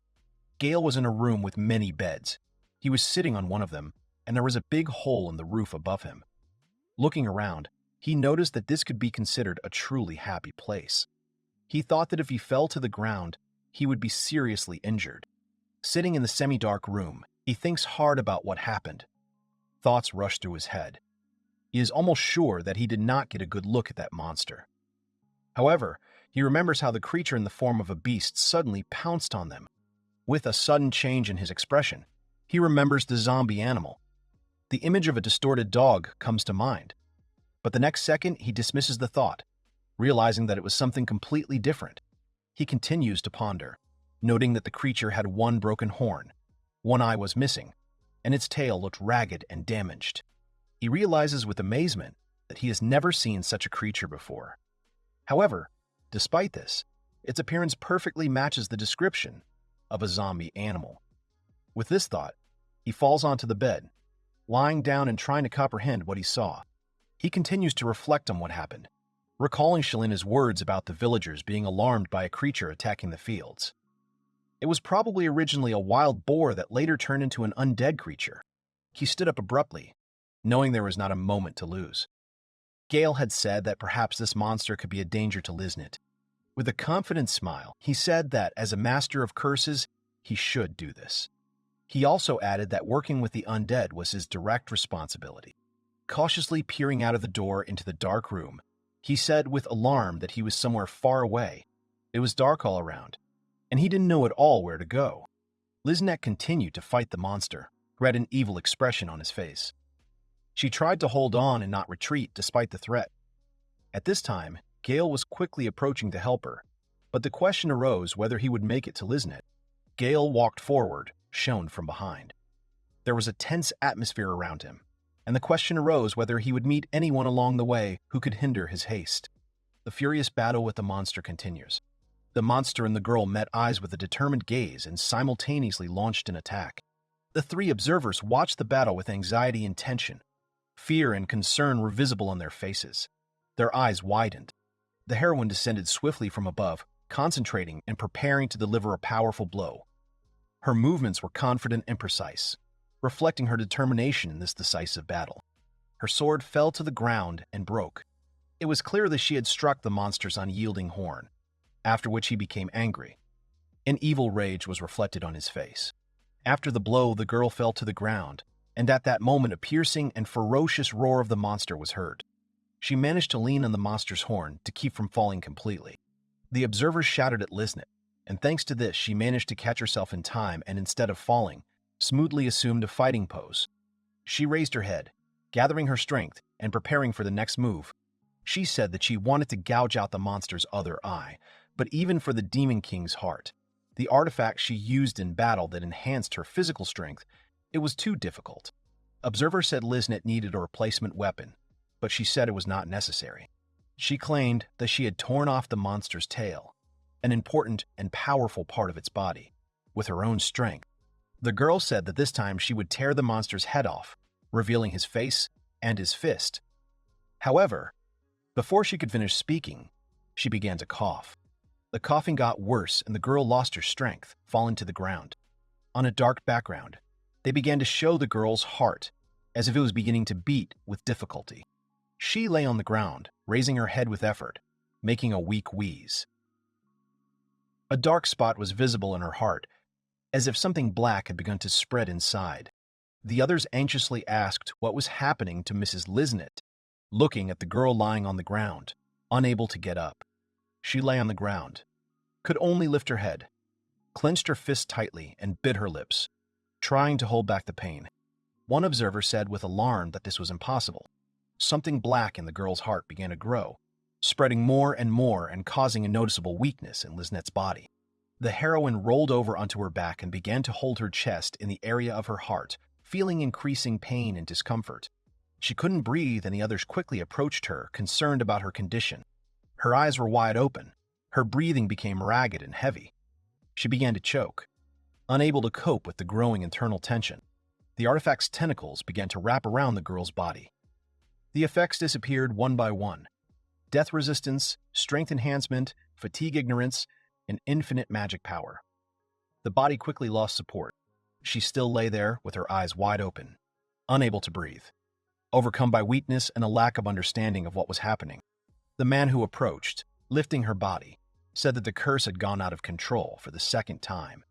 It seemed that the effects of the Demon King's heart had begun to fail. He concluded that the artifact would likely only stop once it had completely absorbed Ms. Lisnet. A monster began to approach them from the opposite side. One of the observers gave the order, "Two must stop the hippopotamus." The two quickly approached the monster, taking up fighting positions and preparing for the upcoming fight.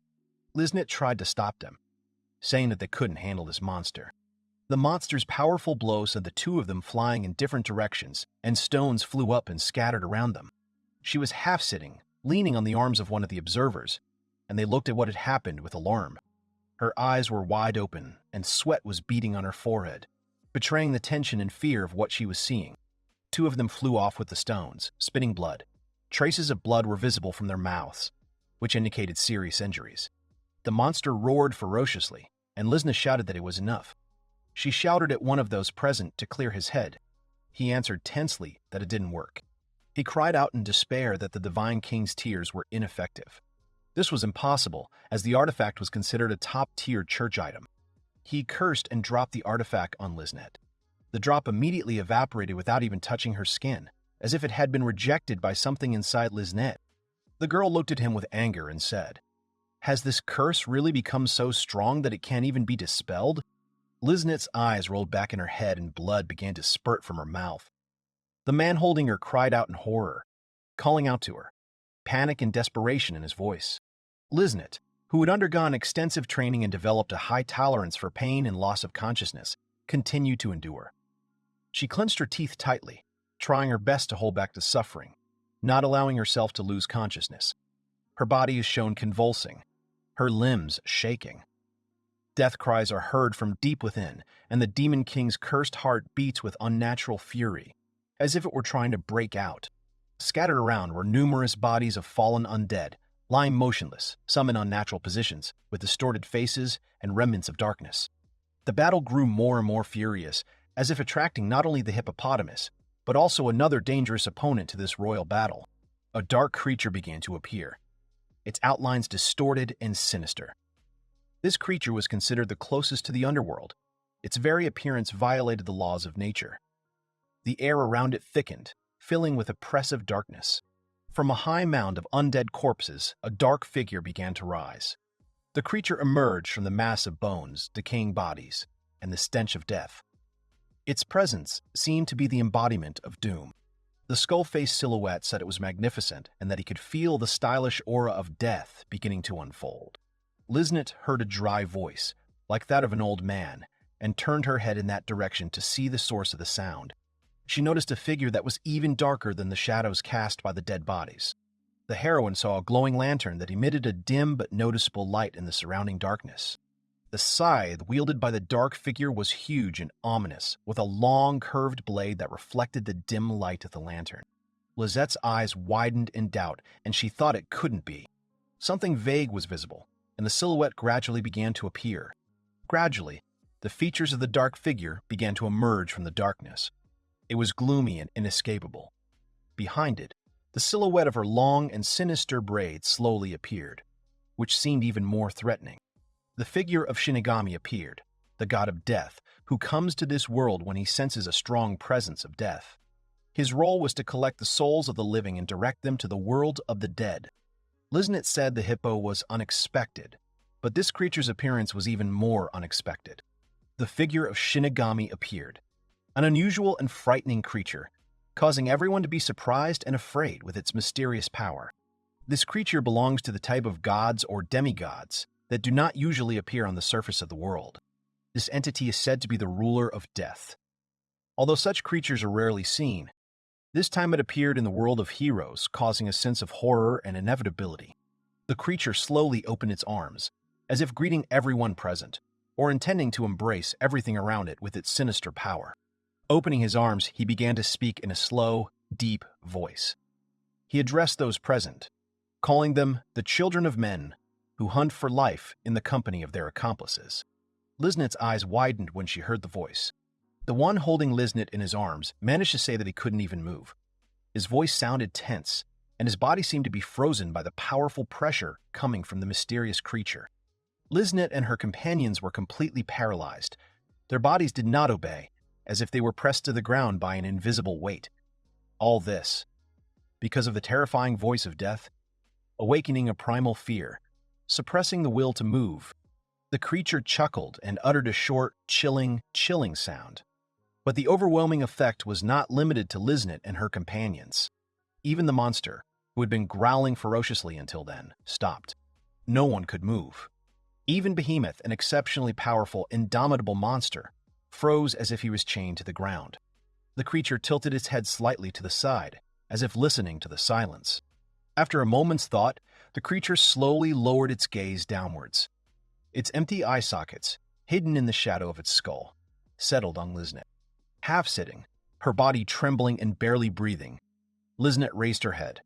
Her eyes, full of pain and tension, met the empty gaze of the creature.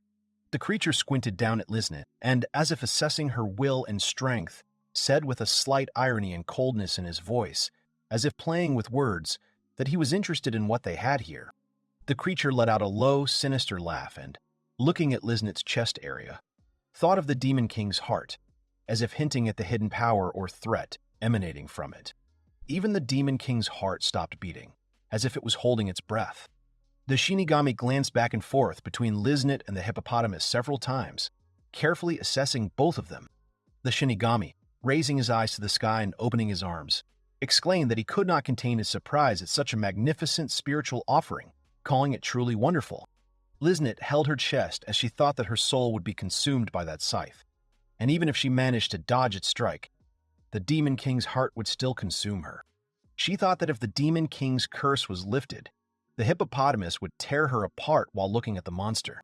She looked down and concluded that lifting the Demon King's curse would result in the behemoth destroying her. She began to understand her situation. Shinigami was hovering over the battlefield, a hippopotamus was nearby, and Liznit was sitting powerless on the ground. Inside herself, she realized that death was near, and she might not get out of here alive. Suddenly, a mirror appeared behind the demigod. He explained that this mirror reflects people's thoughts. He turned to Lizette and said that he was now going to show her two important things. Then he started telling her that it would be a memory from her life. Liznit thought about seeing all her memories before she died. She began to remember her life.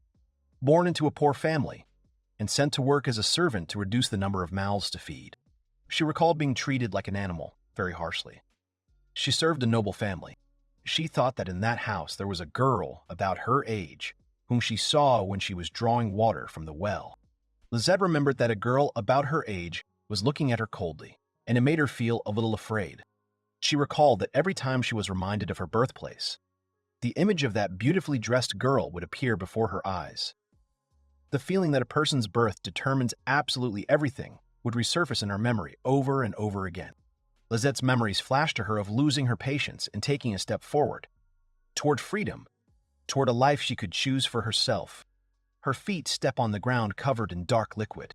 Ultimately, as the heroine recalled, her path to freedom led to her participation in a murder case. Her own frightened face appeared before her inner gaze. The memory ended and the scene returned to the present. Liznette stood silently in place, her head down. The heroine remembered how she once stood on a mountain of corpses, overcome with pain and loneliness. Then she told herself that no matter where and how she died, she would have no regrets. Liznette, without raising her head, said with grim resignation that her life was meaningless. She thought about how this was karma. She never imagined that her end as an assassin whose job it was to take lives would end with Shinigami himself coming for her. Shinigami, looking at her, said that now the second part has begun, and that's all. Shinigami continued, talking about what kind of life could await her in the future. At this time, Liznette, having gathered her strength, rose to her feet and took a fighting stance. She responded with bewilderment that her life here was being interrupted, not accepting Shinigami's words about the future. Liznette looked at the demigod and thought about what he was talking about. She recalled that after the murder case was closed, the noble families continued to use her, causing pain and humiliation, as shown in the background where the man pulls her hair. She continued that she was sent to Geyal, the first prince of the empire, and that the situation had not changed since then. Liznette remembered running away, always dreaming of freedom and hating all restrictions. She jumped over the fences, remembering those moments and thinking about how she ended up trapped in restrictions again. She wondered, what if the place where she ended up? She looked up, wondering what had happened. The heroine remembered how she arrived at this farm. She stood by a tree and watched the village from afar. Liznette thought that although the farm was not economically rich, its nature was much richer than that of the city. She remembered that people find happiness even in this simple, humble life. Liznette looked towards the door with a slight hope and uncertainty. The heroine approached the door and thought about what if there was someone who would accept her as she was. From that moment on, she began to dream of a quiet life on this farm, reaching out to the door with the intention of opening it. Despite the uncertainty and fear, she opened the door. The memory of her desire to live peacefully on the farm is interrupted. It seems to be shattered before it can be realized. Her memory is interrupted, and Shinigami screams at her to forget it. Shinigami said that thinking about the future and the past on the threshold of death is pointless. Liznette looked through the broken mirror. At that moment, the demigod compared the soul to a dish to which the finest spices were added, and clutched his scythe tighter. He raised his scythe and said his parting words, looking at Liznette's small body in front of him. Liznette, overcome with tears and rage, said that she was fed up with all this, and refused to put up with it. She looked at the raised scythe, and her companion, instinctively feeling a threat, wanted to get closer to her, trying to protect her. Just as she raised her hands in an attempt to defend herself, someone suddenly appeared next to her. It was Gale, who stood between Shinigami and Liznette, raising both hands to hold the scythe. He, still holding the scythe in his hands, turned his eyes back and looked at her. Shinigami looked at him with bewilderment, and the heroine was surprised that he was alive. Liznette asked him incredulously and astonished how he could move under such pressure. Gale was surprised and asked what the pressure was. At that moment, the cursed bracelet activated. He smiled and said that the cursed objects were very convenient. Shinigami was very surprised and irritated. The demigod asked why the hero was here. The hero, also irritated, replied that it was him again. His rival was annoyed that Gale appeared wherever there were undead.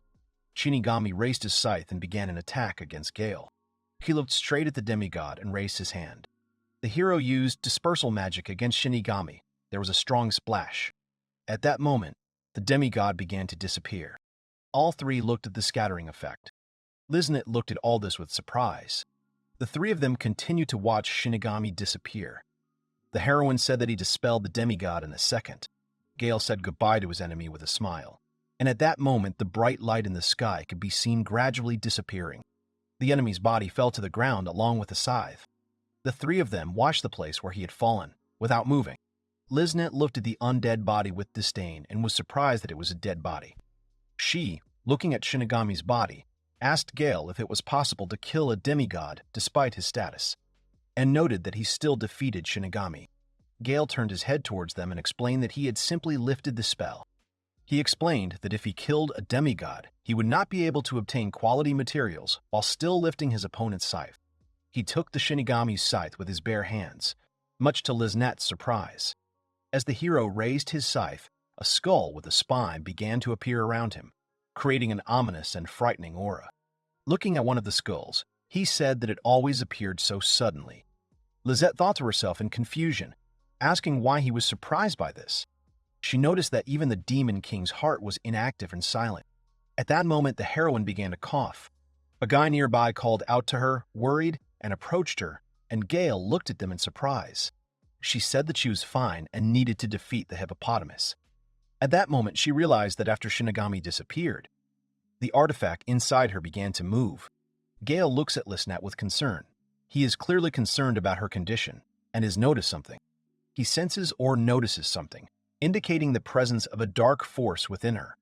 Liznet is in the foreground, kneeling, holding her hands to her chest. She straightened up with difficulty and weakly asked how he knew this.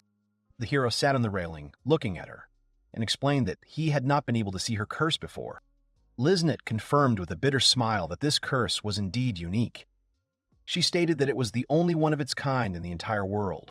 When Gale said that it was the heart of the Demon King, he himself looked shocked by his own words.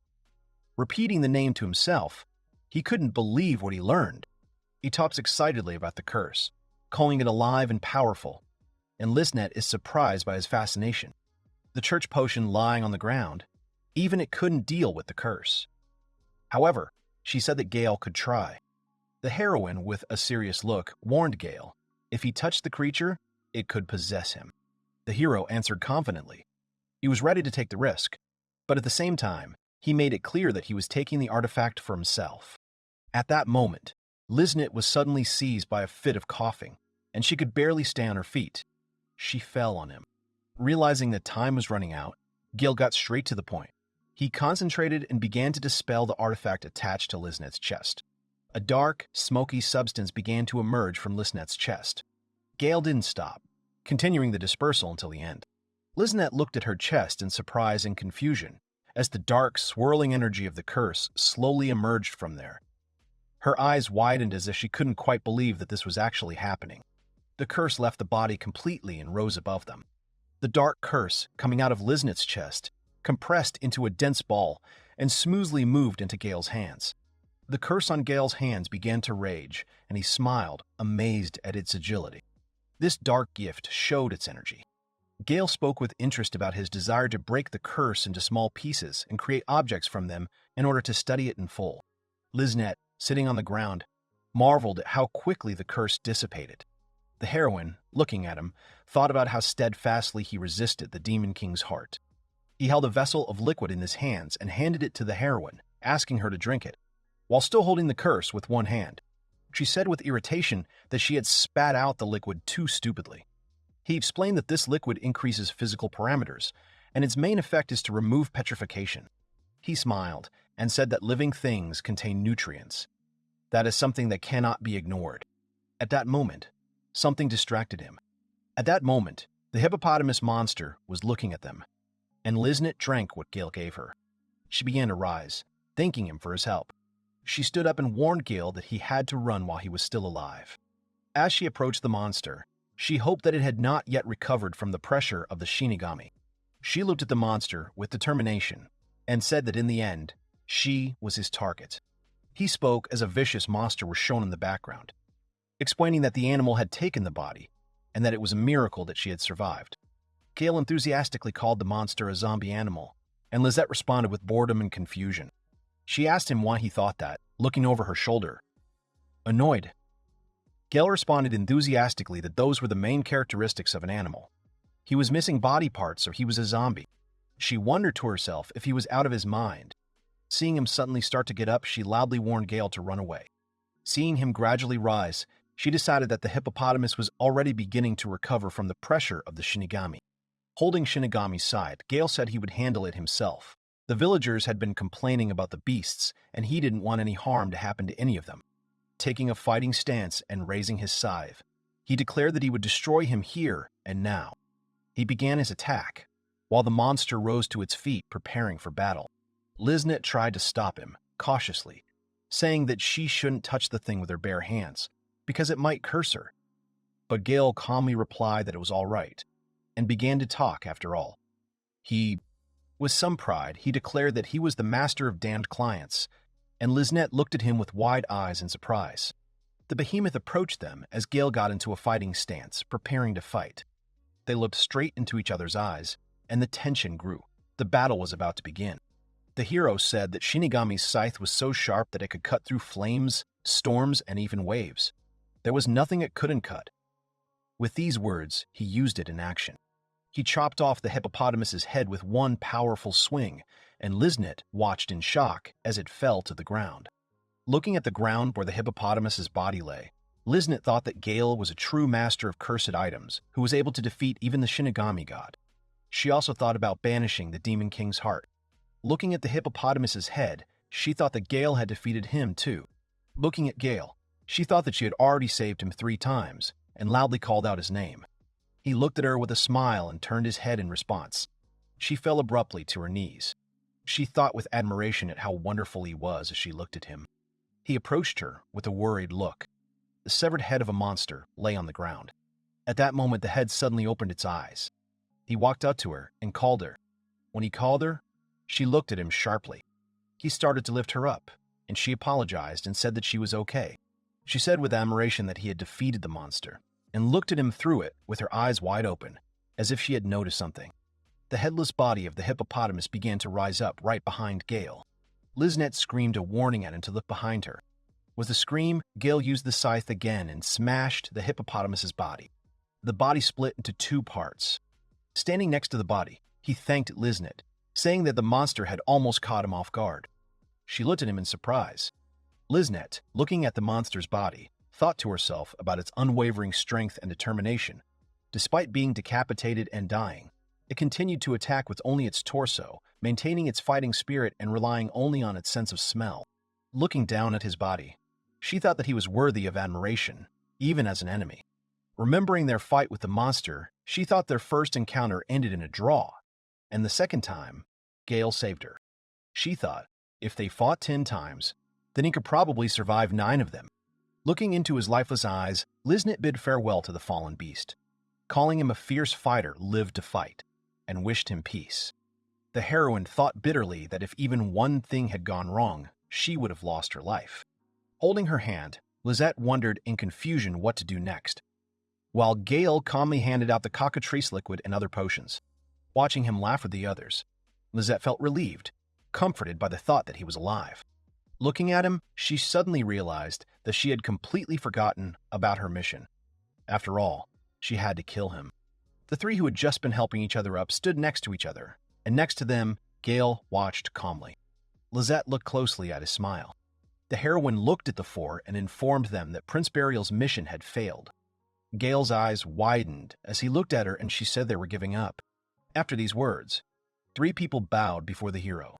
At that moment, when he was surprised by the sudden bow, someone called out to him from behind. Gale said Sharina's name in surprise, and in response, he heard that she was not alone here. A girl was looking at them in surprise. She looked from Gale to the other girl, wide-eyed, not believing her eyes. The girl, with tears in her eyes, thought to herself how happy she was that he was safe, and how much she wanted to see him. Gale looked at the girl in surprise, and she, looking at him, thought that the time until they saw each other seemed like an eternity to her. Without holding back her emotions, she rushed towards him, running to close the distance. Running up to him, she wanted to hug him, enthusiastically, thinking that she would never let him go again, because he was close, alive, and that was all that mattered now. Looking around, she noticed the corpse of a behemoth, a pile of undead, wounded mercenaries, and a bloody reaper's scythe. Traces of the battle she had just survived. Mora, almost overcome with emotion, was about to hug Gale but stopped. There was an eerie atmosphere around that made her freeze. The 2 girls exchanged impressions, noting that what was happening around them was so intense and dramatic. Gale, demonstrating the scythe, told Sharina that it was a very sharp weapon that could be used to make good farming tools.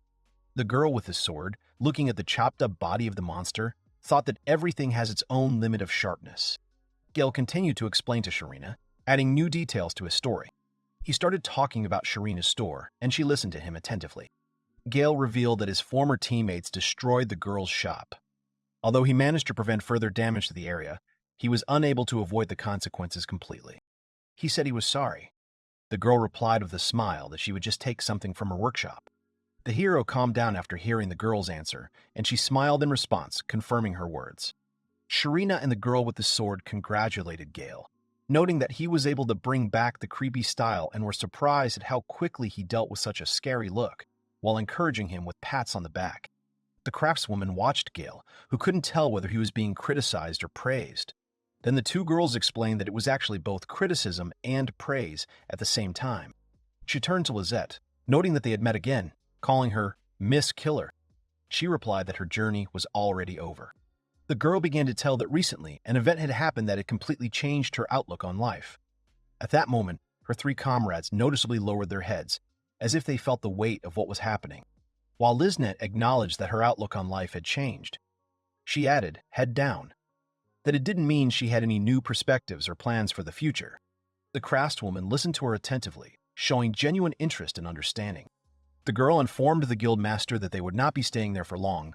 They needed to rest, as she and her subordinates were badly injured. In response, the craftswoman promised to provide them with clothes, food, and shelter until they fully recovered. Gale offered her and her team temporary work at his store so they could recover and not feel like a burden. The girl asked doubtfully if she was sure. The hero answered with a smile that the store was in a difficult situation now, and until it started working normally, he would not be able to pay much. Gale explained with a smile that Lizette would heal over time and that working as a salesman would not harm her wounds. She looked at him in surprise and with some hope. She thought, if there was someone in this town who would accept her as she was, then she would like to spend peaceful days with him. And now she couldn't help but wonder if her wish had come true. Looking at the ground, Lizette couldn't hold back her emotions. Tears came to her eyes. She bit her lip to keep from crying out loud. Seeing her tears, he instinctively took a step forward, looking at the girl anxiously. His hand rose slightly, as if he wanted to support her, but he froze, not knowing. He hesitated a little and began to walk in circles around her, carefully asking what happened, and if she was in any pain. She wiped the tears from her face and watched as he fussed, explaining that he was out of cockatrice fluid. She smiled at his kindness. Despite her tears, she laughed and said he was so stupid. Sharina watched their interaction, smiling quietly. She thought to herself that she had always known Gale to be kind, and smiled. She recalled that he was one of those who listened attentively even to the stories of the undead. But it's a little strange to me, she began, frowning. It was obvious that she was a little offended by something. She decided that she would tell him everything sometime later. Next to her, the girl with the sword laughed at her. She smiled and turned to the craftswoman, noting that all's well that ends well. The craftswoman nodded in agreement. Gale walked up to the three of them and tried to show them something. Seeing this, the craftswoman's eyes widened in surprise. The craftswoman began to question Gale and Lizette if this was indeed the heart of the Demon King. She confirmed it. Lizette explained that the Demon King's heart was divided into 6 pieces belonging to different empires, and that piece was hers. The girl said that Gale had helped her get rid of a piece of the Demon King's heart before it completely consumed her body. The master listened to her attentively. The craftswoman, looking at the item in Gale's hands, understood that even 1/6 of the cursed equipment with the essence of Polad demons was mortally dangerous. An ordinary warrior would die, and a priest would not cope with it. The craftswoman continued to think with a serious face. She thought that Gale was a true master of curses, capable of removing even such a dangerous power. Looking at his surprised face while he still held the artifact in his hands. Night had already fallen, and the craftswoman was thoughtfully reflecting on everything that was happening. With the first rays of the sun, an indignant cry was heard over the village. Someone loudly, almost irritably, shouted that they were an S-rank team. 4 guilty men are sitting in a small cell. They are very indignant and express their feelings with great indignation. One of the prisoners is clearly angry and asks with emotion what kind of unbearable and unacceptable treatment is happening to them at this moment. Meanwhile, the girls, calmly seated at the table, are having a leisurely conversation. Mora sighs deeply and tiredly, expressing her opinion that today this place is very noisy, but she hopes and believes that this unpleasant moment will soon come. Her interlocutor, resting, leaning her elbows on the table, quietly agrees with the girl. She realizes and understands that the wolf fang that was the source of this fight could not be simply released without any punishment or consequences. The girl is sure of this and feels the seriousness of the situation. She also knows and understands that it was for this very reason that an important meeting was organized in the city where the trial was planned. But suddenly, an unexpected intervention occurred, coming directly from the royal capital, which significantly changed the course of events. She reflects on how, due to the various debts that have accumulated, there have been requests to postpone the punishment of Cash and his entire group in the city. She agrees with the decision that has been made, but still deeply understands that they were under no obligation to carry out this order without question. The girl came to the conclusion that this was an amazing, completely urgent, and unexpected message from the royal capital, which is why they, albeit reluctantly, obeyed. The girl understands that they had the opportunity to refuse to carry out the order, given the official statement that all damages would be compensated. She fondly remembers that Sharina, who is the representative of the farm, temporarily suppressed her anger and calmed down. Gimme asks the girl if she thinks Gale is currently in his workshop doing something important. She says he was talking about having a moment of inspiration, and he's in a hurry to use it. The girl, noticing that her interlocutor seemed not to be listening, called out her name. Gimme, lightly poking Mora on the nose, jokingly asks what is with her serious expression. She wonders if it is because she does not see Gale at the moment. The girl, blushing, denies her words and, embarrassed, asks why she is talking about this. To which her interlocutor at the table tells her not to worry, because she understands what the girl is talking about. Mora becomes even more embarrassed and, changing the subject, says that this quest turned out to be interesting, and she will go and kick him out right now. Gimme smiles, holds the paper in her hands, and understands that what a girl is not straightforward in such situations. Both women agree with this and have no doubt that there are people who will not be outraged even by the heart of the Demon King. The girl says that it is quite common that if a person has outstanding skills and special talents, then he inevitably becomes popular and attracts attention. She honestly admits that, to some extent, she can understand why Mora and Lazunet are in love. Her face lights up with a sincere smile, and then she becomes a little sad. Raising her head and looking with confidence, she says that the woman who truly desires him is, without a doubt, herself. She tells how their clan of dark elves was cursed by the Demon King himself, and because of a terrible 1,000-year curse, they are now on the brink of extinction. The girl realizes that it is time to be strong and not let their clan disappear. She remembers the fragment of the Demon King's heart that they so desperately wanted to obtain, and which, fortunately, fell into their hands. The woman reasons that there is also a person who can remove this terrible curse. Gale, doing intense work, says that he did not sleep or rest, but continued to work without any breaks. The guy is happy that the time for completing his work is near. The man proudly shared that he had improved the Demon King's heart, and it was truly a unique and rare artifact. He realized that the material that had fallen out had the property of suppressing the Demon King's heart, and naturally used quite a large amount of it. The guy says that thanks to the opposite factors, he was able to completely suppress all the shortcomings of the Demon King's heart without affecting its outstanding advantages. He realized that he could only weaken the negative aspects, but in addition, in order to restrain the wild tentacles when equipping, he cast many small spells. The man explains that he successfully suppressed the appetite that caused the artifact to absorb the owner's life energy. The guy then takes out the finished artifact and says that this is the heart of the Demon King, an improved version from Gale. Standing by the stove and smiling broadly, the boy is genuinely happy with his achievement.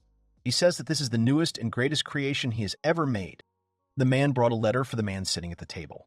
He read it carefully and, indignant, asked what it was, whether it was really a letter from Liznit. The letter said that she was resigning due to personal reasons. The man was very indignant, stood up from his chair, and loudly asked what happened to her Demon King's heart that he had given her. Suddenly, he looked at the letter again, noticing something. The letter said that she took 1/6 of the Demon King's heart as severance pay. The man fell to the floor in shock, wondering what kind of severance pay. The man says that after reading Liznit's letter, Prince Belial's face turned pale, and they say he looked worse than any undead in the area. The night girl and the princess look at the bound culprits in front of them, angry and indignant. They are clearly ashamed and look away. The princess addresses the sea crank group Wolf Fang. She admits that she suspects that they haven't realized everything yet given their happy, unhappy faces. She says that she's been keeping them under surveillance all this time. The girl admits that she knows everything that happened. She says that she doesn't know who they think they are to destroy a personal store and gather all the guards. The girl speaks.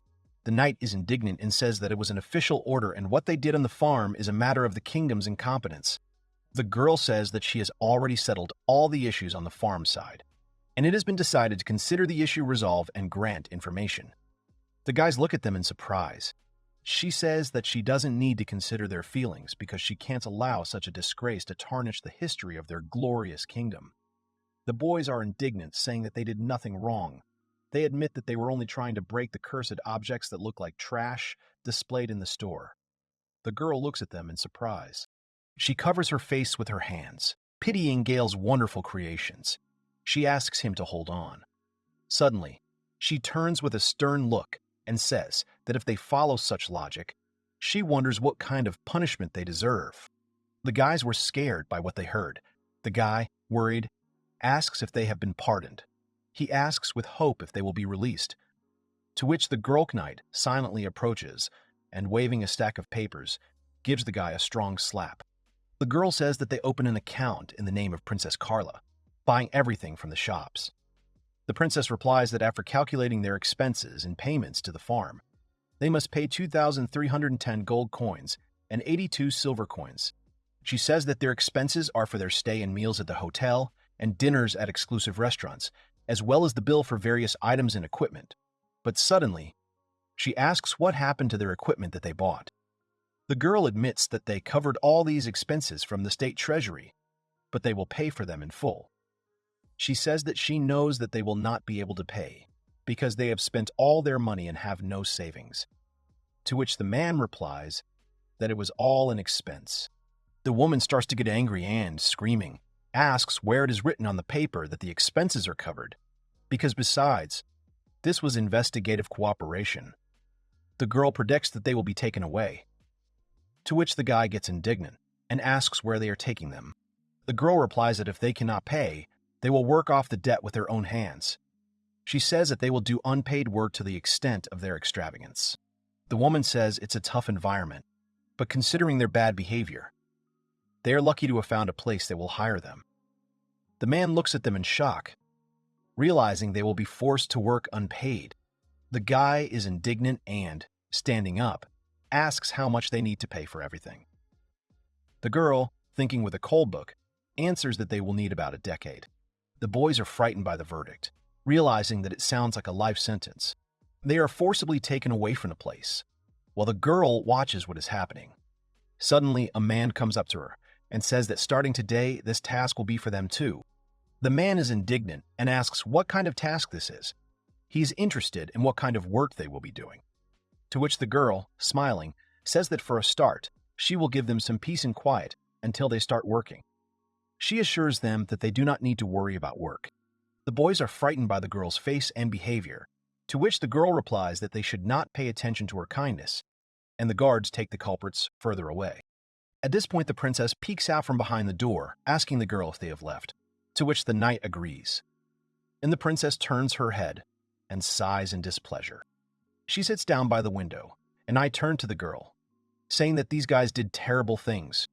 The princess closes her eyes and, smiling, admits that they were useful after all, so she spared their lives. The girl opens her eyes, looking out the window. Looking ahead, the girl raises her palm up. She agrees, thinking that Gale Hamilton is in the farm corner. The girl insists that she has finally found him. She clenches her fist, a sign that the guy is now in her arms. The princess smiles, saying that she was just thinking about where she should go on an expedition. The girl turns to Vivian, saying that she needs to contact her father, to which the woman looked at her in surprise, not believing her words. The girl turns to her, smiling broadly, and placing her hand on her heart. She admits that it is time to pay more attention to agriculture.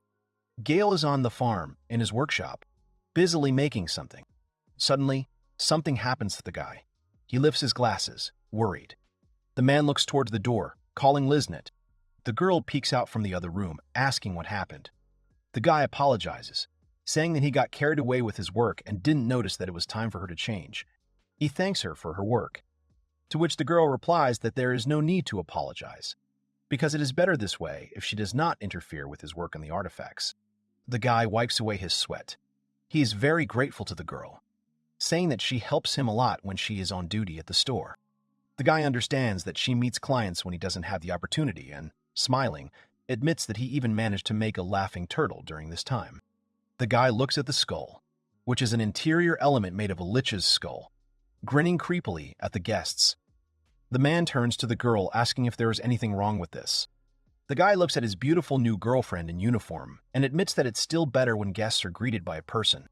The girl is embarrassed and worried, admits that this uniform is from the bar where she once worked part-time.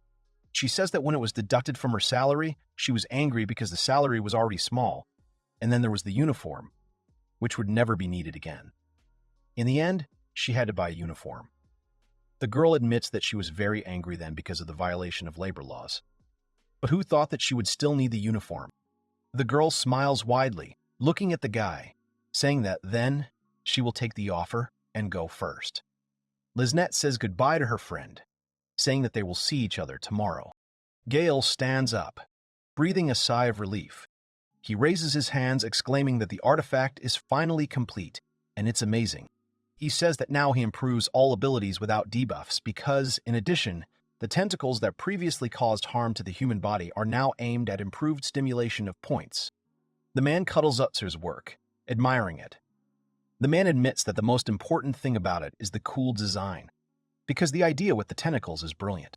He looks closely at the artifact, saying that of course it is cursed, because unlike normal curses, this one is accompanied by a musical solo, and sometimes he speaks to the owner in a quiet voice. The guy dances like a skeleton, admits that being alone, he will never get bored from loneliness. The man is surprised that this ability is only 1/6 of it. The guy understands that the world is so big, and there are probably many more interesting things in it. He looks out the window and smiles widely, realizing that there are still many amazing artifacts unknown to him. The man decided for himself that now he will look for new materials and create more and more artifacts. The guy looks at the monster's head, realizing that since the improvement is finished, he needs to create something new from this thing. The young man, lost in his thoughts, carefully examines all of his ingredients, carefully sorting them out and wondering what he should use to refine the mysterious and alluring Demon King's heart. This question makes him think about what he is going to do with it next, because he should get other materials as well. The boy realizes that if someone wants to buy it, he should think about selling it, but for now he will put it on display. The boy wonders if the Demon King decided to improve something like this, since ordinary dangerous things like this are either destroyed or sealed. The boy asks himself why he thinks so, since this is his hobby. Suddenly, the man, completely absorbed in his thoughts, notices something behind him. He turns around abruptly and is surprised to see a girl in front of him, who is clearly thinking of something. This moment of surprise and anticipation creates a tense atmosphere. They look into each other's eyes for a while, taking in the situation, not daring to take any action, as if time had stopped, leaving them alone with their own thoughts and emotions. The man, having come to his senses, is suddenly frightened by the sudden and unexpected appearance of the girl, to which the girl, with a sly smile, looks at him and, as if in greeting, happily greets him. The guy, frightened, quickly leaned back and asked the girl why she had appeared here so suddenly and unexpectedly, to which the girl replied that it would have been better if he had asked, since when exactly she had managed to appear here, next to him.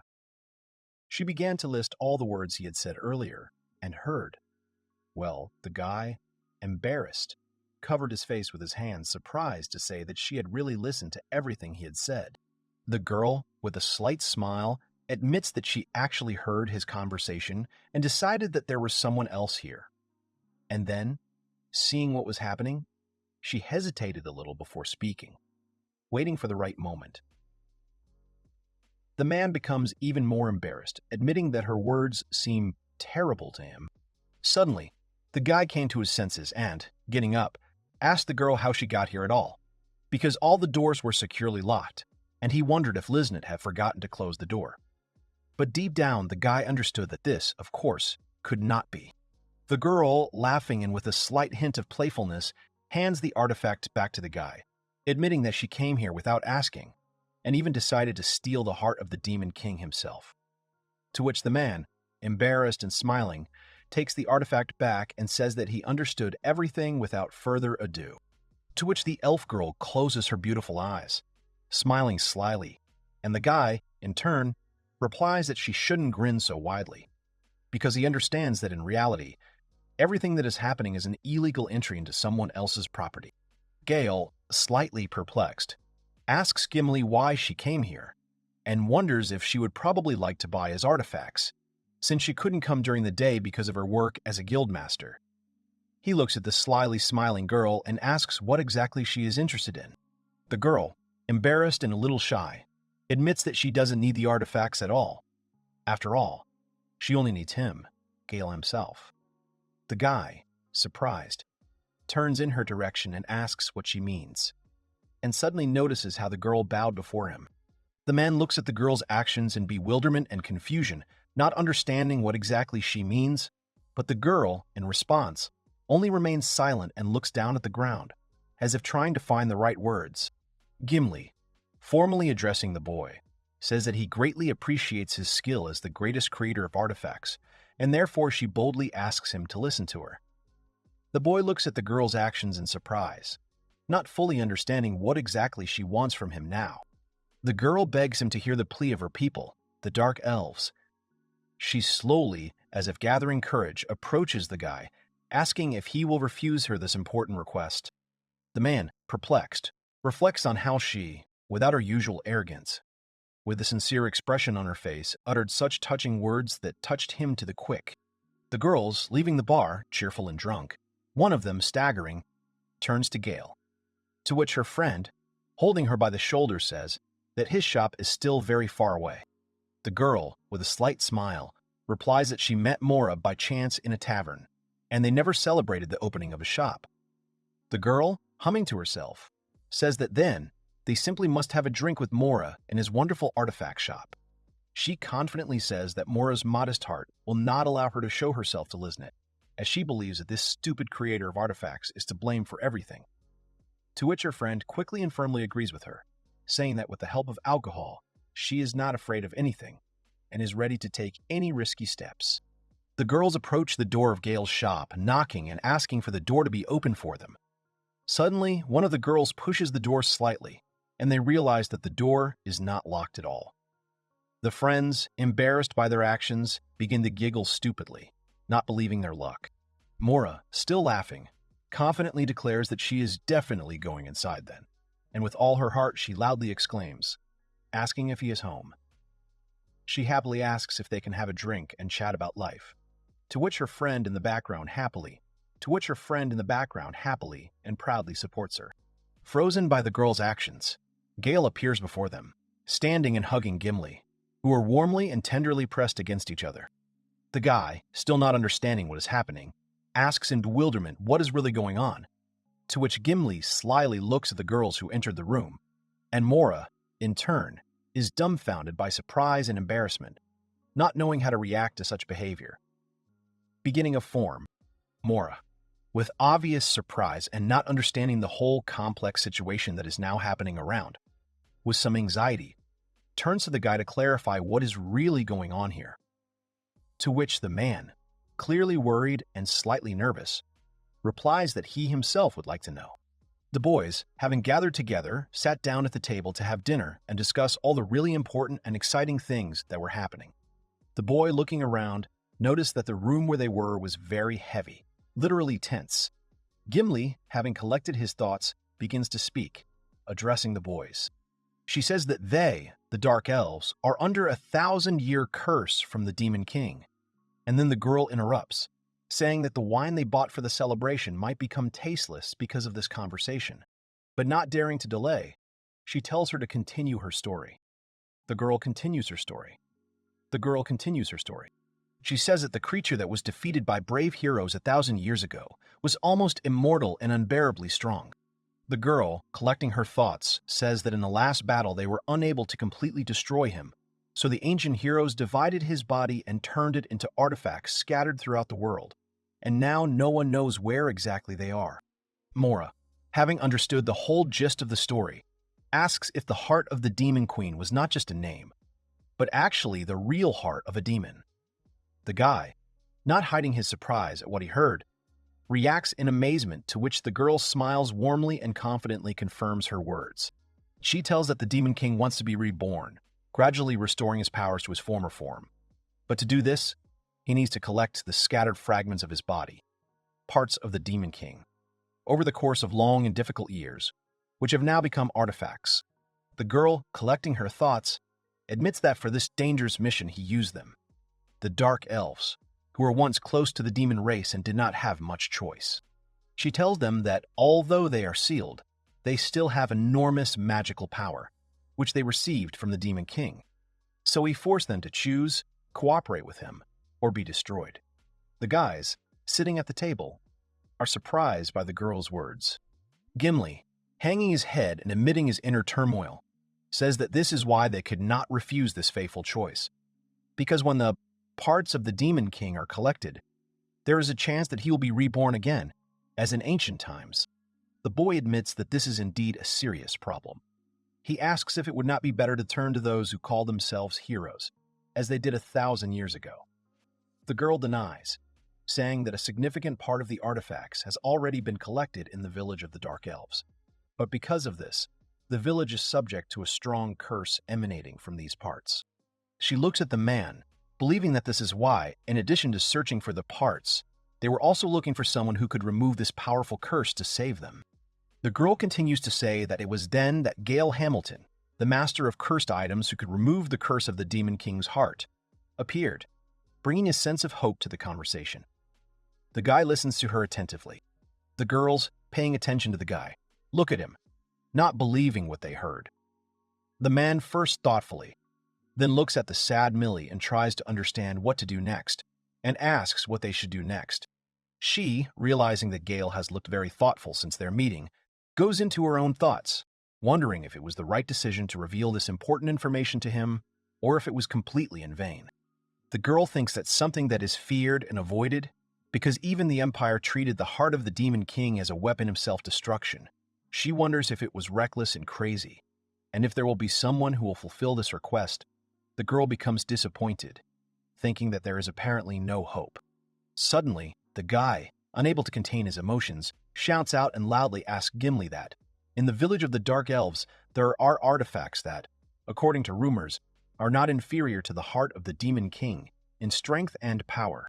The girl confirms the guy's words. She says that all the artifacts from the Demon King's parts collected in their village are comparable to the heart in their immense power. The man, enthusiastically getting up from the table, happily declares that he must definitely try to use them. The guy clenches his fists and says he has a feeling that with these artifacts he can create something great. Suddenly the guy takes off, declaring that he feels a real surge of inspiration. The girls, opening the door, note that this is amazing for him. The power of these artifacts exceeds even the horror of the Demon King. Gale says that for the hero this may not be just a typical excursion. The girl notes that they, the Dark Elves, did not swear allegiance to the greatness of the demons, because it is rather a feeling that they once joined humans and demons in a war against it. She says that for them, it was just one of the interracial conflicts in the past. But now, after the defeat, they live without much hatred. The girl says that since humans are short-lived, they quickly forget, so almost none of them have negative feelings towards Dark Elves anymore, because many have even forgotten that they come from a demonic race. What kind of rock does Gale come to girls? Mora says that the very existence of the Demon King has become something of a fairy tale for non-humans, to which her interlocutor agrees.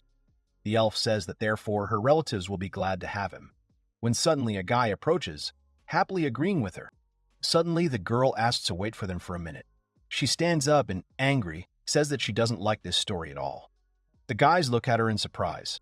She looks at Gimli with a stern look and says that she does not trust these elves, to which the girl only smiles slyly at her. Sharina admits that they have known each other for quite a long time. She asks why she has been silent all this time. If she hadn't accidentally dropped in here with her friend this evening, she would never have found out about this at this very time. The girl bares her teeth, to which her interlocutor continues to tell her story. She says that information about the Demon King's parts is a top secret outside the village, and threatening it is strictly forbidden. So before telling Gale everything, she carefully tested his abilities. Sharina starts to get even angrier, baring her teeth. Suddenly, the guy standing next to them felt déjà vu. Sharina couldn't resist, taking a sip from her glass, asking the guy how he was doing and if he liked Farm Edge. The man, not understanding, asks her what kind of sudden questions these are. She says she just meant how good life is here. Has he settled in? To which the guy replies that it's a nice town, and it has good food, and several suitable dungeons, and no shortage of undead materials, because that's very important to him. The girls just look at him in surprise. The guy says that if only the goods from his shop sold better, it would be quite good. Sharina says that despite the sale of goods in the shop, thanks to Gale, the infrastructure of this city has become more interesting.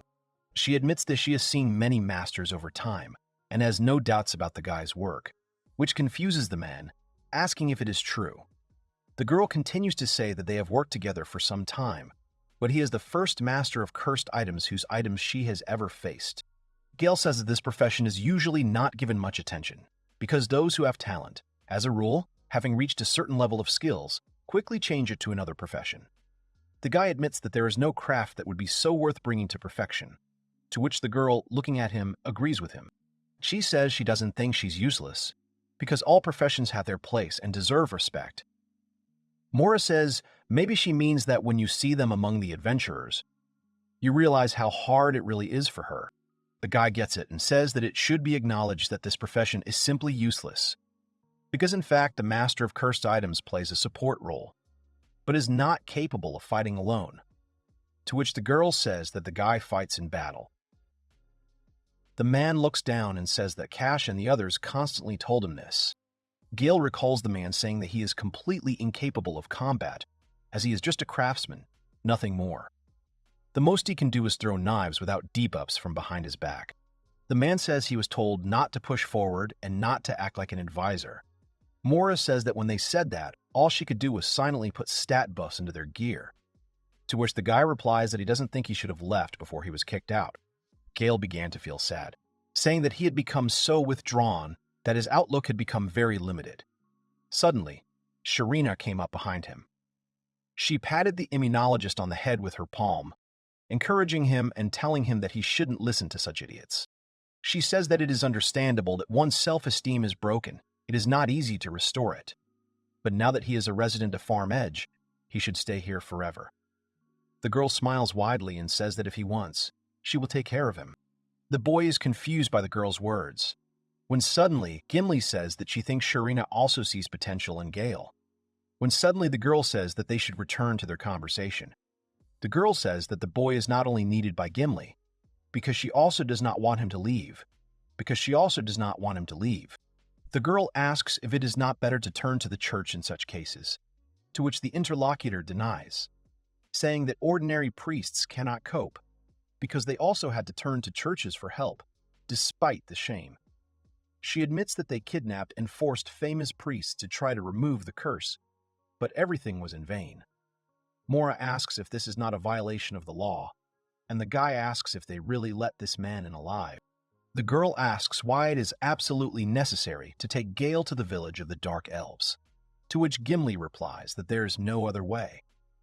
Sharina notes that the guy is a very valuable specialist, so he should not be exposed to danger. She asks Mora that therefore there will be conditions, to which the girl agrees with her. The girls stand behind the guy. Mora says that she will also join the mission as support. Sharina, picking up on the situation, confidently declares that she will be a vanguard fighter. The boy is surprised by the girl's words and, turning around, asks what this means, to which Gimli quietly chuckles and asks if they really want to create a squad of 4 to lift the Demon King's curse. The man sighs and closes his eyes, saying that it makes him happy anyway. Then Sharina, gathering her courage, asks to be allowed to reintroduce their new group. The girl lists the names of the group members: Sharina, Gimli, Mora, and Gale. Sharina raises her glass in a toast, saying that she wants to wish them success in their new endeavor. The newly formed group clinks glasses, rejoicing at new beginnings and future events. The guys smile broadly, knowing that they are now very dear to each other. The guys spend the whole evening having a good time at the table, eating and drinking various drinks. The guy, looking at the happy girls, notes that when he was in the squad with Kashi and the others, he was rarely invited to drink like this, simply and calmly. And suddenly Mora comes up to him from behind, and, with a dazzled look, asks the guy if he's had too much to drink. She worries about him and asks how he's feeling, to which the guy sighs slightly, saying that she's fine. The man realized that it felt like an eternity ago, even though it hadn't been that long. Maybe the guy should turn to the girls, saying that some things need to be taken on the trip, and some left in Raqqa. But in any case, they need to make new cursed items, to which Mora declares that she is counting on him. Gimli returns home late at night. She climbs the stairs, heading to her room, and lies down on her bed, wanting to rest from a hard day. Suddenly, it seems to her that someone is talking to her. To this, the girl apologizes and says that she is very tired and asks to take it with her. The neighbor turns around looking at the chest, thinking that there is a huge amount of money in it. But it radiates an ominous aura and seems to curse everyone who touches this wealth. The girl looks at the lady lying on the bed and asks if she is sure. Gimli admits that she heard that she made great efforts to carry it out of the village, to which Gimli replies that all her efforts were in vain. The girl says that the master of cursed items, Gale, is a really strange guy. She says that if the girl wants to take these treasures, then in any case, everything went well. She orders her to go ahead and prepare everything for the meeting. The girl says that she sent her regular reports to the desk and hands her a stack of papers. Gimli picks up the sheets, and after reading them, she realizes that the monsters have become active, and thinks that she seems to have something to do with everything that is happening. As soon as the girl finished reading the letter, she was overcome by a blue memory. Gimli said that she remembered the contents, so everything will be fine. Because suddenly the attacks of the cockatrices were activated, the behemoth went mad and even death itself intervened and is waiting for part of the Demon King. The girl recalls all the early events that happened and realized that it was all somehow connected. She says that this was to be expected, because the king could not behave quietly for 1,000 years, and there is no doubt that there is something behind all this. Gimli realizes that she needs to find the best solution using the information from the Guild Network and the Dark Elf Intelligence Network, because Gale is a master of cursed items and his abilities are at the highest level. But he is too unpredictable. The girl writes that his fighting skills are about 0, but his curses can destroy even extremely dangerous creatures, because he is both weak and incredibly strong. Having written this, Gimli breaks his pen out of anger. The girl, cowering in anger, says that this is a contradiction. She understands that it would be an impossible task for her alone to safely escort Gale himself. So she understands that it is good that she was able to include Sharina and Mora in the group. She understands that their entire journey lies mainly along roads, then down the river, and then they will need to cross the inland seas by ship. And then they will need to overcome a dense, dark forest. Real horror and danger. The girl understands that if they go there without preparation, they will die on the road before the 1,000-year curse, and there will be nothing strange about it. Gimli turns to his mistress Minerva, promising that he will definitely deliver Gale to her. Gale approaches Lisette, telling her that it's time for him to go, to which she replies that if her wound had healed, she would have definitely gone with him. He tells her that it will take some time for the Demon King's curse to completely leave her body, so she should focus on her recovery, to which she sincerely thanks him. The guy looks at his artifact, saying that he made an improved version of the Demon King's heart from the artifact that Liz once wore, but now it won't randomly attack its owner. But the man admits that he still hasn't fully studied it. The guy says that an ordinary person only needs to touch him for the curse to destroy his soul and body. Gale realizes that this is a truly terrible curse. Gale addresses Lisette, saying that the store is his soul and is as important to him as his life. He says that he will be at peace knowing that Liz will be there, but admits that his only concern is that all the goods may run out before he returns. The man turns to the girl, saying that in that case she should just take pre-orders from customers and promise to make additional batches later.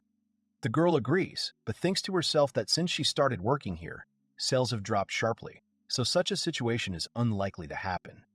The girl sees the guy off, waving. She understands that despite the fact that he's about to face such terrifying curses, he is still so inspired. The girl admits that Gale Hamilton is truly an unusual guy. She looks at him with a sincere smile, wishing that luck will always be with him. A guy is walking through the city when suddenly girls notice him. And Mora calls out to the man. The guy who notices his girlfriend waved to her with a warm smile. Shalina says that everyone is here.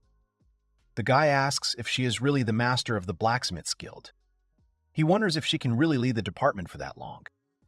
The girl replies that the guild will not fall apart because one of them leaves for a while. She turns her head and notices Gimli walking towards them. The girl tells her not to forget about their agreement because she convinced the Belgians to agree only on this condition, to which the girl straightens her hair, saying that she remembers this.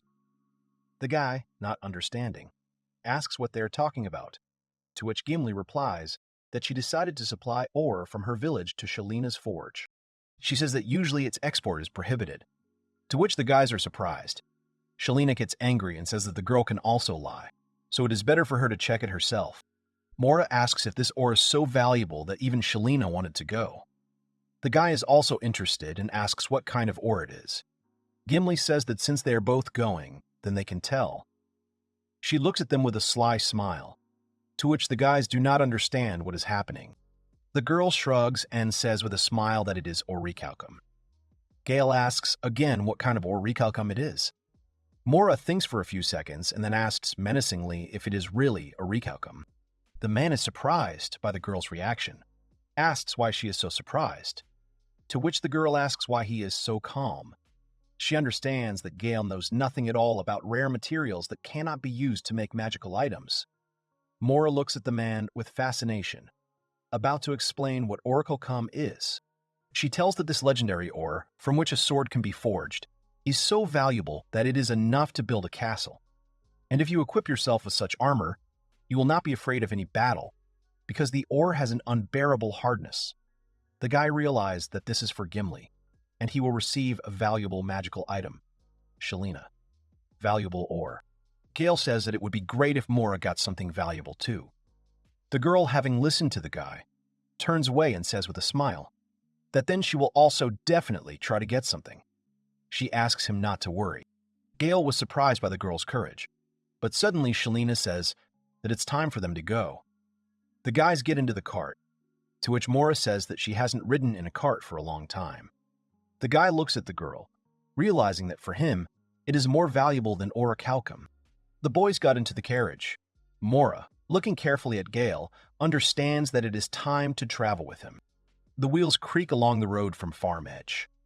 A caravan of several wagons heads northwest to a huge city far from the kingdom, to the trading city of Ablince, close to the Empire.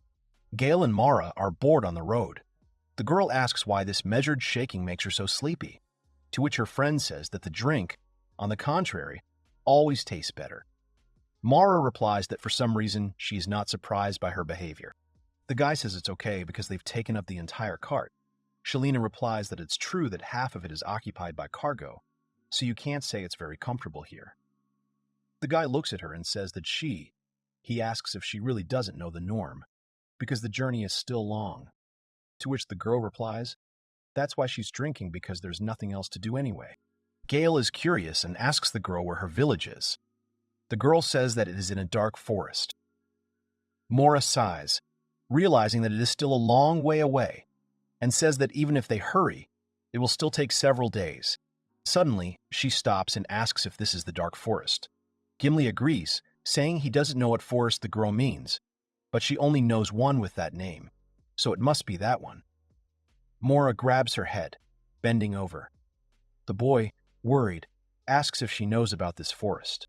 The girl gets angry, asking if this is not the same legendary forest where the army of the kingdom perished, to which Gimli replies that this really happened. She says that this is not a legend, but a historical fact. After that, the girl asks if this is still the same forest where the ancient dragons slumber. Gimli replies that this is not true, for in fact they are not dormant, but actively building nests. The girl, hearing this, begins to curse, asking if this is not the forest where anyone who enters will not return alive, and asks if she really wants to take them to the forest of death. Gimli says that it seems that the army of the realm was devoured by the ancient dragons, and admits that she saw them hunting humans for their young.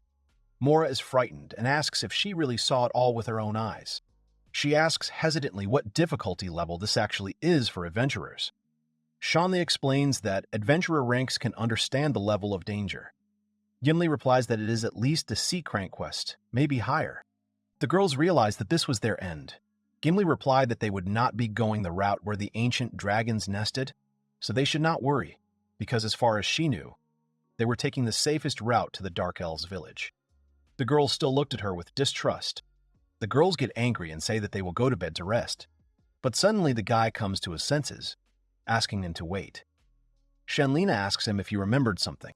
Gale says that if they go that route, they will meet many undead from that dead army.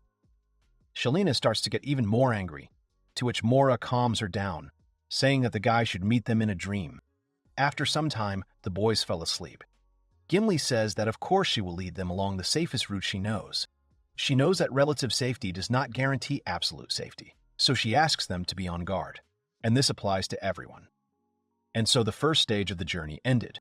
Gimli, full of joy, wishes for the boys to wake up and tells them to get up, because this is where they will change seats. The boys get off the cart and see a large ship. The girl says that she's made some arrangements for the journey, and warns them that when the cargo is laid out, they should sit down as if in a cart. The guy wonders if she booked a ship in advance. The girl happily agrees, saying that, unlike the cramped carriage, the ship will be more comfortable. Mora and Gale exchange joyful glances. Gimli says that they will sail further along the Cactus River, a large river that flows near the agricultural cities. The boys, approaching the ship, exclaim that they are glad that they will begin new adventures. Gimli called out that they were boarding the ship quickly. Shelina asked not to push, because she would not run away. Gale set out on his first voyage, as did Mora. Stepping onto the ship, the young man said that it was rocking quite a bit. The dark elf said that it always happened like that at first. But once they sat down in their seats, they would stop feeling it. The sails filled with wind, and the ship smoothly began to move away from the shore. The ship majestically unmoored from the pier and set off on a long voyage. Mora said that sailing was much more pleasant than sailing under the scorching sun. The master believed that the measured sound of the waves had a special calming effect, helping to relax and forget about all worries. Gimli stated that it seemed they would soon reach their destination. The team gathered around the map, carefully studying every corner of it. They wondered if the map was made by the guild. The girl replied that it was not actually supposed to be shown at all, but an exception was made for them. The mage mused that acquiring such information from the guild must be quite expensive. Gale noticed that there were various markings on the map. Gimli explained that these markings were made by hand. The guy was genuinely amazed to find detailed information about underground passages and valuable artifacts on the map. His guesses were immediately confirmed. He was surprised that such valuable information was being shown to others. He was told that such information was strictly classified and was provided only for a separate fee. The magician expressed her admiration for the opportunity to become familiar with such unique knowledge. She solemnly announced that this map contained almost all the information the guild had on the surrounding regions, and even more. Shelina noticed that the map was old and included territories that she herself had never visited. Her companion next to her raised her eyebrows in surprise upon hearing such a confession, because it turned out that even such an experienced researcher did not have all the information. Gimli began to explain, repeating what she had said earlier in the wagon. There were several routes to the Dark Elf village. She emphasized that the party should take the relatively safe route, despite the fact that it would take considerably longer. Shelina asked the girl what route she would choose if she were to go alone. She unexpectedly replied that she would go straight ahead, causing genuine surprise among those around her. The girl added that she intended to pass unnoticed past the border fortresses. It immediately became clear to the team that such a stunt was far beyond their abilities.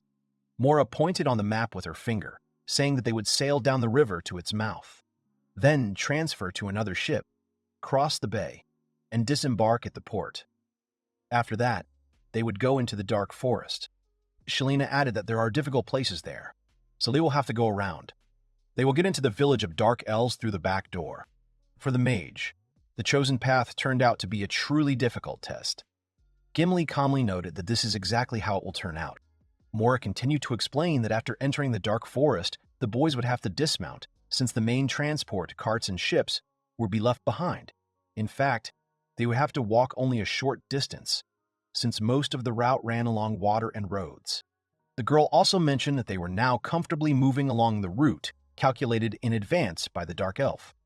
She confirmed the correctness of the chosen course, noting that thanks to this, the journey was easy and pleasant. Gimli came to the conclusion that this expedition represented a unique chance to lift an ancient curse that had weighed on generations. Her companions supported her opinion, recognizing the historical significance of the mission. The girl looked at Gale and thought that he was the one who would have to remove the ancient curse, so he definitely had to get to the place in the best physical shape. The boys began to take an interest in the castle symbol depicted near her village, and noticed that something unusual was in the middle of the forest.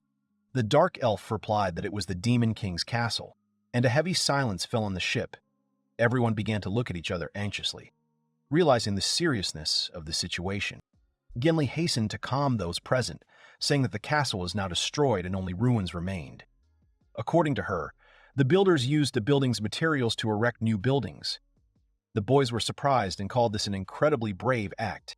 Mora noted that the Dark Elf village was located at the foot of the Demon King's old castle, and given the close relationship between the Demon King and the Dark Elves, this circumstance should not be surprising. Gale noted that looking at the map, it becomes clear that the sea is truly huge. The magician agreed, emphasizing that this is a long-known truth, understandable to every child. After all, the sea is so big that no one can dispute this fact. They noticed the center of the map, where a giant squid was depicted. Shalina was amazed to learn that squid lived in those waters. She suggested squid fishing, adding that the shellfish could be cooked and enjoyed with a good drink.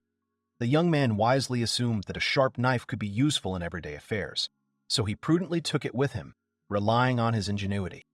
The girls were sincerely happy with this decision, because they knew that he masterfully prepared delicious dishes, turning ordinary products into real culinary masterpieces that could please any appetite. Gimli remarked that, while it was reasonable to suggest that a knife would be useful, such a large squid would hardly be suitable for a simple snack. The other participants in the conversation became interested and asked her to clarify what exactly she meant by her remark. She said it was a sign of the Kraken.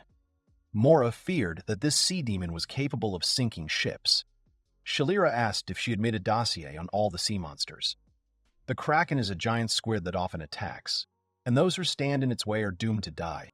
The boy thoughtfully asked what to do if they suddenly had to come face to face with this terrifying creature, and whether there was any shelter at all that could save them from inevitable death. The girls trembled as soon as they imagined it. The magician screamed loudly that she did not want to die at all, and insisted on returning immediately. Gimli tried to calm the others down, urging them not to panic, while the two wondered out loud if they would somehow manage to avoid the Kraken, and how well everything had been planned before starting the journey. The Dark Elf added that this was a common trade route, regularly traveled by numerous ships, often without incident. She hoped that their ship would slip through.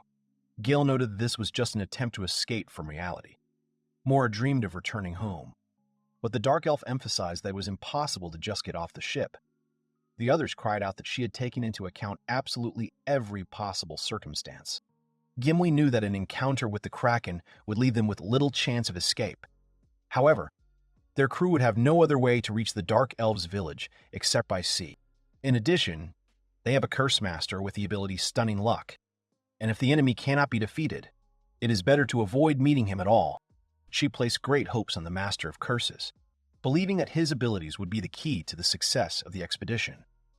Meanwhile, the owner of magical powers himself was in complete relaxation, enjoying the warm springs and completely forgetting about all the dangers of the upcoming voyage.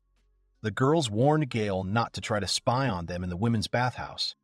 To this, the guy casually retorted that even if he wanted to, the high walls made such an undertaking impossible. He called it pure bliss and did not expect to find a hotel with hot springs on his way. The men noted that it was obvious that the young men liked it here, and added that here you can enjoy alcohol and bathing at the same time. They continued to say that where people gather, money and resources are concentrated. This is where boatmen mainly stop, transporting goods along the river. There are many inns along the Cactus River.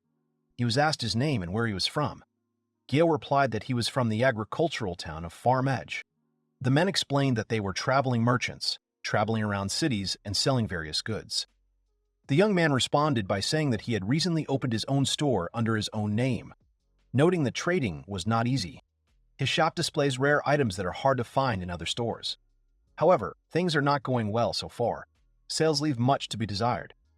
One of the interlocutors noted that worthy goods do not always find their buyer. He also emphasized that simply having good products and the ability to produce them is not enough. The main secret of successful trade is the ability to correctly announce your product and attract buyers. Gale found the advice valuable and promised to take it into account in his work. He then clarified that the store was currently being looked after by a girl with health problems. On the one hand, it's good that the girl isn't so busy with work. They said that the guy left his wife for trade, hinting at the difficulties of family relationships. The guy explained that he went for goods, but the woman is not his wife.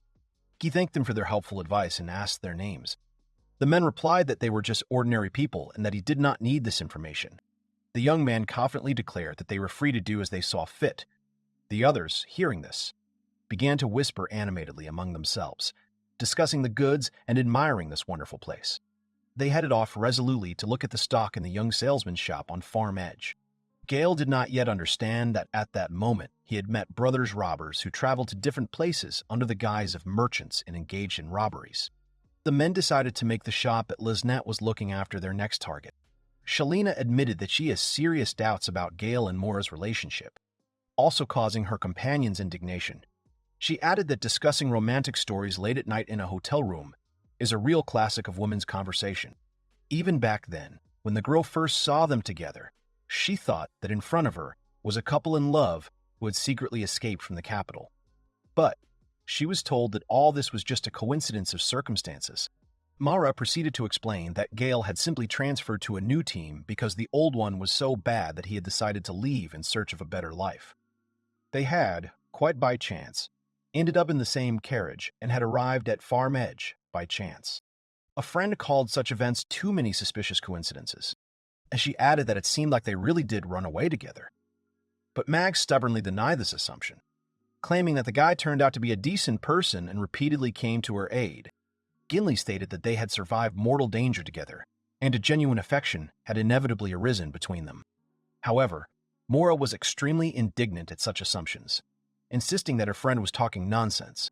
She continued to insist that if the nature of their relationship had to be explained in detail, it meant that they were just loyal comrades. The magician jumped out of the water and loudly exclaimed that they were just comrades. However, her friends looked at her strangely and felt a change in mood. Gimli noted that, therefore, the other girls also had a certain chance of winning the heart of the young man. And Shalina expressed the opinion that Gale was very talented and could probably become a worthy successor to their guild. Mora was shocked by such a statement and was well aware of what it meant to become the successor of the Blacksmith's Guild. It was tantamount to adoption. Understanding the full significance of the situation, she turned to the last participant in the conversation and asked if she wanted to become this guy's mother. Shalina cried out that no one here was a mother at all. The mage explained that elves and dwarves lived longer than ordinary people, and she was worried about the significant difference in years. Then the first rudely ordered her to shut up, and then turned to Gimli with bewilderment, asking the reason for her joy. The girl continued, saying that this young man was attractive even to the eldest of them, especially recalling the night when they visited the young man's shop, and reminding that it was then that the latter was going to take some steps. Gimli said that she found Gale an attractive young man, but if the other girls openly expressed their firm intentions regarding him, she would not object. After all, she had long been accustomed to patiently waiting for her happiness. Is this comparable to the weight of a 1,000-year curse? Mora insisted that she and Gale were just friends. Then the girl suggested taking advantage of the moment spent in the hot springs and enjoying alcoholic beverages, although drinking while bathing should be done only in moderation. The mage sat with a glass of sake, thinking about her own words spoken earlier, about how she and the young man were just comrades, and she thought that until he himself showed interest in her, they would remain friends. While the young man was on a long journey, not a single customer crossed the threshold of the shop left in the care of Liznette. The girl was inexpressibly bored. There was emptiness all around, the store was wide open, but the customers seemed to have evaporated. There was a sudden loud noise, and Liznit was instantly overcome with a wave of panic. The skull, bursting into laughter, suddenly broke loose and fell rapidly downwards. For the girl, what was happening looked extremely unusual.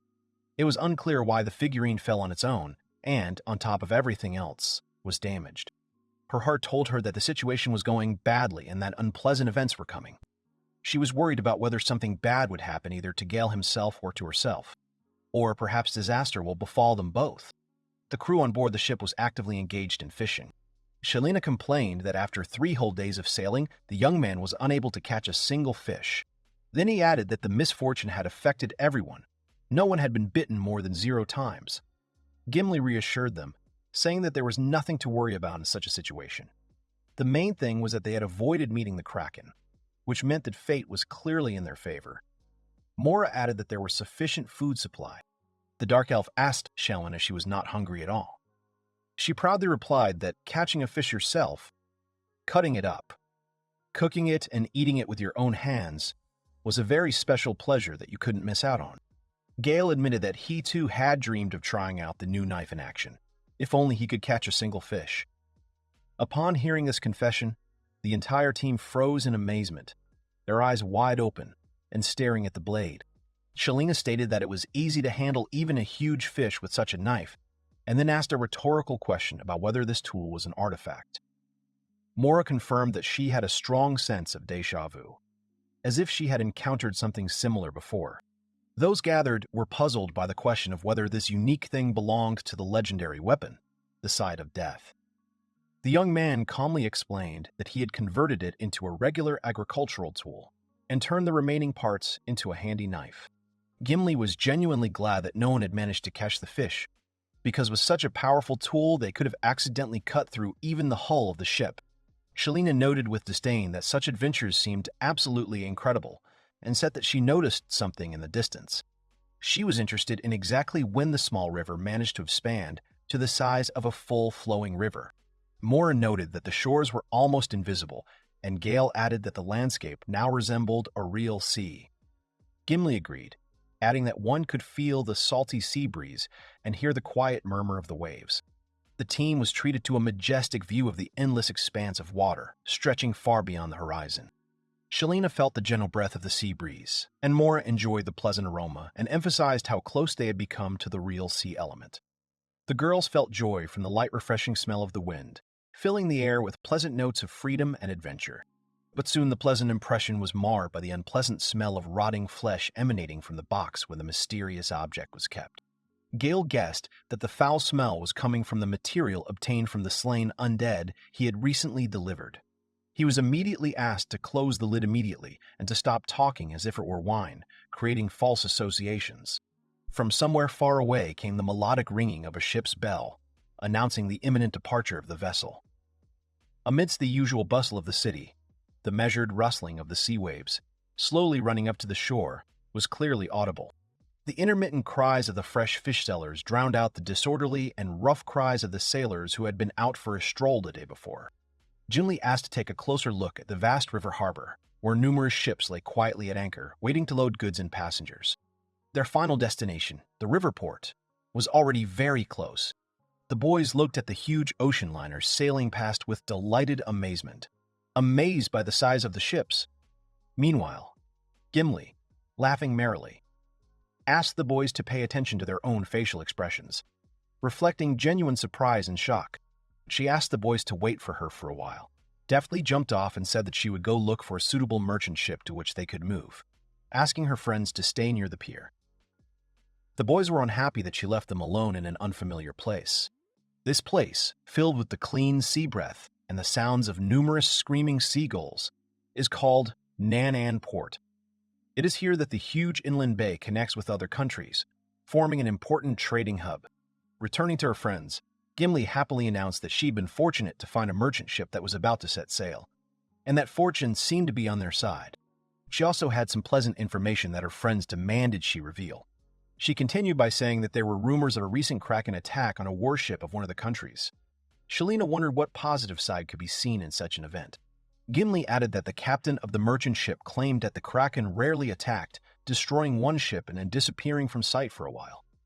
Mora joked that perhaps it was a way to relieve stress after a long rest. The first sympathized with those who had fallen victim. The Dark Elf specified that it was precisely because of this circumstance that one ship would wait for the right moment today and go out to the open sea. Then she pointed her finger at a ship standing nearby.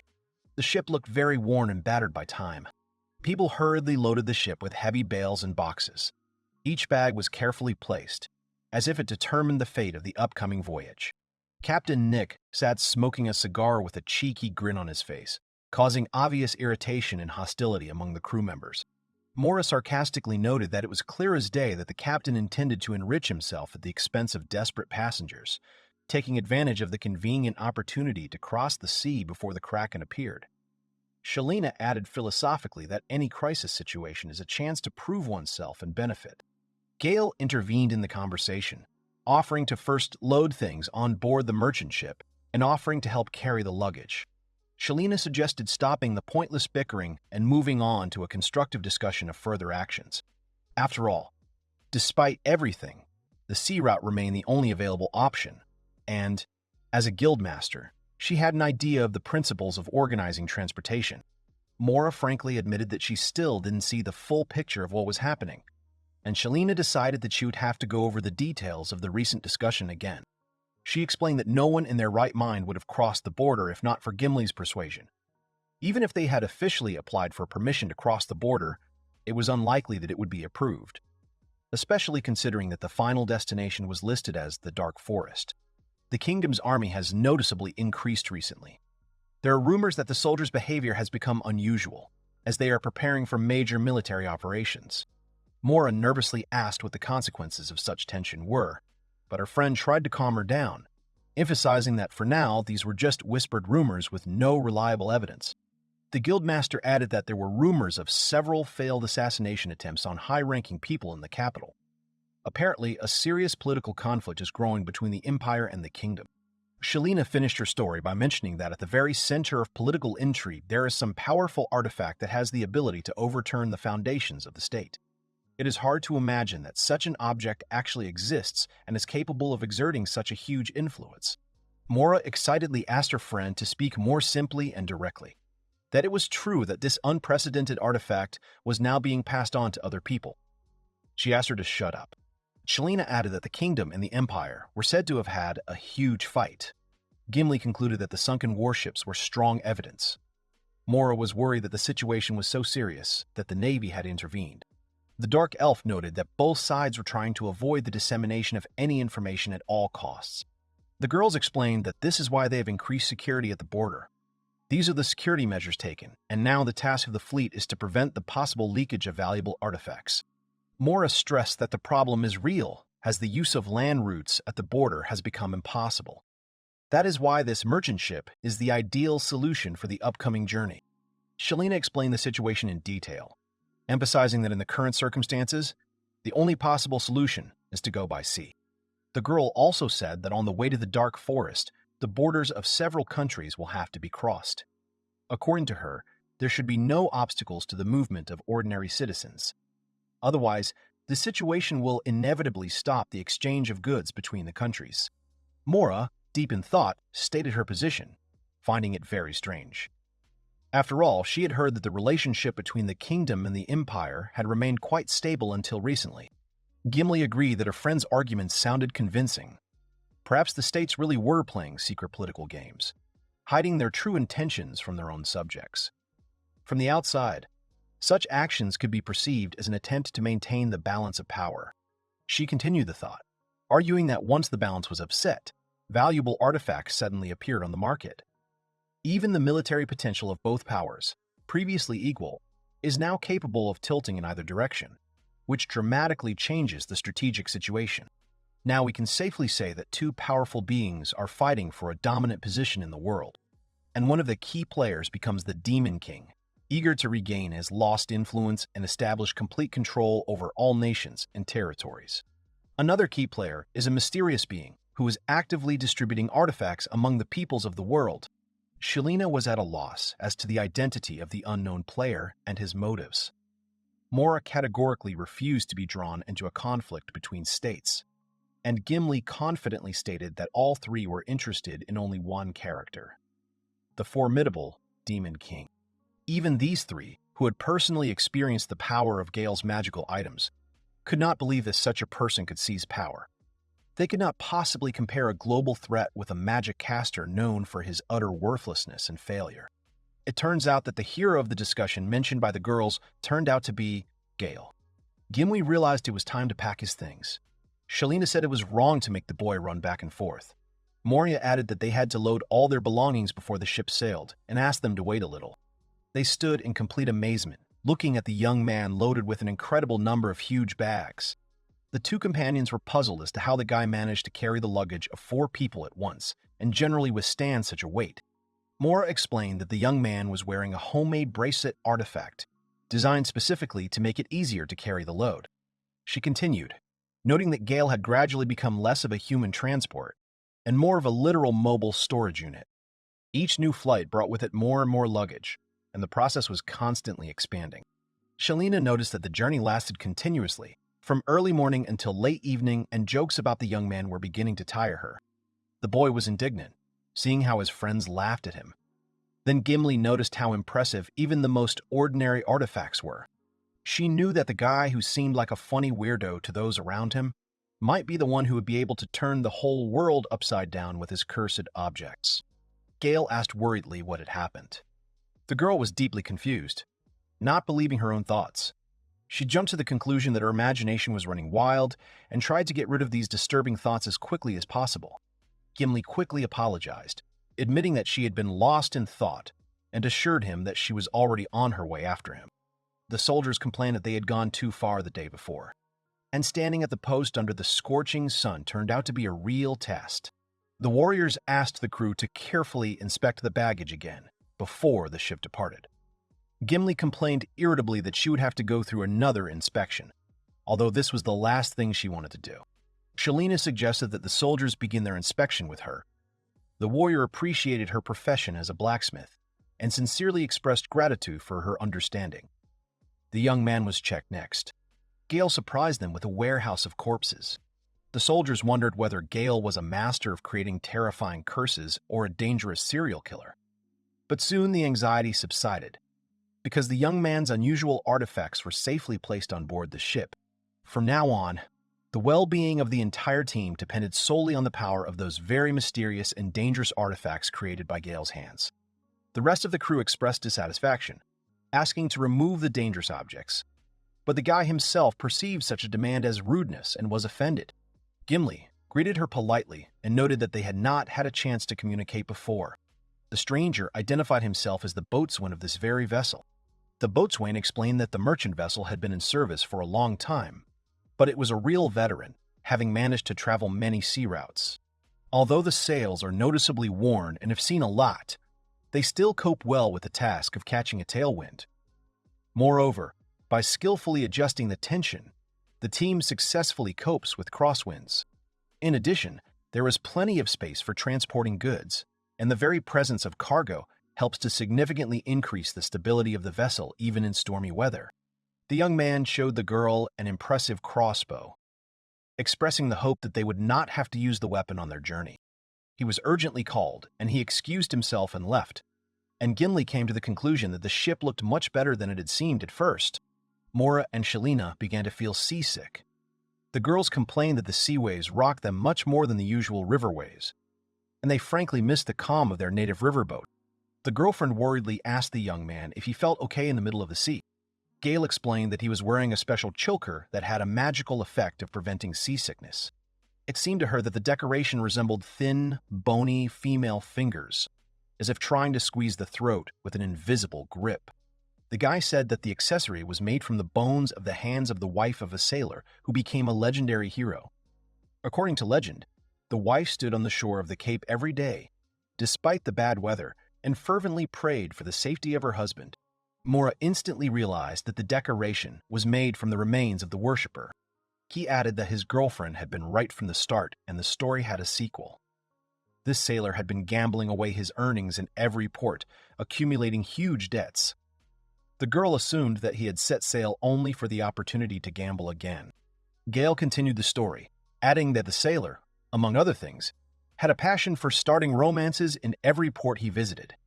Rumors claim that he had several official wives. Shalina chuckled, noting that this fellow loved to drink, gamble, and have fun at the same time. Even when mistresses began flocking to their home and creditors demanded payment of debts, the woman finally learned the whole truth. When her husband returned home again, his wife squeezed his neck with all her might. Mora quickly asked him not to tell her any further details. Shalina clarified that this is not a simple accessory, but a choker imbued with the feelings of anger and despair of a grief-stricken woman. Gimli also added that regardless of the intensity of the deceased's emotions, the stabilization effect during sea rolling really works stably. The guy apologized to the girls for only having one such item and was worried that he had left his team members behind.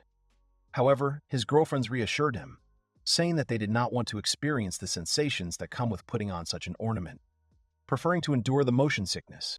Gale was wondering out loud why no one appreciated the miracle cure for seasickness he had created.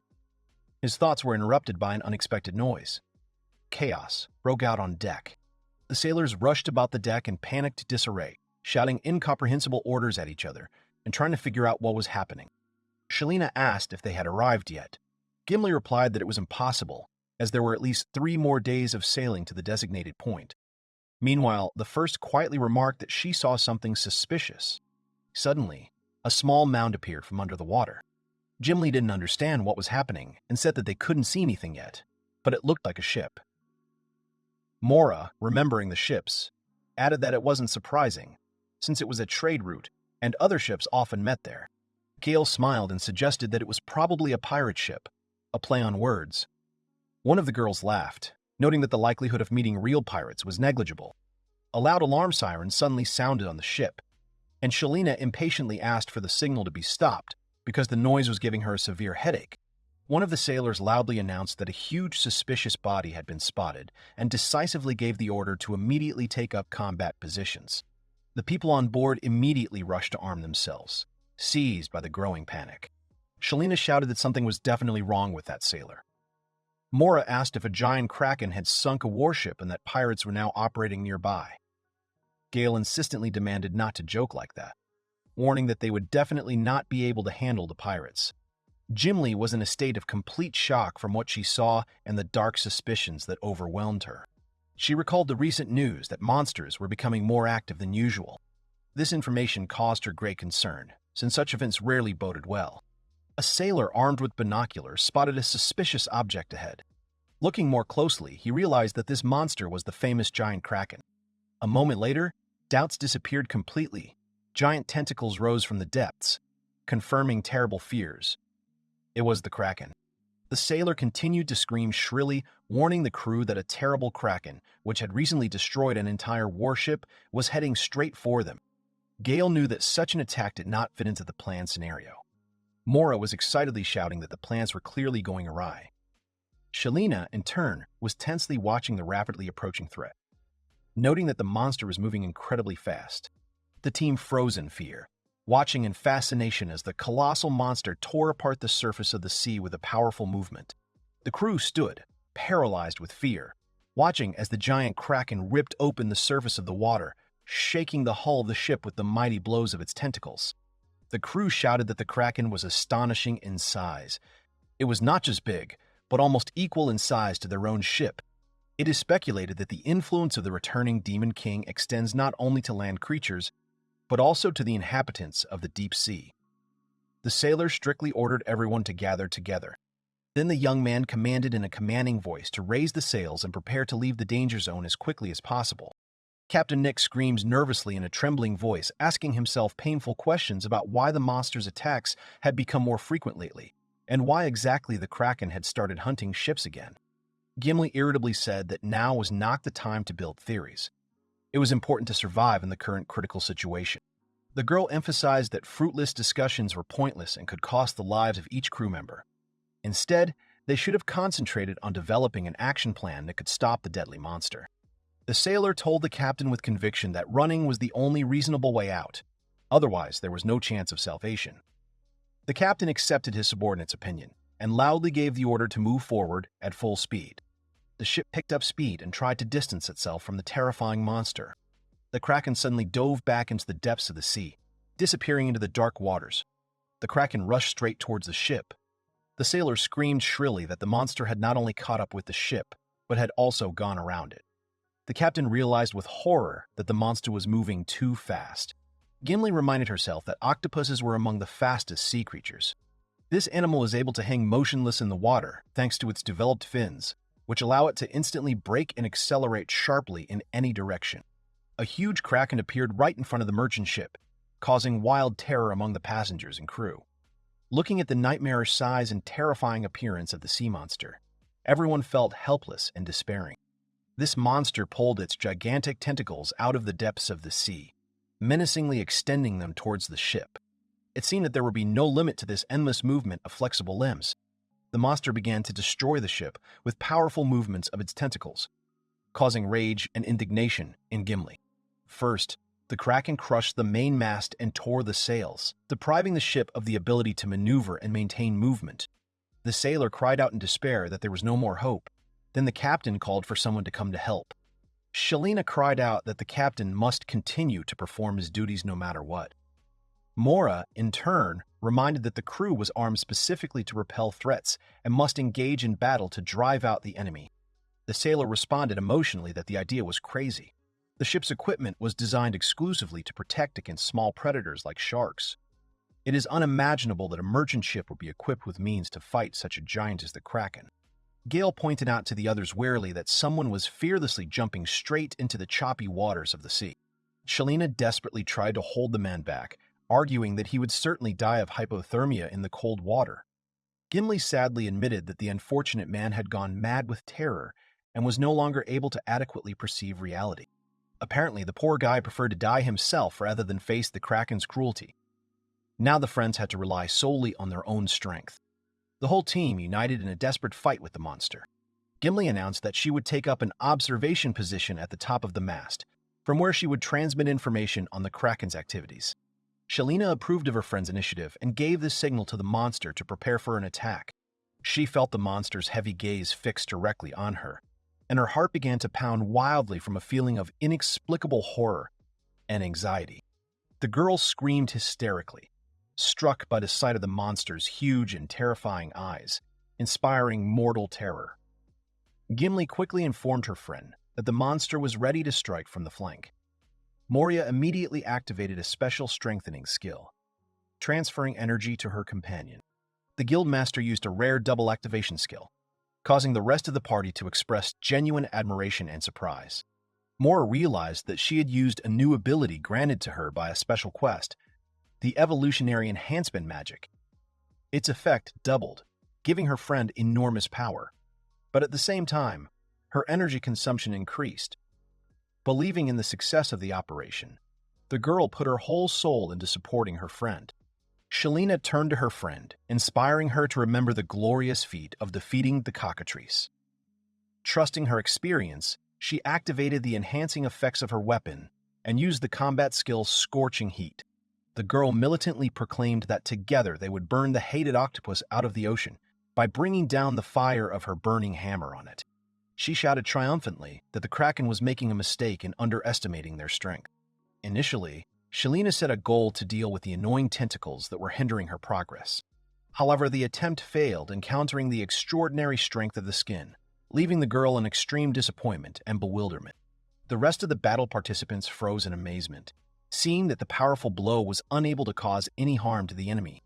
Gimli realized that the slimy covering of the monster's body effectively cushioned the blows.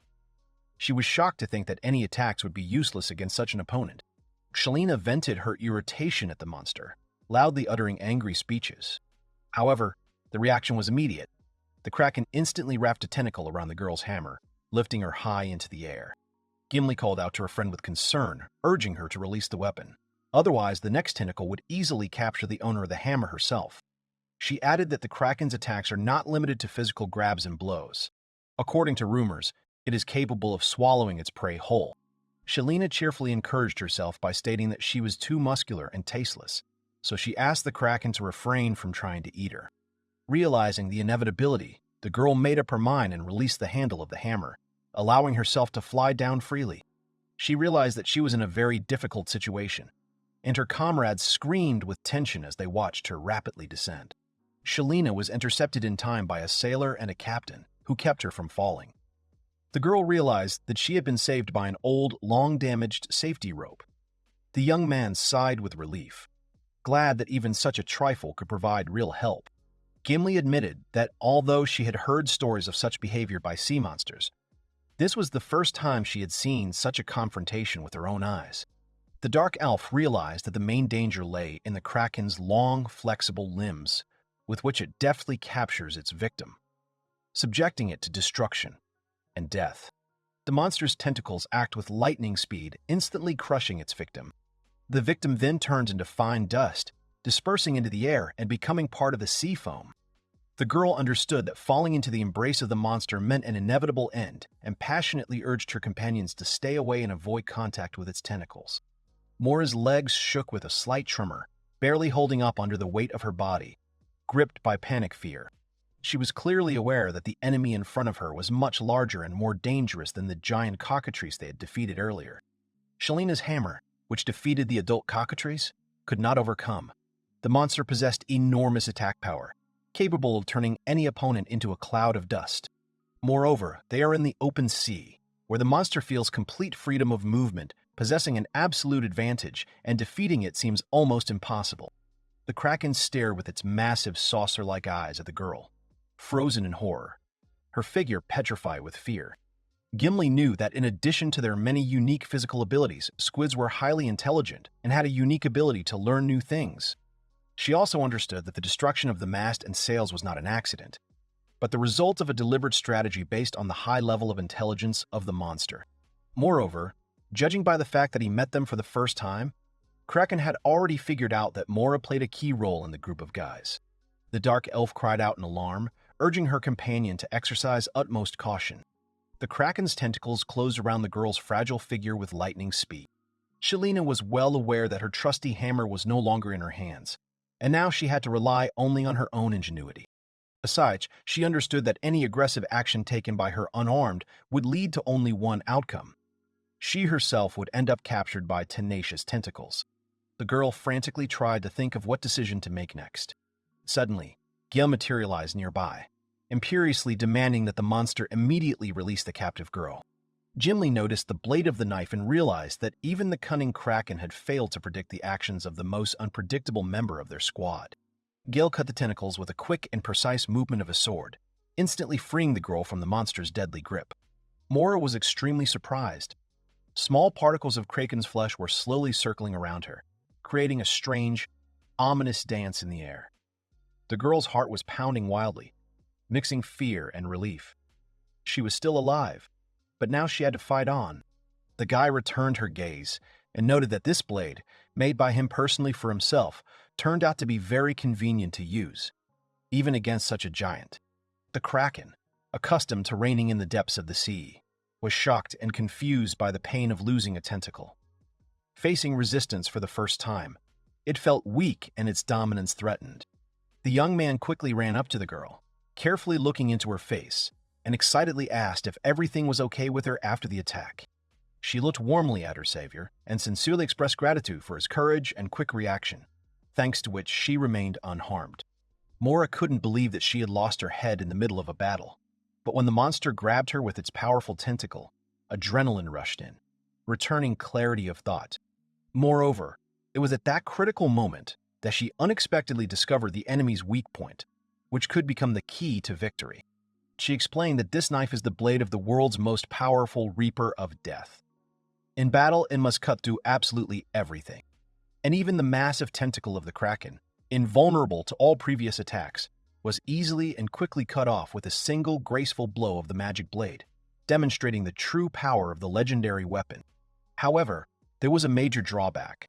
In order to strike, the owner had to get very close to the enemy, risking being counterattacked by the giant creature. The mage looked at Gimli and firmly ordered her to continuously monitor every movement of the huge Kraken, warning her of any changes in the monster's position. And she ordered Shaolin to focus her attention and efforts on the remaining active tentacles of the monster. The girl said that if he could hold back the other tentacles, Gale would have the opportunity to get closer and attack the Kraken. She added that, in turn, She would cast support magic on Shaolin and the young man, enhancing their combat capabilities and increasing the chances of a successful attack. The mage clarified that she would be able to cast magic on 2 people at once, since she had recently achieved a new level of mastery that allowed her to master such a complex technique. First, she decided to remove the influence of the rocking of the water and the ship on the boys, and then activated a spell that ensured simultaneous adaptation to the surrounding conditions. Mora then buffed each fighter's abilities, granting extra defense and improving reaction times. At the same time, she reminded the team to timely switch between attacking and retreating, gradually cornering the monster and weakening its defenses. Gale knew that if the remaining 9 tentacles were cut off, the Kraken would be unable to attack. Shalina added that, in addition, they would no longer have problems with cooking squid dishes. The Kraken came to its senses, regaining the ability to move and actively defend itself, preparing to repel the next wave of attacks from the heroes. Gimli let out a fearful cry, warning her comrades as the remaining tentacles of the monster began to attack aggressively from both sides, forcing the team to quickly regroup and defend themselves. The young man clearly realized the seriousness of the situation. The situation had escalated sharply, and now every wrong step could lead to the death of the entire team. Shalina made the obvious conclusion that the loss of the tentacle only enraged the Kraken even more, turning its attack into a real storm of fury and destruction. Now it sought to destroy its opponents at any cost, becoming much faster and more aggressive, making the situation more difficult for the guys. The guildmaster activated the blacksmith's kick technique. Gimli was surprised to see how her friend skillfully deflected the Kraken's flexible whip-like tentacle. Mora was clearly aware that casting multiple spells at once would result in a significant drain on magical energy. The main question that troubled her was, what would be exhausted first? Would the heroes gain the upper hand over the monster? Or would she be the first to collapse, losing strength from the excessive expenditure of her own magical energy? Shalina smiled slyly and called out loudly to the Kraken, mockingly declaring that it was nothing to worry about. He had only lost 1 tentacle. Gesturing invitingly with his hand, inviting the beast to try to regain the lost advantage. But as soon as the monster tried to get closer, the girl began to attack, taking advantage of the slow movements of the wounded enemy. As the young man panted, catching his breath, Gimli suddenly noticed that the magical enhancement was still in effect, maintaining his physical form and allowing him to endure the intense battle. She understood that Shalina was successfully distracting the monster's attention to herself, and her partner, who had only recently recovered from fatigue, was again rushing to the offensive, ready to use his accumulated strength for a decisive blow. In her opinion, the young man was desperately trying to come to Mora's aid, but hesitation was visible even in his actions. Gimli concluded that if the enemy was not one of the undead, which the boy specialized against, then such a development was inevitable. Initially, putting a rearguard fighter in the vanguard position was extremely unwise. Then the Dark Elf decided to join the support of her fighting allies, unleashing a powerful charge of fire on the monster.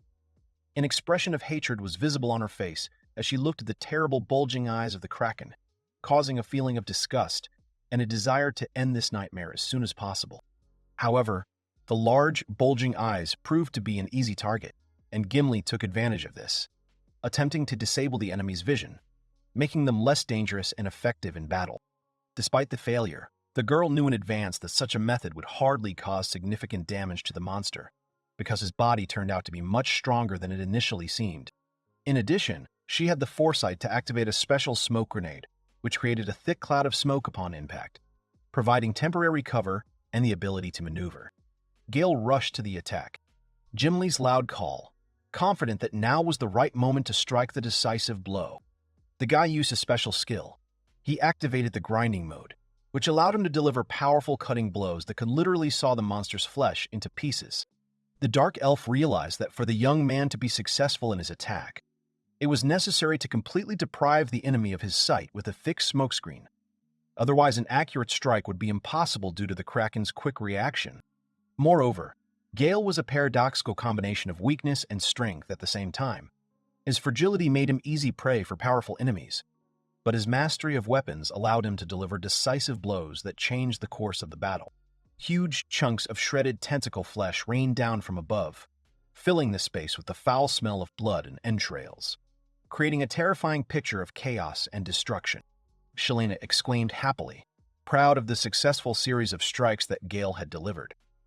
Mora, who was watching, noted that such talons were reminiscent of the skill of an experienced chef, masterfully wielding a knife.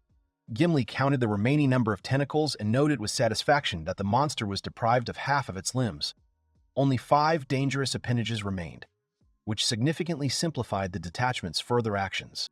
The cloud of smoke began to clear, and the Kraken gradually regained visual contact with the guys, once again becoming a threat to the entire team. The Dark Elf ordered the young man to immediately retreat to a safe distance from the reach of the tentacles, preventing possible surprise attacks from the monster. The guy quickly started running, constantly looking back, assessing the situation, and choosing the safest path to retreat. However, a huge Kraken rushed right after the running hero, whose size and proximity caused genuine shock and panic in Gale, knocking out the last of his confidence and self-control. Gimli, overcome with anxiety, shouted the boy's name loudly, hoping to attract his attention and warn him of the danger. The Kraken released a huge burst of black ink. The ink released by the monster formed a powerful wave that crashed onto the deck of the ship, sweeping away everything in its path and plunging the ship into pitch darkness. The wave was so strong that the sword slipped from the boy's hands, spinning helplessly in the flow of liquid and landing on the deck. The girls screamed as they realized that Gale had fallen right under the destructive wave. The guy coughed convulsively, trying in vain to get rid of the viscous remnants of ink that had clogged his throat and lungs. Feeling very dizzy and short of breath, the boy realized that the ink had penetrated deep into his eyes, burning the mucous membrane and temporarily depriving him of vision, making the situation even more dangerous and unpredictable. Gimli remembered that the Kraken, like a common squid, had the ability to release jets of ink, using them as a means of defense and to disorient the enemy. The boy's vision was now completely blocked, leaving him in a state of total blindness and dependence on the help of others, until the irritating liquid ceased to affect his senses. The sailor stared at the blade, thrown back by a powerful wave of ink. Deciding to take advantage of the moment, he intended to pick up the mysterious blade and use it against the Kraken. However, his partner abruptly stopped his friend, warning that the object emitted an unhealthy dark aura, possibly being the subject of an ancient curse. Gimli stated that although the owner had modernized the blade, it was originally the same terrible scythe of death. Therefore, it is impossible to predict the consequences if someone else takes up this knife. She continued that this blade could cut everyone here, without distinguishing between friends and foes, or even cut off its own head. The boatswain assessed the situation with a sober look, coming to the conclusion that this artifact was simultaneously the most powerful and most dangerous weapon of all the objects known to him, capable of bringing both great benefit and irreparable harm. Shalina tried to draw her friend's attention to what was happening, insisting that unusual changes were clearly beginning to occur with the Kraken, requiring an immediate response. His huge body began to vibrate slightly, as if experiencing internal spasms that foreshadowed a new phase of the battle, or an attempt to do something extraordinary. To the hero's surprise, the monster managed to regenerate its lost limbs, regaining a full set of deadly tentacles and significantly complicating further confrontation. All participants in the battle froze in complete bewilderment and alarm. They realized that their progress in fighting the monster had been nullified. Gimli pointed out that although the Kraken had indeed regenerated its tentacles, the monster's overall energy and vitality had noticeably decreased. The team managed to properly organize the battle tactics, luring the Kraken to a strategically advantageous place, where he was limited in movement and forced to confront several attackers at the same time. Shalina worriedly said that Gale was in a dire situation, completely blinded by the ink, and no one else was able to handle the blade properly. Mora agreed, adding that the team had lost their only effective way to weaken the monster. The Kraken's wrath reached its climax, focusing on the young hero whose stubborn spirit and talent had brought the monster so much pain and humiliation. The young man continued to rub his eyes vigorously, gradually noticing the return of his vision, although it remained cloudy and blurry, which slightly increased his chances of surviving the battle. Having felt some restoration of vision, the guy carefully opened his eyes and asked with concern what had happened during his temporary blindness and what role he could play in the further development of events. Before he could finish speaking, one of the Kraken's long tentacles instantly wrapped itself around the young man's body, squeezing him tightly, leaving no chance for him to free himself on his own. The Curse Master hung high in the sky, held in the tentacle's tight grip, desperately trying to free himself from the sea monster's clutches, using every ounce of effort and magic he could muster. Gimli suddenly realized that the Kraken had activated a special ability, deadly destruction, which turned every movement of its tentacles into a potential threat to the life of anyone who got into the affected area. Mora was horrified to realize that the same thing would happen to Gale as happened to that hammer. Shalina, overcome with anger and anxiety, tried her best to shout over the noise of the battle, calling on the monster to let go of her friend, who was in mortal danger. However, the Kraken rudely cut off her indignation by throwing a free tentacle in the direction of the girl, throwing her aside with great force, causing Mora to experience excruciating anxiety for the fate of her friend. Gimli was overcome with a deep sense of guilt and regret, lost in doubt, wondering why she had ever brought her beloved friend on this dangerous journey, full of unknown threats and the risk of losing a loved one forever. Her soul was tormented even more by memories of the past, because it was she who involved a young man unknown to her in the secret affairs of the Dark Elf clan, drawing him into a conflict where the stakes were incredibly high, and the cost of a mistake could be fatal. The girl's soul was torn apart by heavy thoughts. If she had not insisted on his participation, the young man would have avoided the inevitable meeting with death, hanging over them all in this last, desperate duel.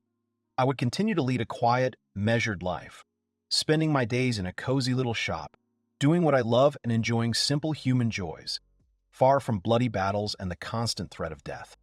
Gimli quietly whispered words of forgiveness, sincerely wanting to atone for her guilt, for her participation in the fate of the young man, considering herself the culprit of the tragedy unfolding before her eyes. Mora, overcome by a feeling of unspoken love and the acute injustice of fate, was unable to accept the cruel reality, hysterically screaming the name of her loved one, as if hoping to stop the inexorably approaching end. The Kraken launched its most powerful ability, deadly destruction, sending streams of destructive energy capable of turning any living creature into ash. The girl stood motionless, frozen in horror, paralyzed by the spectacle of the catastrophe unfolding on board their ship, powerless to influence the fateful events unfolding right before their eyes. Suddenly, Gale activated his unique ability, reverse death destruction, sending destructive waves back towards the Kraken, tearing apart the monster's body from the inside and weakening its defensive barriers. The girls looked on in amazement, trying to figure out what was happening, amazed by the unusual turn of events that had arisen thanks to the resourcefulness and courage of their companion. Gimli was particularly surprised to realize that the effect had worked in reverse, reversing the energy impulse and turning the destructive force against the wielder, something she had previously not believed possible.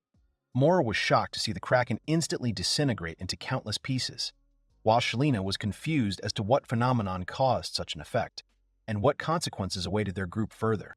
The two turned to the young man.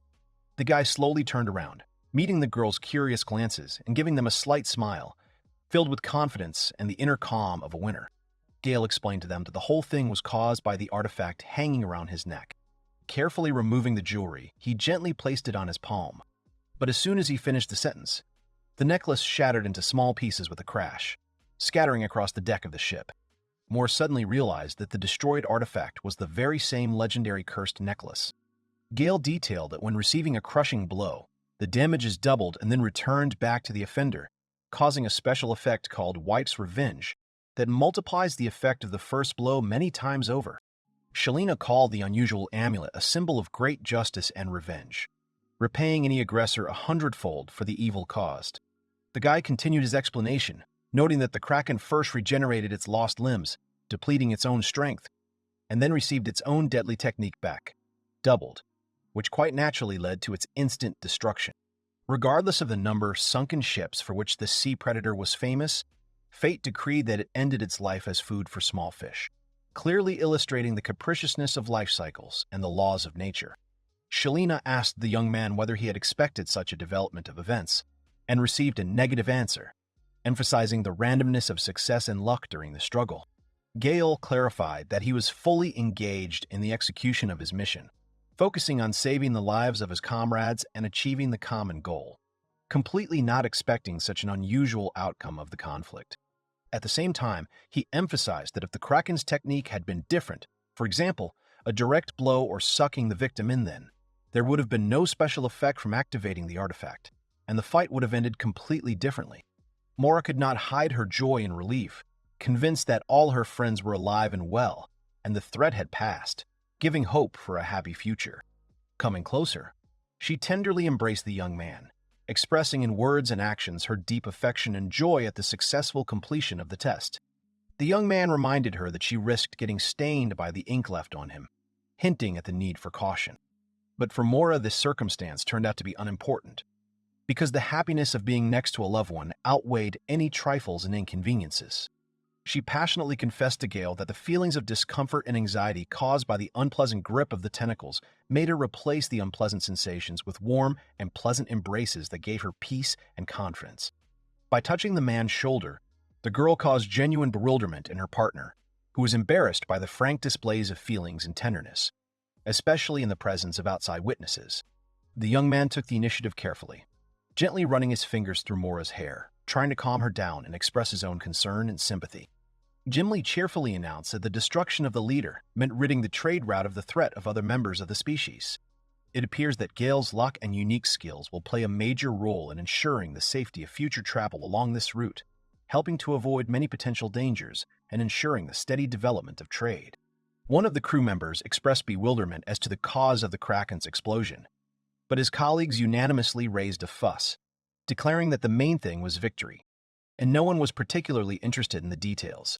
The crew raised their hands in a triumphant gesture, joyfully proclaiming the salvation of the ship and the elimination of the main threat, noting the importance of the achieved result for the general prosperity and well-being. Gimli was well aware that despite their heroism and important achievements, their feat would remain unnoticed and unpaid by the authorities, since the world is arranged in such a way that true heroes rarely receive the reward they deserve. Captain Nick asked incredulously if the Kraken had retained any signs of life, which caused the girls to become very stressed and excited, causing them to carefully examine the sea from the ship's deck. The sailors enthusiastically asked the captain to return to the ship. The captain insistently asked that boats be sent to pick them up from the scene. They were told that once the damage to the ship was fully repaired, the mission would be officially considered complete.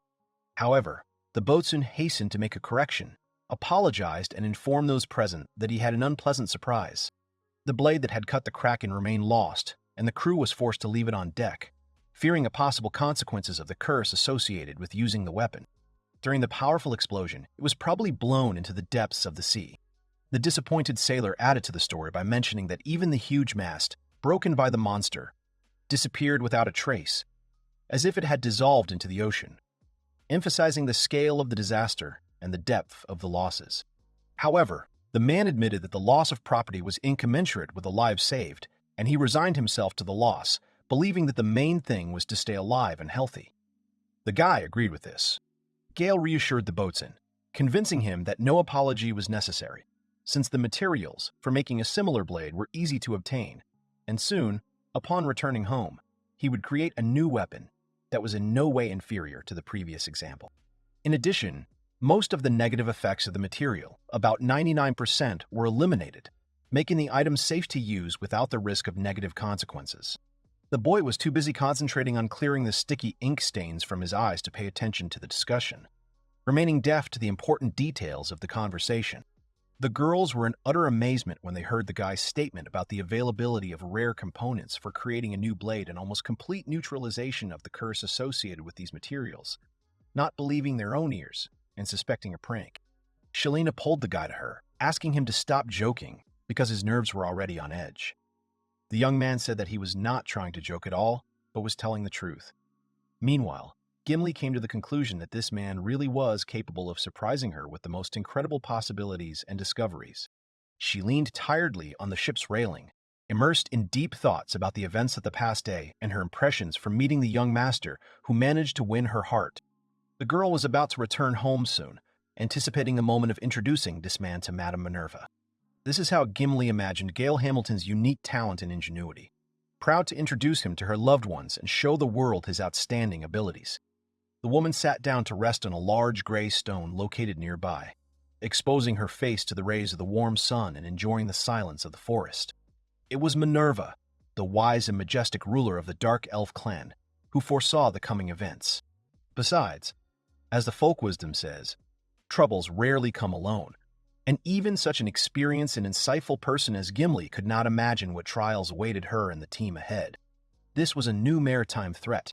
This new danger was rapidly approaching the ship on which the heroes were traveling, promising to come face to face with the crew in the near future and force the young warriors to show courage and fortitude. Laying out the remains of the broken object in front of him, Gale sadly recalled the once beautiful artifact that served him as a reliable companion and source of inspiration, and was now forever lost and useless. The girls encouraged the young man, reminding him that the main goal, defeating the Kraken, had been achieved, and the artifact had fulfilled its mission, saving the lives of the team. The guy politely agreed with their arguments, but immediately clarified that for a craftsman and collector like him, the loss of unique pieces is a special sadness, comparable only to the personal loss of a dear friend. What upset Gale most was the lack of recognition for the genius of the design that went into creating the artifacts, and the disappointment that no one appreciated the originality of the concept and the beauty of the product. Suddenly his face lit up, realizing a simple and elegant solution that could correct a situation and restore justice. It often happens that the artist's creative vision remains incomprehensible to the general public, and recognition comes years later, sometimes after the author's death. The only one who truly appreciated the young man's exquisite taste in choosing cursed artifacts was one girl who shared the guy's passion for studying forbidden sciences. So Gale felt a pleasant excitement when thinking about his future meeting with the girl, looking forward to hearing news of her adventures and personal experiences. Vivian approached Princess Carla and stated that she intended to accompany her on her inspection of Pharma Edgy. The princess asked if it was possible to resolve the matter without the girl's participation, to which she responded with a categorical refusal. Brightly colored birds gracefully soared high in the sky, gliding freely over the surface of the sea and illuminating the surroundings with bright flashes of their wings. Shelina was focused on repairing the ship, and periodically she heard apologies from the sailor, who was trying to ease the tension after previous disagreements, although he told her that she was a passenger, but helping them with the repair. But she replied that although she did not have professional ship repair skills, the girl resolutely stated that as an experienced blacksmith, she would make every effort to help the team complete the work on time and efficiently. So far, through joint efforts, the travelers have managed to prevent a catastrophe by sealing the holes and strengthening the ship's hull so that it does not sink. The sailor noted sadly that the biggest problem was the damaged central mast, which had been damaged by the Kraken's tentacles and had sunk to the bottom beyond repair, and such a loss could not be repaired with the available resources and tools. Dimly rightly pointed out that without a repaired mast, it would be extremely difficult, if not impossible, to navigate the ship, and alternative solutions must be urgently sought to reach the location. Thus, the situation was extremely unfavorable. The crew was effectively isolated on a damaged ship in the middle of an endless ocean, in need of urgent assistance and supplies to move forward. Gale commented that their ship now resembled a larger vessel than a sailing vessel, but Mora added that given the difficulties they had been through recently, it was at least worth rejoicing that the ship was still afloat and had not sunk to the bottom of the ocean. Gimli good-naturedly agreed with her friend's opinion. She began to feel a sense of isolation and loneliness that spread to the entire crew, who found themselves in the middle of an endless ocean, causing internal anxiety and uncertainty about the future direction and rescue plans. Over time, this feeling will intensify and be accompanied by increasing hunger as limited food resources begin to run out. Of course, passengers and crew members, finding themselves in such isolation and facing a shortage of resources, risk losing control of their emotions and sanity, which is fraught with the emergence of conflicts and unrest caused by the struggle for the last available supplies. Gimli prayed fervently to the gods, sincerely hoping that the situation would change for the better, long before open conflict began and hunger pushed the passengers to extreme measures for survival. Captain Nick appeared with an optimistic speech, reporting that, judging by preliminary assessments, the sinking of the ship was unlikely, thanks to the successful efforts of the crew and the absence of major leaks. In addition, it was time to demonstrate the skills of a captain who loved the sea with all his heart and received mutual love from the water element. Mora asked doubtfully whether it was really possible to control the ship in such an emergency condition, but the man confidently promised that now everyone would witness the real art of control and be convinced of the correctness of his decisions. It turned out that the captain's actions amounted to nothing more than releasing simple signal smoke. The man explained that they would be rescued by some randomly passing ship and that everything depended on luck. Mora suggested not to make a show of lighting signal fires. Shalina wondered what the probability was that right now, in the middle of the vast sea, a suitable vessel would appear. Gimli added that the only consolation was that the sea was relatively calm at the moment, but since the sails were badly damaged and normal setting was impossible, if a storm came the crew would have to endure the ordeal with fortitude and hope for a favorable outcome. Shalina added that repairing the hull is only a temporary measure and does not guarantee the integrity of the structure. In the event of a strong storm, the damage may worsen, and it is impossible to predict where the water will start coming from, creating a real threat of the ship sinking. Mora looked warily at the horizon, noting the sharp change in cloud color and wind direction, which indicated an imminent change in weather conditions and a possible deterioration in the situation. Gale noticed a strange phenomenon nearby. It soon became clear that the object of observation was a ship. The observer confirmed that the ship was heading straight for the accident site, which left Mora delighted and relieved. Shalina, with a grin, reminded the captain that the ship had appeared surprisingly quickly, confirming his reputation as a favorite of the sea elements. The heroes loudly and unanimously called for help, attracting the attention of the crew of the approaching ship and expressing their willingness to share the details of the misfortune that had occurred. Mora suddenly lost her color, staring into the distance and saying that the approaching ship looked strange and abandoned. Shalina confirmed her friend's fears, noting that the ship's appearance aroused strong suspicions. It looked even worse than their own vessel. Gimli was terrified to realize that the driving force with which the old ship was moving towards them seemed supernatural and defied the laws of physics, suggesting the intervention of otherworldly forces. She said with horror that it was a ghost ship. There is an old superstition that an encounter with a mysterious ship that continues to sail despite significant damage to its hull is considered a bad sign, foreshadowing great trouble and possible misfortune. Gale's words sent a chill of fear through the girls. Their hearts began to beat faster, and the young man, carried away by the discussion of details, did not catch the growing atmosphere of horror and tension that was hovering around him. Feeling acutely alarmed, the boatswain began to frantically ring the ship's bell. Panic spread among the crew, with the voices of men and women merging into a common chorus, warning that following their victory over the Kraken, they were being pursued by a terrible ghost ship, concealing an invisible threat and promising new suffering and hardship. Gimli suddenly saw the familiar symbol of the Empire emblazoned on the ship's mast, recognizing the official standard of the Imperial Army, which evoked conflicting emotions and associations. Recalling previous conversations, she realized that the warship sunk by the Kraken belonged to the Imperial Army flotilla, which meant that we were talking about a real ghost ship that came to life after the death of the crew and continued to exist as a phantom. Captain Nick, watching the events closely, pointed out that the mysterious ship had turned its front part towards them, expressing hopes that the mooring ropes would allow the meeting to be carried out, without risks to the crew and the ship. The boatswain explained that a ramming attack is a maneuver in which a ship at full speed hits an enemy vessel with its horn-like stem. Shooting, firing from ballistas and catapults, and boarding are well-known tactics of naval combat. Captain Nick added that if they were rammed, a huge hole would inevitably form in the ship's hull.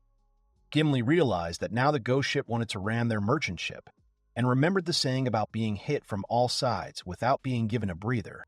She noted that it was impossible to escape pursuit on their damaged ship.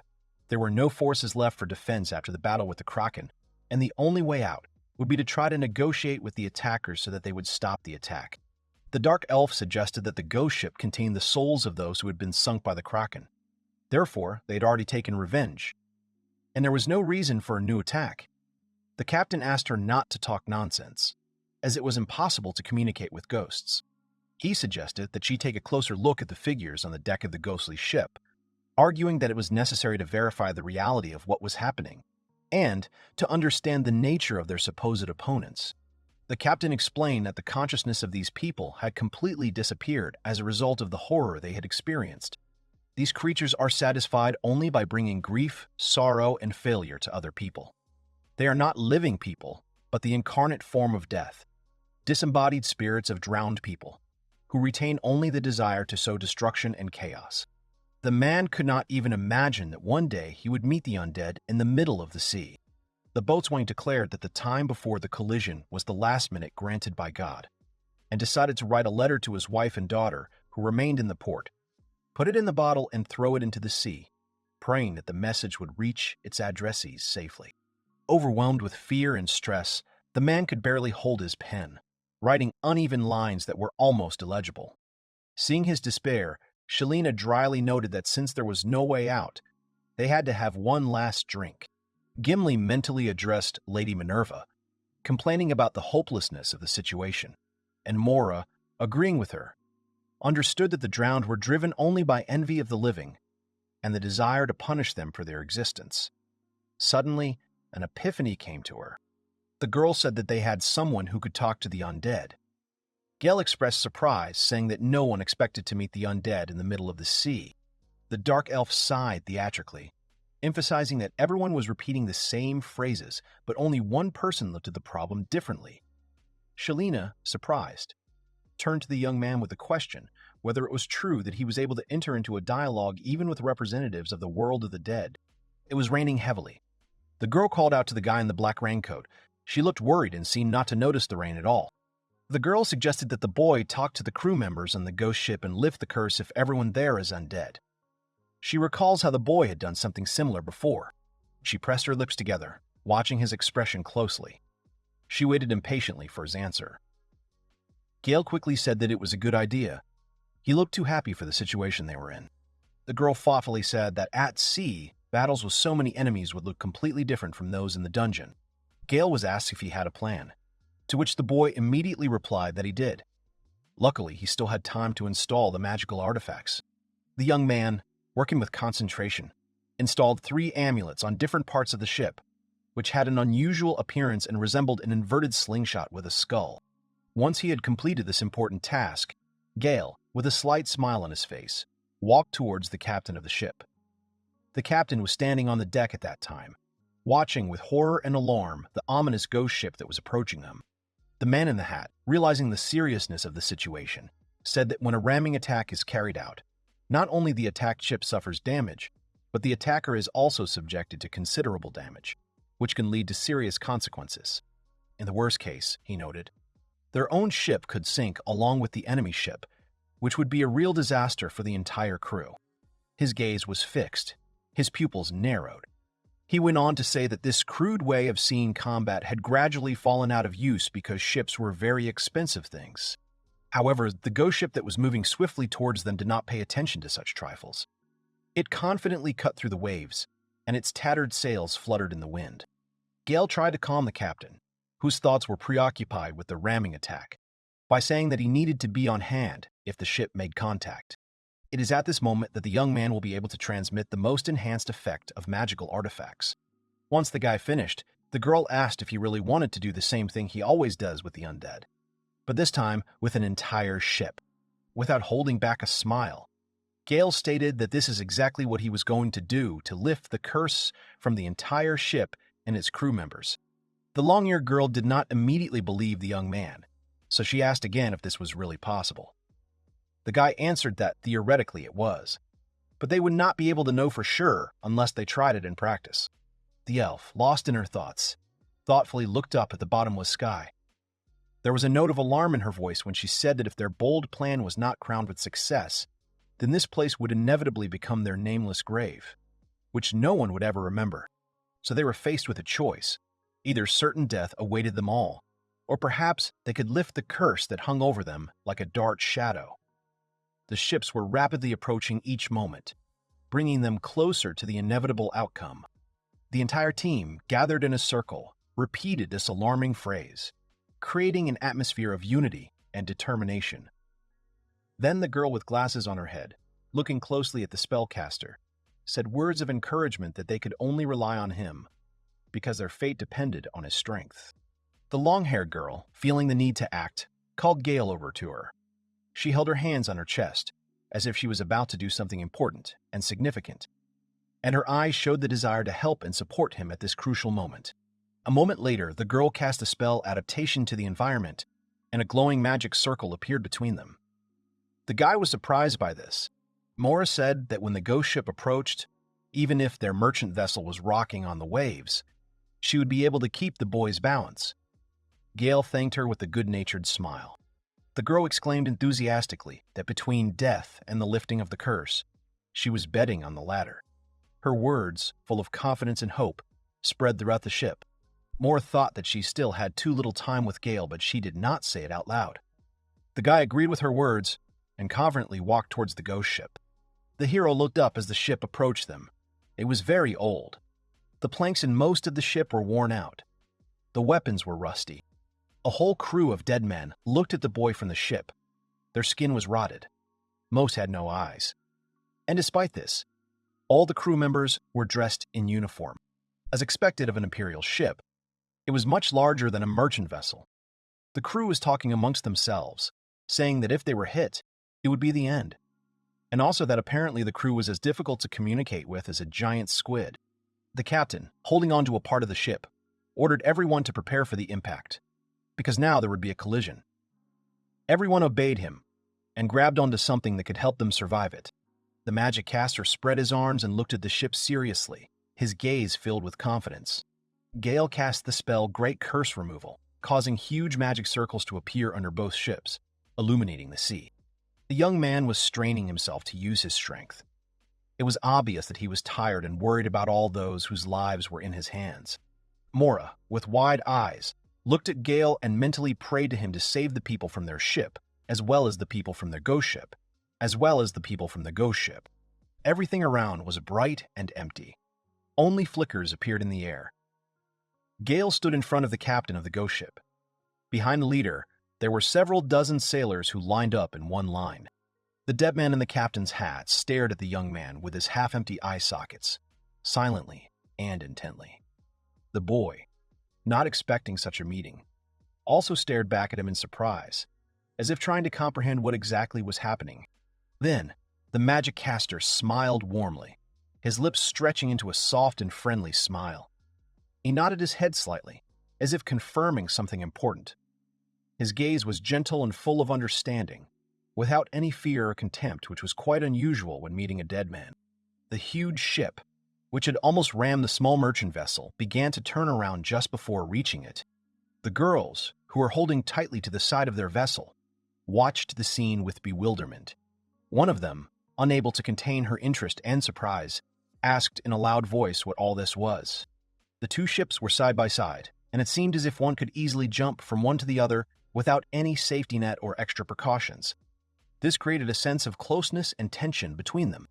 The merchant vessel was half the size of the majestic ghost ship, but it looked much better on the outside. Its sails glittered in the sun, and its hull was patched but without any visible holes.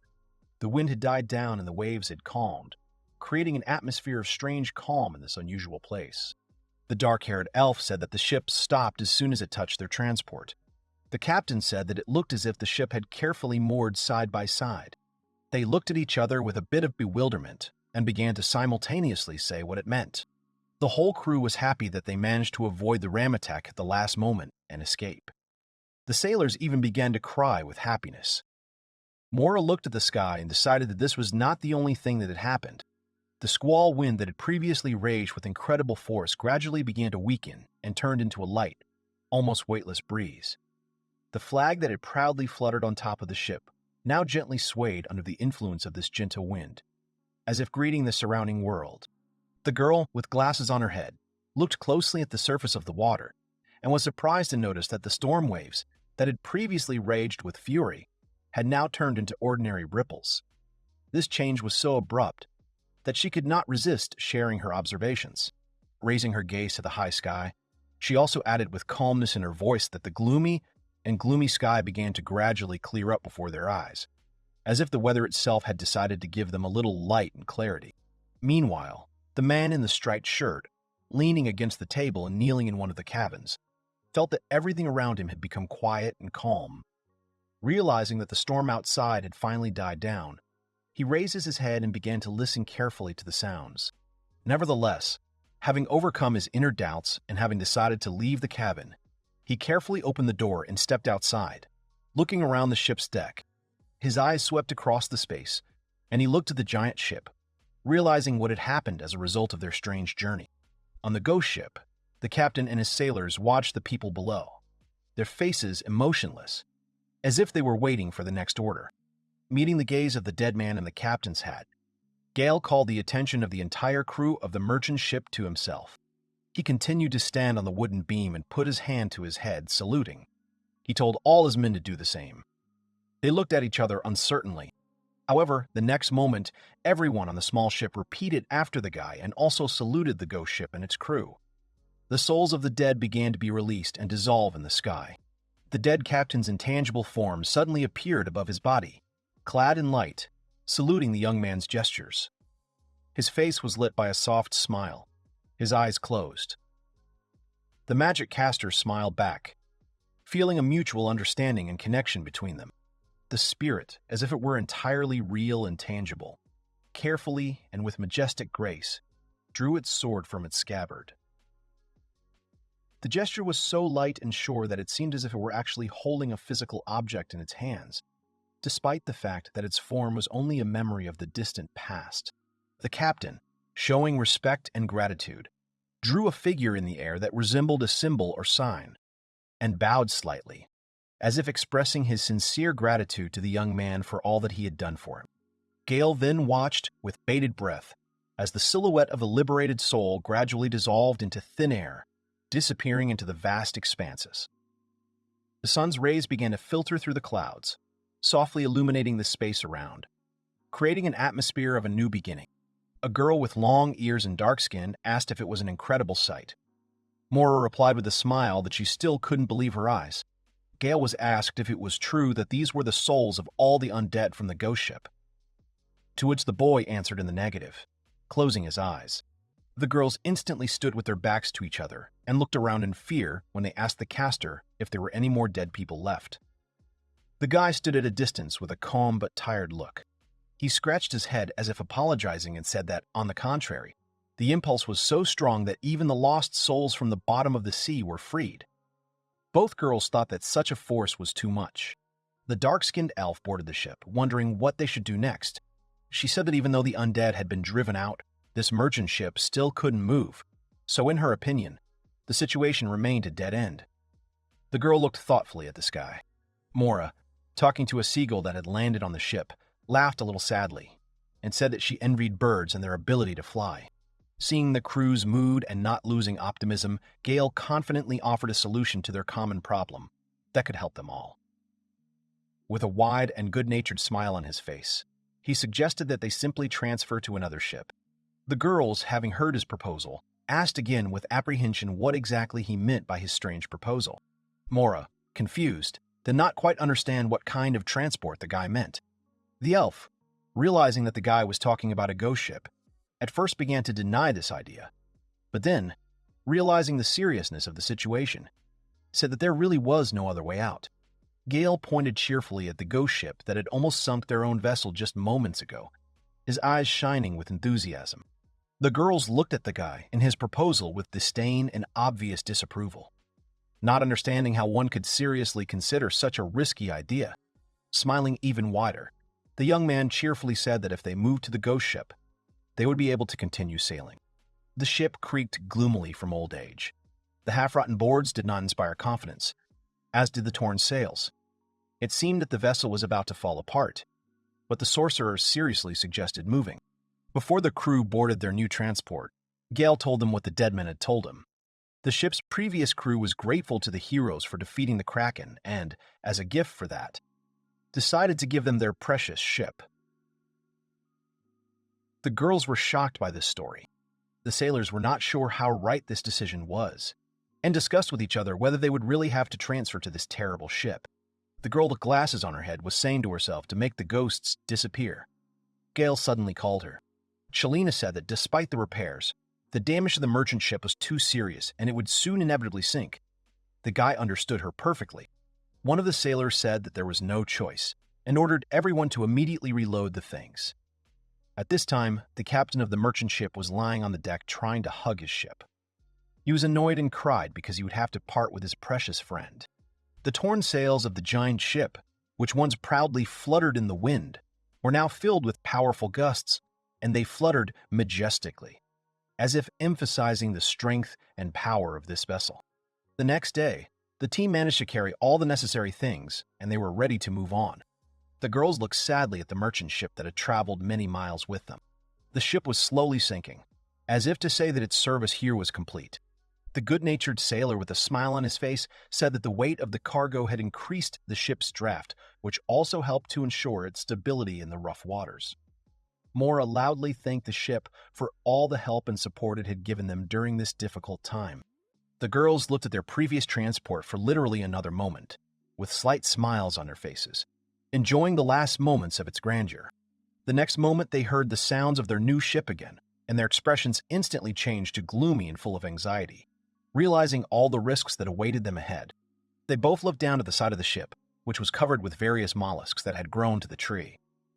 The girls thoughtfully said that their new ship was truly ghostly, considering the amount of seaweed and underwater inhabitants on it. Mora said that it seemed that now all the difficulties of the sea voyage were finally behind them. The elf only praised Gale, who solved two problems at once: the ghost ship attacking their stuck vessel. The dark-skinned girl continued to say that even experienced heroes couldn't do this. Only someone who had mastered the cursed weapon could do this. At that moment, Shalina approached them, saying that she had found many good things. With an incredibly cute and happy expression, the girl brought a military crossbow and an imperial battle axe with her. She hugged them as if they were her favorite toys. Almost humming, Shalina said that despite the fact that they had been in seawater, if they were cleaned, they would last a very long time. Gale approached the girls and was surprised by the amount of everything on board. The guy brought with him 2 bags of what he called fresh materials from the undead. The young man himself was covered in some dirt, but he continued to smile. The girls started to move away from him and scold him. Mora asked how it could be fresh if it was undead because everything was rotten, and it didn't smell very nice. The captain, having gathered everyone together, announced that, thanks to Gale and the others, they could finally return to their previous course. Everyone began to applaud their saviors. Scratching his head again, the magic caster awkwardly said that he had cast enhancement magic on the ghost ship, while the others had been carrying the cargo all night. Now, thanks to this, they would be able to get anywhere faster than any other ship. All the girls looked at the young man with disapproval. They covered their faces and quietly said that obtaining a ghost ship was already unheard of, and turning it into a magical artifact was completely unprecedented. In addition to the ghost ship, they were also given ownerless gold bars. Looking at the treasure, one of the sailors decided to check if they could really take all of it. The dark-skinned girl with long ears said that it was true, but in return, the ship was obliged to call at the ports that the sailor indicated, and to do so in priority order. The man, smiling and nodding his head, happily replied that it was nothing if they could thank the heroes in this way. The captain said that he had already explained to everyone who had made it possible for them to obtain this ship, as well as who had helped them defeat the Kraken. So there was no one on this ship who would object to the Savior's request. Gale cleared his throat, as if he wanted to start a speech, and then said seriously that now, as the creator, he would tell everyone about the characteristics of this magical artifact created from a wild ghost ship. With pride and joy, he raised his hands and spoke loudly so that everyone would be prepared to hear about his outstanding capabilities. The ship's crew looked at the guy in bewilderment, wondering what characteristics he was talking about. They didn't understand a word. The girls, with awkward expressions on their faces, listened to the young man and talked among themselves about how it had started again. However, yesterday he had performed an incredible feat, so there was nothing terrible about it. The caster began with the backstory of the artifact, telling how it was originally a large imperial ship, gradually transitioning into what it became after becoming undead. Now, the ship has incredible effects, speed, and unsinkability. Everyone was amazed by these transport capabilities, and one of the crew members even exclaimed that this was simply a dream for any sailor. Proudly, Gale pointed to another of his creations, saying that the judge would be safe even if attacked. A powerful catapult appeared in front of the team, decorated with a large number of fangs and bones. The young man with curiosity in his eyes picked up one of the skulls that was lying on the deck and said with a grin that they, by the way, were something like projectiles. The sailor's eyes lit up. He was simply delighted with this unusual appearance and believed that it could be an excellent defense against pirates, who often threatened their way. The elf looked at him awkwardly and quietly said that they would simply close their eyes to this terrible taste. The boy moved on, heading for the upper deck. He wanted to share with the crew his new invention, a control improvement he had created himself. It promised to make their sailing much safer and more efficient. As he climbed up the stairs, He uttered a majestic phrase that piqued the sailors' interest even more. Gale said with a confident tone that they would now experience something unimaginable, beyond common sense and the usual ideas about navigation. Approaching the steering wheel, which was spinning without anyone's help and seemed almost alive, the guy proudly declared that control was now carried out in automatic mode. All the people on deck found this simply incredible and watched this unusual phenomenon with amazement. However, Mora looked closely, as if she had spotted something at the helm, and exclaimed questioningly, trying to understand what was going on. At the helm was a spirit that controlled the ship. At first glance, it was impossible to see, but the girl almost immediately understood what the catch was. She started yelling at the caster and said that it wasn't autopilot, but a ghost pilot, to which Gale, a little embarrassed, replied that there was practically no difference. All you had to do was point in the direction, tell the ghost ship the destination, and it would go there itself. The captain, whose face showed a mixture of joy and awkwardness, said that it was all simply unbelievable. Now he waited for an answer from the caster's team where the ship should go. The elf immediately gave an answer with a slight smile. She pointed her right hand confidently into the distance and said that they now needed to set a course to the northeast to reach their next target. Mora, Shalina, and Gale exchanged glances, looked at her approvingly, and smiled, feeling that a new adventure was soon awaiting them. The next moment, as if on command, the boys simultaneously said that their path now lay to the mysterious, dark forest, which beckoned them with its secrets. The wind blew hard on the torn sails, and everyone felt how the ghostly ship, as if it had come to life, began to move in the right direction, leaving all doubts behind. The captain, surprised by the fact that the ship had actually started moving, could not contain his delight. The guy, wanting to complete the tour of his creation and sum up everything that had been said earlier, decided to say the last necessary thought about this unusual ship. However, the girls' faces changed dramatically, and they began to express displeasure. They immediately guessed what the guy wanted to say and what terrible secret could be hidden behind his words. The captain and the sailors, on the contrary, stood there in bewilderment, showing no emotion. Their faces reflected only intense confusion at what was happening. Still smiling and raising his index finger, Gale happily said that of course the ship was cursed. The three girls exhaled heavily, because they knew that there was a catch somewhere. They knew that the guy was very keen, or one might even say, obsessed with such things and expected such an outcome of events. Still perplexed, the ship's crew tried to figure out what kind of curse was being referred to on their beautiful new transport. The guy spread his arms wide and cheerfully said that once he got on the ship, he would never be able to get off it again. This information shocked everyone around him. The captain grabbed his head and began to cry loudly, realizing their situation.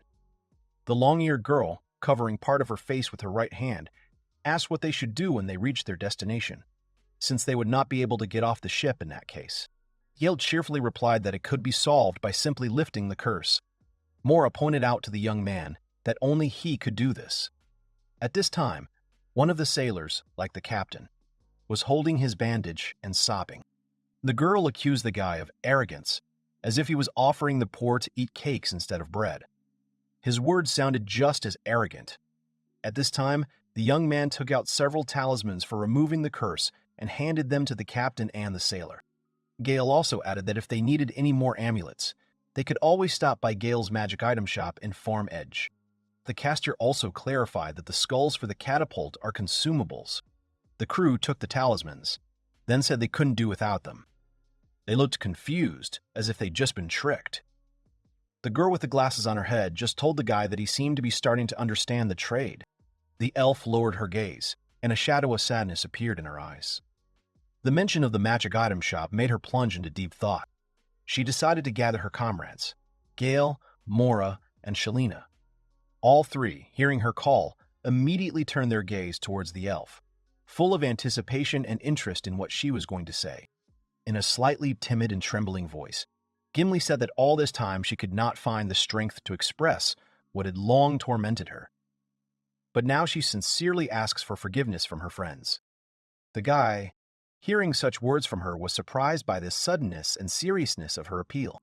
She began to remember the recent events that had happened to them, the Kraken attack, the pursuit of the ghost ship.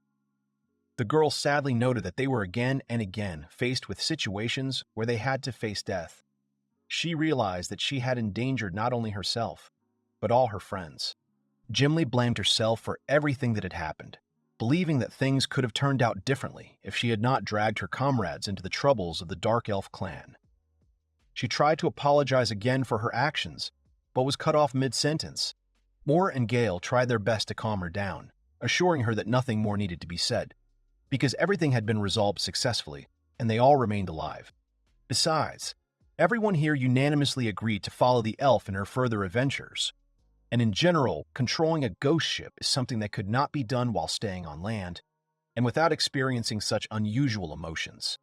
The boy finished his thought by agreeing that they were indeed having a hard time on their journey, but he was still glad that they were exploring the unknown and overcoming difficulties together.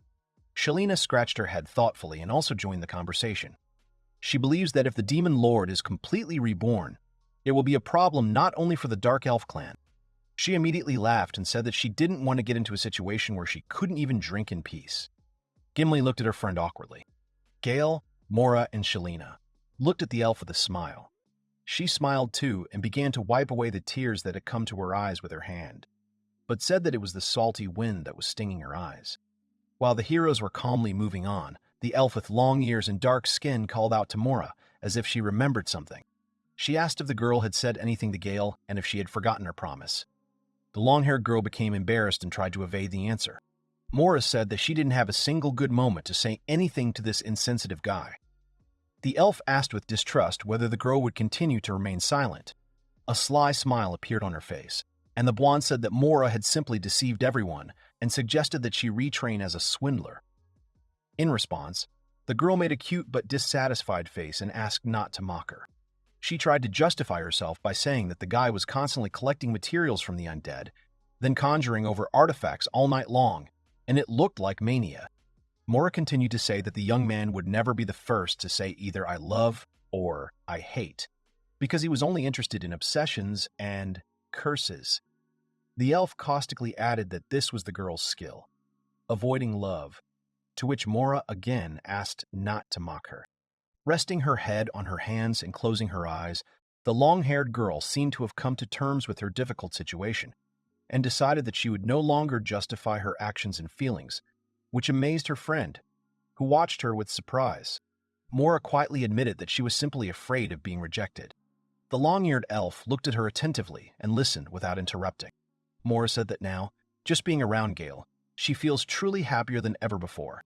And if she searches for greater happiness and suddenly nothing happens, she's afraid of losing everything she has now.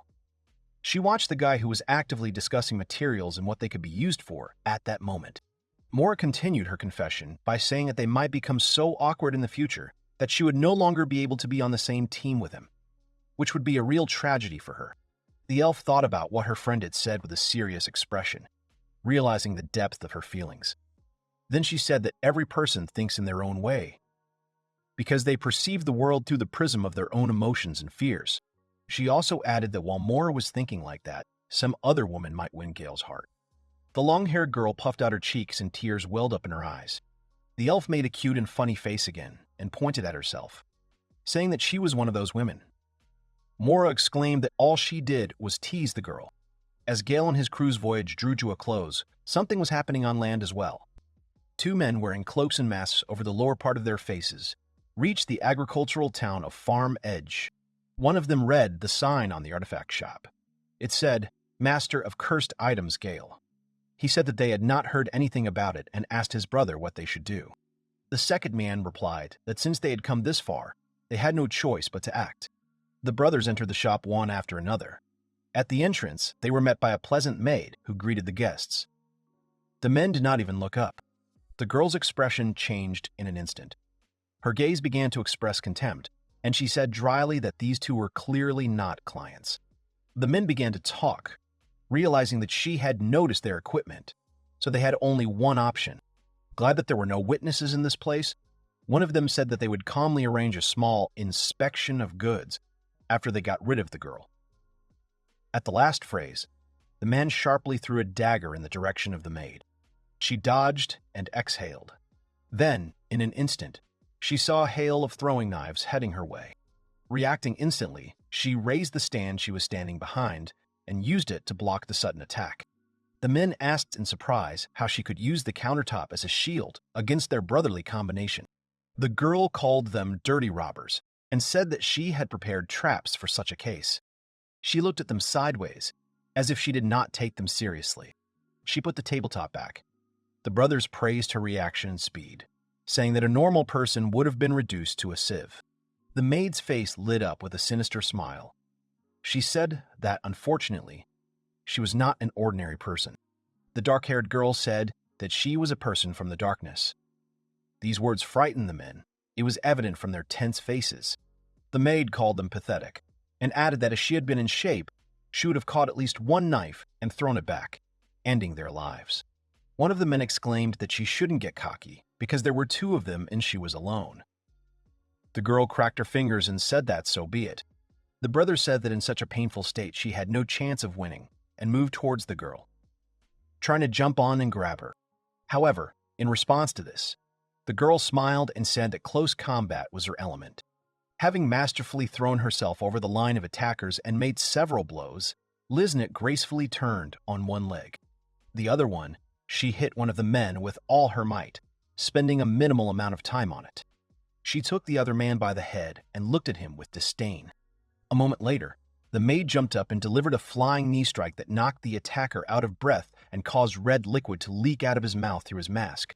Jumping again as the second man tried to get behind her, she spun in mid-air and was ready to attack again. A spinning elbow landed right on the man's face, rendering him nearly unconscious.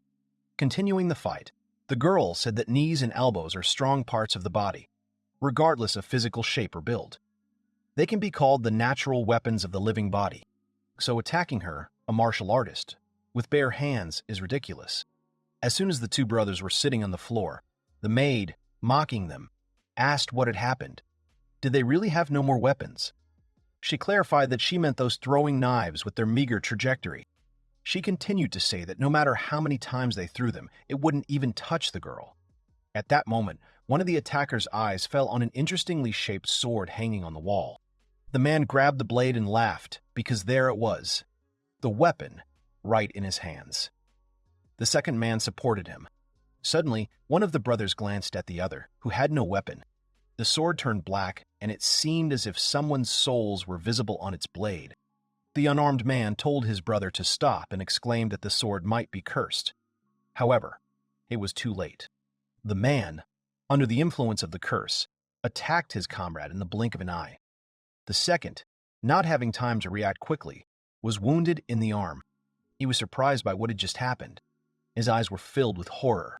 Sitting on the floor and leaning against the wall, the man tried to reason with his brother, saying that he had raised his weapon against the wrong person, and asking what he was doing. The attacker tried to hold the cursed weapon from attacking with his other hand, but his body wouldn't obey, so he couldn't just throw the sword away. The maid watched them. Her face lit up with a sinister smile again. She looked at the two of them with undisguised pleasure and contempt. Addressing the attackers, she said that when a person loses his composure, he makes mistakes that are unthinkable in ordinary times. For example, she grabs the damned object without thinking. She loses the ability to think rationally. The men looked at the girl with horror. Liznit said that she was constantly provoking them to throw them off balance and gain a psychological advantage. The girl remembers that this is why she, confused in front of the horde of the undead, was defeated by Gale, who remained calm. Turning again to the brother with the sword, the maid said that he had chosen a good thing. He took the bloody sword in his hands. A drop of thick red liquid flowed down the blade. Liznit continued to say that the effect of this artifact, vampirism, converted the damage inflicted into the owner's restored health. A masterpiece that allows you to attack and heal at the same time. As she sank into her memories, the girl replayed in her head the dialogue with the caster about how vampirism worked. Without hesitation, to Gale's question, she answered that this ability allows you to heal yourself at the expense of the damage inflicted. The guy was completely satisfied with her answer. Further, continuing to examine the sword, the young man proudly said that this weapon has vampirism, with the highest coefficient. Liznit put her finger to her chin and said thoughtfully that even 20% would be impressive. She turned to the spellcaster and asked if he would say that it was all 50%. The guy asked the number again and confidently stated that it was not even close. The girl closed her eyes and said with a bit of disappointment that she thought so. After that, Gale sharply replied that the sword was, in fact, 100%, which shocked the maid with such information. She grabbed the guy by the shoulders and started saying that it was impossible, because such things simply don't happen. The spellcaster said with a smile that it was all about the material. That's the beauty of cursed artifacts. Liznit looked at him with a look full of mistrust and incomprehension. This is a bloody holy sword. Its blade is wavy and there is a small skull on the handle. In one country, in a fight for an inheritance, a man killed his own brothers with his own hands. They say that it was with this sword that he took their lives. Now this weapon is stored in the artifact shop, hanging on the wall. Liznit said that the sword itself already had a dark history, but if it fell into the hands of a first-class master of cursed items, Gale, then even the most absurd enchantment effects could become reality. The boy agreed with her. Raising his index finger, he also added that, in addition, the sword originally had one feature. It itself cuts through everyone who is nearby, regardless of the will of the owner. The maid asked how it could be used then, to which the guy immediately replied that, for example, it would be useful when completing solo quests. The girl thoughtfully said that in this case, there really would be no need to worry about it attacking allies. She also added that while solo quests can sometimes make you feel lonely, in combat this effect can be seen as a way to boost morale. Gale, thoughtfully rubbing his chin, continued the list. He cited the example of organizing a mutiny. After all, in such moments, when nerves can fail, this sword will help to complete the task without hesitation. The girl confirmed that among contract killers, it often happens that a trembling hand leads to a miss or failure of an operation. But this sword will accomplish the task regardless of the owner's doubts. She thought about these words. This is a unique ability that even the best artifacts do not have. These are the properties that distinguish cursed objects belonging to the darkness. They are much deeper than they seem at first glance. Liznit looked at the young man. She thought it was no wonder that Gale Hamilton was so fascinated with cursed objects. Returning from her memories to reality, the girl said that apparently this sword especially strongly attracts the blood of siblings. Once equipped, it can no longer be removed. And even if the strength is exhausted, it will force the owner to continue fighting. At this moment, the two men looked terribly scared. The maid continued her story, looking as if she was trying to scare naughty children with a scary tale. She said that the owner would brandish the sword until his death.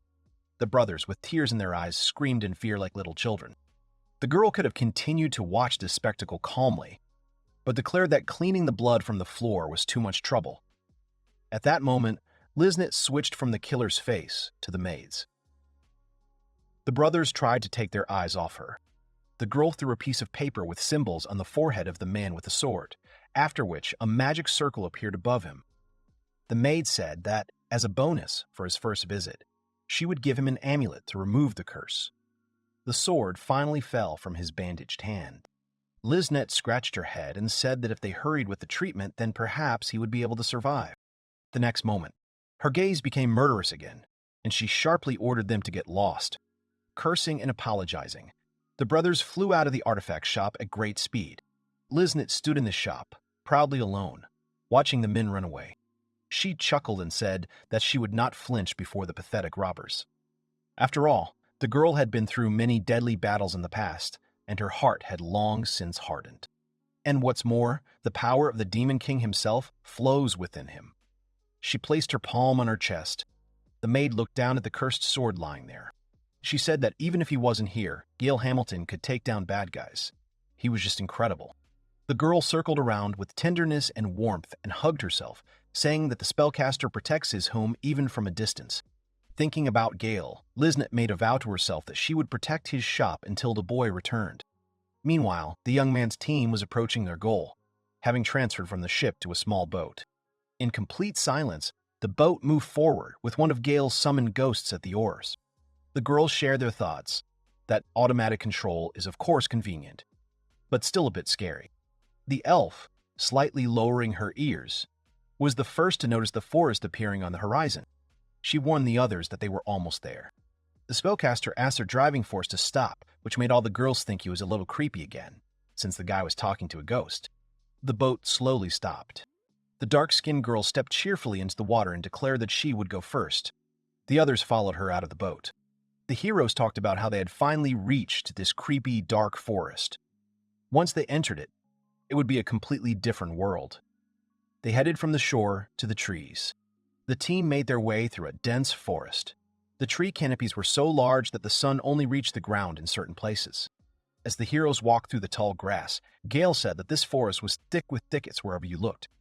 Mora said that she thought the goal wasn't that far away, but it wouldn't be easy to walk through this untouched wilderness.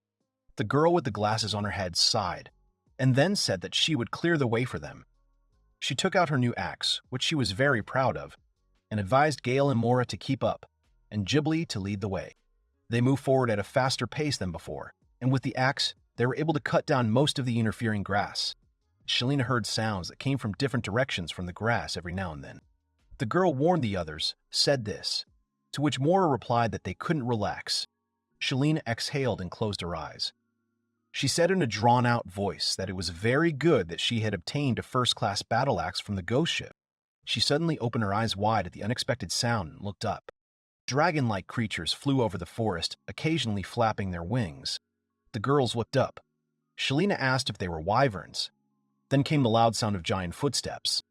Gale also looked up and was surprised by the size of the creature. He asked what kind of creature it was. The guy suggested that it could be a troll, but did it quite loudly. The dark-skinned elf grabbed her friends and in an instant threw them into the grass, calling for them to be quiet. The troll turned towards the sound, however. He saw no one in the place where the heroes had just stood. Gimli whispered to her teammates to be quiet and not to attract attention. Luckily, they were too small for these creatures, so it was hard for ordinary people to notice. So as long as they kept their heads down, they would not be touched.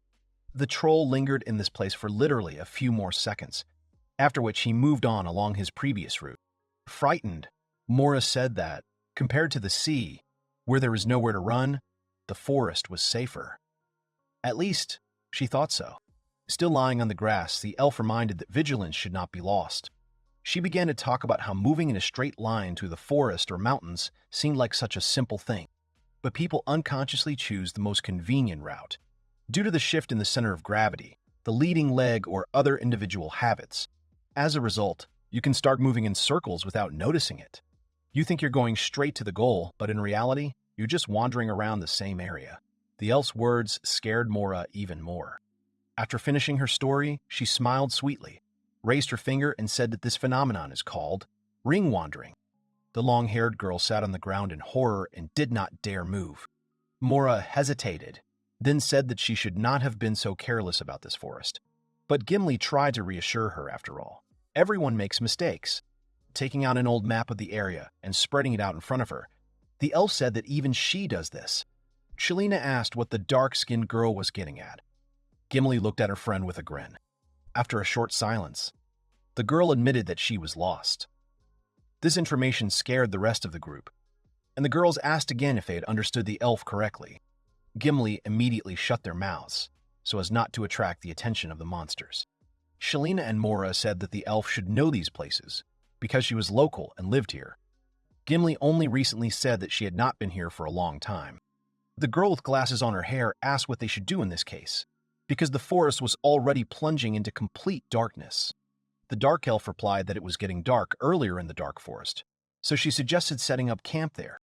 Standing in the middle of the grass, the heroes were skeptical. They were not sure that they would be safe.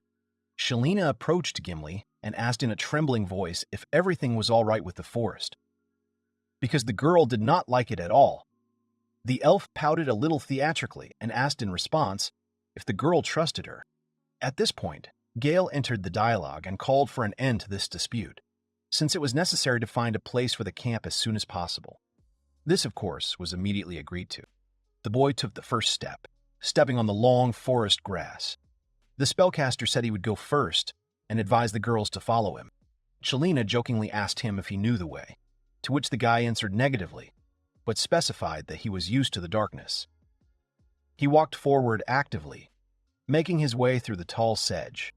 The girls, following the boy, commented on how the dense undergrowth and uneven ground did not hinder Gale's progress. Shalina suggested that he was used to walking on such difficult terrain, because they could barely keep up with the boy.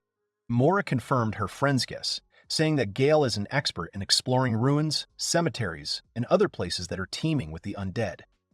Gimli added that the darkness and monotonous landscape around are a usual thing for the guy.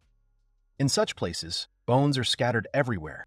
It seemed to the girls that, from the point of view of the spellcaster, exploring the dark forest was just another version of the usual adventures. The group carefully made their way over a fallen giant tree. Next, they reached the beautiful, glowing-in-the-dark fruits of some plant. Finally, Gale called the girls somewhere, assuming that there should be a body of water further on. Shalina decided to check with Gimli if this was true. However, the elf only stated that she had no idea where she was in this area. They started arguing again, but Mora intervened between them, dispelling the situation. She said that the long-eared girl could not know the entire dark forest from beginning to end.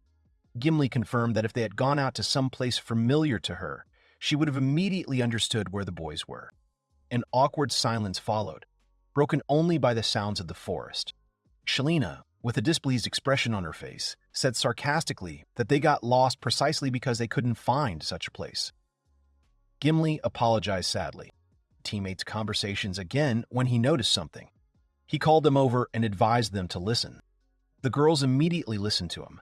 The guy said that there were many plants with fruits here, so he thought that there could be a source of water nearby. Just as the talking stopped and everyone was able to concentrate, they heard something drip onto a leaf nearby. Then the sound becomes more and more distinct, and it becomes clear that there really is a body of water nearby. Mora exclaimed that she could hear the sound of running water, and Shalina praised Gale for his masterful work. Gimli moved away a little to look around. Once she found a small stream that in some places went underwater, forming underground streams, the girl passed this on to her friends. The guy looked out from behind another bush, but this time he managed to find a pond, which made him smile broadly and his eyes sparkle again. A beautiful view of a small beach in the middle of the forest opened up before them. The reflections on the water made it seem like the place was shining.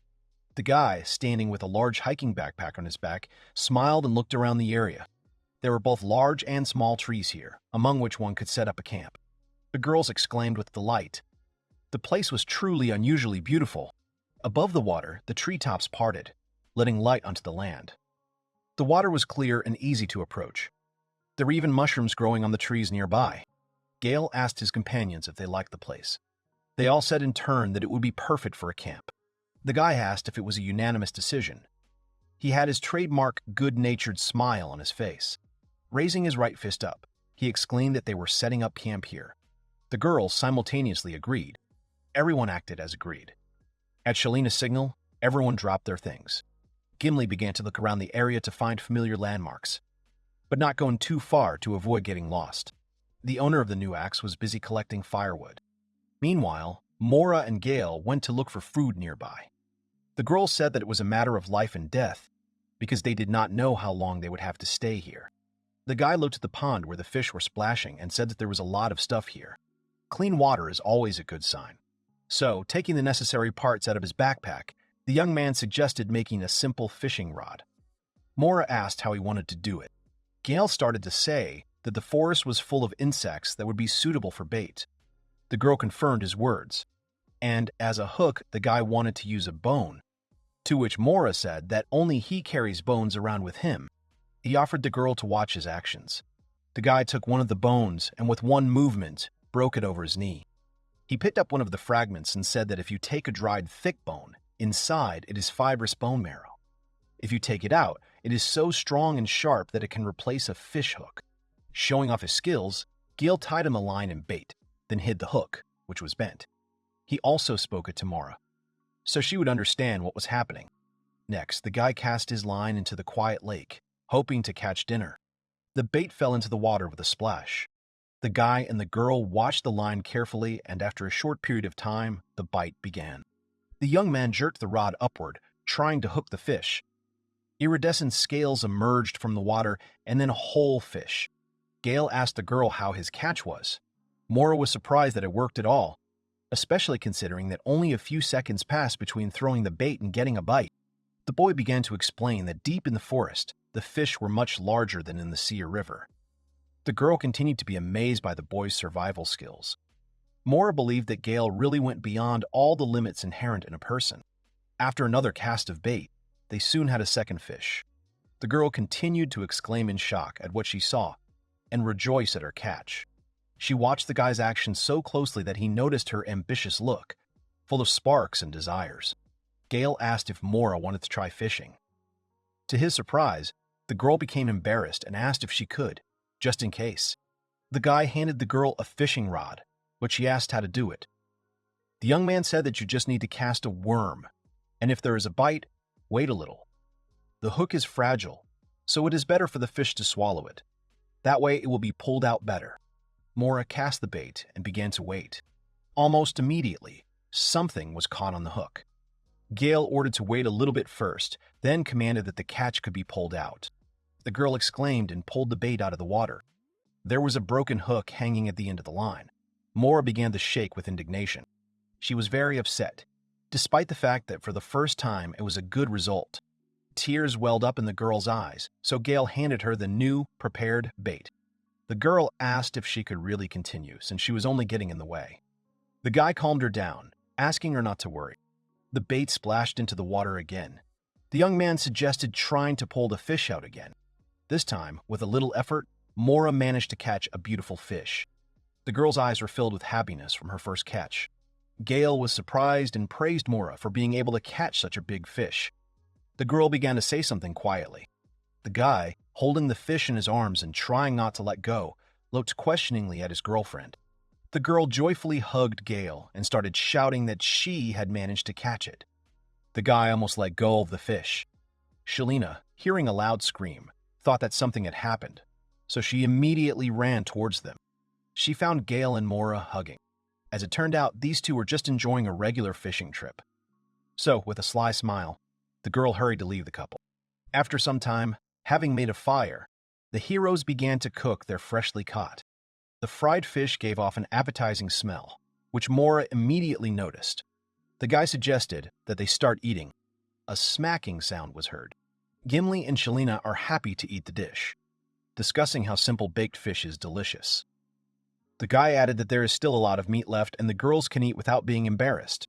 Mora asked the elf how the observation had gone. The girl meaningfully said that she didn't even know. The approximate direction was clear, but it was difficult to determine the exact location, especially in the dark. The girl raised her gaze upward. Gale, smiling slightly, said that there was nothing to be done, so as soon as they finished eating, they would take care of the camp. The first thing they decided to do was to distribute the shifts so that one person wouldn't have to stand guard all night. Gimli noticed that although they had eaten their fill, they were all tired from the long journey. She was full and content. Gale asked if it might be easier to set traps so no one would have to be on duty. The girls looked at him questioningly. Gale's instant traps are a paralysis spell based on the ghost ship effect and a freezing spell using the low temperature of the seabed. The guy, after installation, proudly scratched his nose.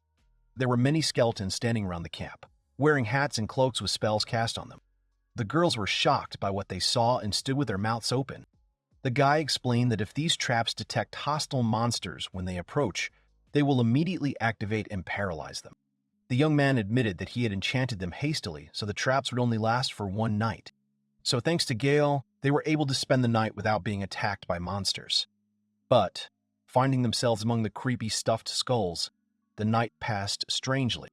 At night, the group's camp was surrounded by creepy scarecrows with glowing eyes. They watched the surroundings so that no monster could get to the heroes. All the adventurers slept peacefully after a hard day, because none of them had to be on duty. At this time, Mora, lying in the tent, had a dream. Gimli stood on one knee while the others looked ahead in confusion. Sitting on the rocks, a dark-skinned elf with long hair, pulled back into a beautiful ponytail, stood before the heroes. With a pleasant smile, she greeted the guests. Finally, they reached the village of the Dark Elves. Mora felt as if they were being greeted, without understanding a word of what was said. However, she noticed that the elf had the same skin color and ear shape as Gimli. The elf looked at her guests kindly. As soon as morning came, the boys began to share what they had dreamed about. After Mora described an unexpected meeting in a dream, it turned out that everyone had seen the same thing. Gimli, answering an unspoken question, said that this man was their leader. Her name was Lady Minerva. The sea immediately understood where she got her grace from. This place that came to them in a dream is called the Hill of Promise. When the travelers arrive in the dark forest, they receive a greeting in a dream. Shalina was a little surprised by this and said that, it turns out, if you become a leader, then even such things are subject to control. Gimli confirmed her words and added that they are very close to Lady Minerva. Continuing to ask questions, the girl with glasses on her head asked if not only was their leader great, but she was also very attentive. The boys were discussing that if they reached this hill, they would meet in reality, so she had to come to them in a dream. At this point, Gimli drooped a little and seemed to be lost in her thoughts. It looked like she was trying to hide something. Taking a sip of the hot drink from her mug, the elf replied that, overall, the group was right. The adventurers continued to move further into the dense forest, Gimli trying to find her bearings while Gale led the other girls. Mora thought that the provisions were getting smaller and the fatigue, on the contrary, was only accumulating. Even though the campsite was convenient, it was clear that it was time to move on, even if they still didn't know if they were going the right way. Having thrown the sticks with the remains of the fish into one pile, the heroes finished their meal. Shalina complained that they had been eating this for 3 days in a row. Gimli supported the girl, saying that he could no longer eat this grilled fish. The girl with glasses on her head confirmed that she was also tired of the fish. But there was something much more frightening. Shalina started to cry and scream loudly that her sake supply was completely gone. There were 2 empty bottles of alcohol in front of the boys. Mora tried to calm the girl down, saying that she understood her feelings, but she shouldn't shout like that. Gale suggested sorting out the situation. Since they set up camp, they have tried to find their way many times. Gimli said that he did not recognize these places, and the heroes were walking in circles, each time returning to where they started. The elf, as if apologizing, lowered her ears. Mora supported the guy's reasoning, saying that they had no problems with the camp, but the heroes did not move a single step further. Shalina, still sobbing, screamed that this was a complete delusion in the forest. Gimli studied the map carefully. She said that they had tried to take a shortcut and it had been in vain. Gale tried to calm the elf down, saying that no one was blaming her, but Shalina was only indignant about how it was possible to get lost in her native forest. Gimli tried to justify herself by saying that she had not taken into account how big the dark forest was. The guy looked back at the lake and said that they had enough water, but there were problems with food. There are not endless fish in the stream, so you won't be able to feed on them all the time. The guy finished his thought by saying that they needed to move on. Shalina supported him, saying that she couldn't rest forever. The guy said that the girl is the master of the blacksmith's guild, and he can't leave all the work to Liz. At this time, Liznet was already sleeping in the store, as she had not had any customers for a very long time. The team decided it was time to pack up and move on. The girl said that it would be great to find a guide who would show them the way. But where in such a wilderness could they find one? The next moment, the caster noticed something among the trees. He stopped to make sure it was a silhouette behind one of the large trunks. He told the girls about his discovery, to which Mora said that the guy's ability to see well in the dark would help them, because even during the day it was semi-dark and the sky was covered with clouds. The girls were excited. They wanted to get to their destination as quickly as possible, so they rushed towards the figure. The guy tried to stop them, pointing out that running was a waste of energy. Gimli, Mora, and Shalina suddenly emerged from the bushes. They saw several figures in black cloaks and tried to draw their attention to themselves. Having descended along the tree roots, the heroes decided to approach them. Gimli stood behind the silhouette in the cloak and said that they were lost. Mora noticed the legs of the figure they were approaching and realized that they looked like bones with partially rotted flesh. The girl tried to call out to her friend. However, the dead man had already turned around and looked angrily down at Gimli. The hood flew off his head and underneath was a bare skull. The girl screamed in horror that it was the undead. Judging by the uniforms the skeletons were wearing, they belonged to the disbanded royal detachment. Shalina exclaimed that if that was the case, then that was a different matter, and they needed to retreat immediately. However, one of the dead men was already hanging over her at that moment. The girl screamed in horror and surprise. Gimli, Mora, and Shalina saw the actions of the evil spirits too late, so they found themselves surrounded. They were sinister scarlet skeletons. There were dozens of them and more kept coming because they were coming out of the ground. The sound of hooves was heard somewhere behind. In the blink of an eye, a rider with a spear appeared from somewhere above on a dead horse. He looked at Gimli and tried to hit her directly. At the last moment, Gale came to the elf and cast a spell, Dispel Curses, hugging the girl. A large and bright magic circle appeared in front of them, which illuminated the dead man. Gimli's legs gave way and she fell to the ground. The boy immediately asked if she was okay, to which the girl said that everything was fine. Shalina hurried to them. The elf looked at the young man and remembered how he hugged her with a smile. Her heart fluttered and she felt a little embarrassed, because she had been hiding what she felt for the guy. Gale, however, turned his attention completely to the cursed skeletons, since meeting them is an extremely rare occurrence. The undead rushed towards the guy. He, in turn, with a smile on his face, was ready to meet them. Gimli looked up and watched as the purified souls freed by Gale rose into the sky as a shining light. Mora said that she had seen it several times before, but it was still amazing. Shalina noticed that the caster was too calm. It was as if he was dancing a waltz among enemies. So graceful were his movements. The young man, after he had dealt with the attackers, thought about it and looked around the place carefully. Addressing the girls, he said that most often the undead sleep during the day. But in this dense forest, in the damp soil that was saturated with magic, and with such a cloudy sky, this became an exception. The girl with glasses on her head looked tiredly at the guy and said that he looked like he was happy about it. Gale, holding something in his hands, asked what she was expecting. Mora, noticing the guy's find, asked what it was. The spellcaster explained that the cursed skeleton left behind an undead core. This is a concentrated form of the curse and is extremely rare to obtain. Shalina asked Gimli if she had heard of such a thing. The girl's answer was negative. She said that it was the first time she had seen such a thing. Usually, materials with undead are not very popular, unless they are used in alchemy, so the guild sometimes buys them, but on the market they are much cheaper than materials from ordinary monsters. However, the elf had never heard of this core before and was interested in learning more about it. Gale, holding his lute in his hand, said that it was used to enchant various items. For example, equipment or scrolls. The core can be embedded even into regular weapons or armor.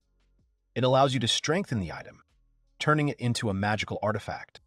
Of course, it doesn't look any different, just a regular material.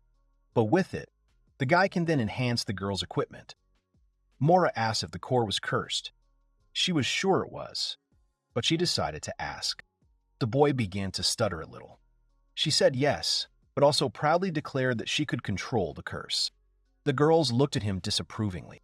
The boy raised his index finger and said that he could take the curse on himself, but if he went too far, it would immediately return. Shalina was surprised by the fact that curses could return. She looked at the guy with apprehension and said that he could create terrible and dangerous things. Mora said understandingly that, apparently, this was how the guy enhanced the equipment of Cash and the others. She also thought that this was why they had no idea that she was cursed. Gimli, with a slightly sad smile on his face, said that this was apparently all they could get, although for the boy these cores were rare. Gale interrupted the elf's thought by saying that, in fact, another rare item had dropped. He asked if the girls remembered what the guy had said about the undead. They appear because of unfulfilled desires in life. Looking at the skeletons stacked in a row, he continued to say that they had tried to escape from the dark forest many times, but died in despair and became prisoners of this place. This went on for a very long time, perhaps even hundreds of years. The guy started to say something about a long wandering in the forest, but he stopped and asked the elf for a map. He pointed his finger at where their group was now. The girls watched him closely. Smiling again, the young man clenched something in his right fist and joyfully said that this find could show them the way. A small pendant hung from his palm on a metal chain. It was the pendulum of the watch, the crystallized tears of the royal party wandering in the dark forest. Gale said it led to a dark elf village. Holding the find directly over the map, after a few seconds the pendant began to move. Everyone watched the artifact that Gale had acquired. Shalina noticed that along with the sound of muffled crying, the pendulum began to swing. The pendant stopped, pointing in a certain direction. The boy pointed his finger in the direction where the artifact swung and exclaimed that the village of the Dark Elves was there. The girls exclaimed that it was incredible, and also that they now had the opportunity to get out of the forest. However, they were also interested in this item. The young man also took into account the 2 war horses. The undead stood next to the tree. Mora and Shalina were glad that they would be able to save their strength. But Gimli was glad that she could finally breathe a sigh of relief, because now they would be able to reach the village without any problems. However, As she approached the horse skeletons, vague doubts crept into her head and her former confidence became slightly less. Mounting their horses and continuing their journey, Mora said that there was an expression called horse bones. But she wondered what bone horses meant. Listening to the quiet but eerie hum that was heard throughout the forest, the girl, with a serious expression on her face, told the guy to hold on tighter.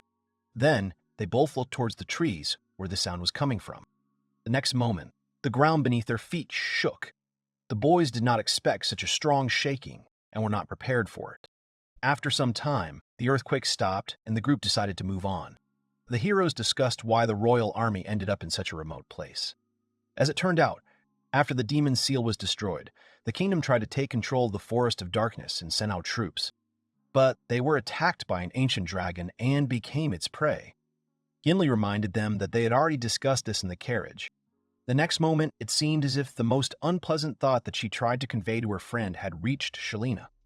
The girl, realizing what had happened, stopped the elf and said that they were literally now in the place where the remnants of the royal army were in the form of the undead. Gimli's face twisted in an emotion that was both fear and realization. The earth shook again and made the horses rear up. A roar was heard that shook the very air. The long-eared girl said tensely that she had relaxed too much, feeling safe. Suddenly, one of the trees was smashed by a huge clawed paw. Gale's team entered straight into the territory of an ancient dragon. They were scared. The horses raced as fast as they could, while the dragon stuck out his long tongue and opened his mouth to make it easier to catch the disturbers of his peace. The spellcaster shouted that the dragon had noticed him. The ancient giant creature's throat began to glow with a blue flame. The heroes immediately noticed that the monster was about to exhale. Dragon's breath is a very dangerous skill that incinerates everything in its path. Gimli screamed at the top of her lungs for everyone to run. The air near the dragon's throat grew hot and bright particles of magic lit up nearby, like fireflies in the night. A moment later, a column of blue flame burst from the mouth of the huge creature. The heroes managed to dodge this stream of magic, but the war horses burned to the ground, which slowed the boys' movement. The girls were happy that the beam of fire missed them by a little, but the damage was still simply enormous.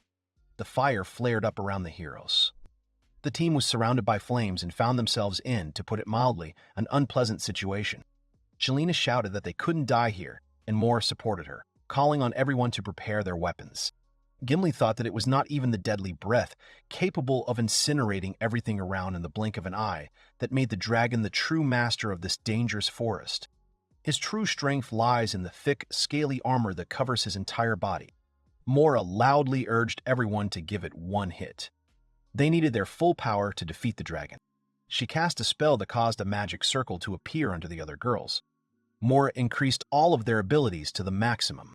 Shalina rushed into battle first, wanting to hit the dragon with all her might, and jumped up. The girl delivered a lightning-fast blow to the creature's skull. However, the dragon did not receive a single wound. He shook his head and threw the girl off himself. The warrior considered it simply impossible. The elf realized that even with imperial weapons, normal attacks would not work against him. Gimli raised her black orichalcum dagger, which the dark elves had created, to her face and intended to attack with it. With the grace and speed of a beast, Gimli began moving towards the giant dragon. She hoped that her plan would work and that the blade would be able to at least slightly injure this creature. As she moved, she prepared her orichalcum weapon. As soon as the girl approached the monster, she immediately plunged the blade into its strong scales.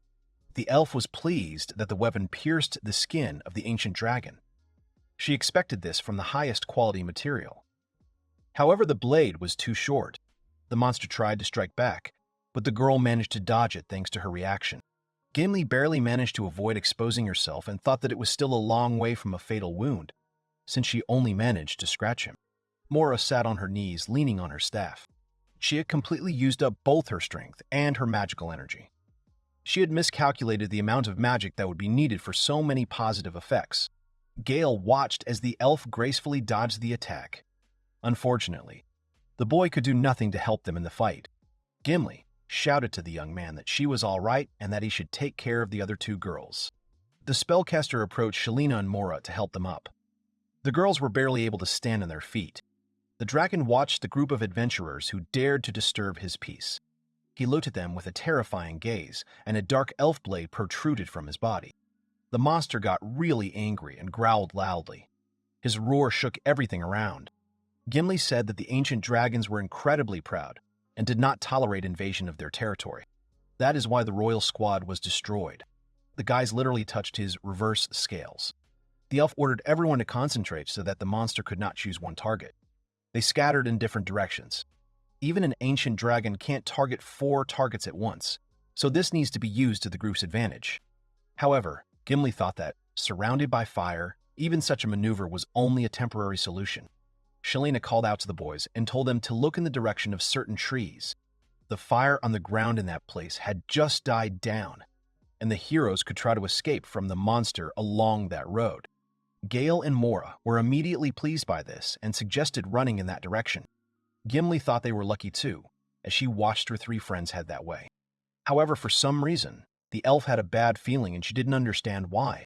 The girl knew that the ancient dragon was not only a hot-tempered creature, but also a cold-blooded one. She wondered how he could not notice such an obvious detail. At that moment, the girl stopped. Her legs trembled a little. She turned around and looked with horror at the cunning and smug dragon. It took her a moment to realize that he had set this all up. It looked like a dry fishing trap. Only, instead of a net there is fire, and instead of fish, there are them. Gimli screamed as loud as she could to try and stop her friends. She said that the huge monster intended to destroy them all, with one shot of dragon breath while they were running in a straight line. The monster's throat began to glow blue again. Gale tried to cover Mora and Shalina with his body. Gimli tried to reach her friends. At that moment, they thought they would all die. But an unfamiliar figure in a cloak appeared from the forest. The heroes heard a cry calling for the princess. A projectile flew towards the dragon and exploded right on his head. This was enough to disorient the huge monster, at least for a while. The heroes looked around in bewilderment, trying to understand what had happened. They didn't understand why they were saved, but Gale noticed something explode from the dragon side. After that, new figures in cloaks appeared on the battlefield next to Gale's team. The girls did not understand what was happening and who it could be. The characters are surrounded by strangers with weapons, trying to protect them from an ancient dragon. The man in the cloak explained that the crossbow with incendiary bombs itself was not capable of causing serious damage to this creature. But if the monster reflexively twitched, avoiding the explosion, then this would confuse it enough and stop the breath attack. There were about a dozen robed strangers around the team, all watching the dragon's reaction.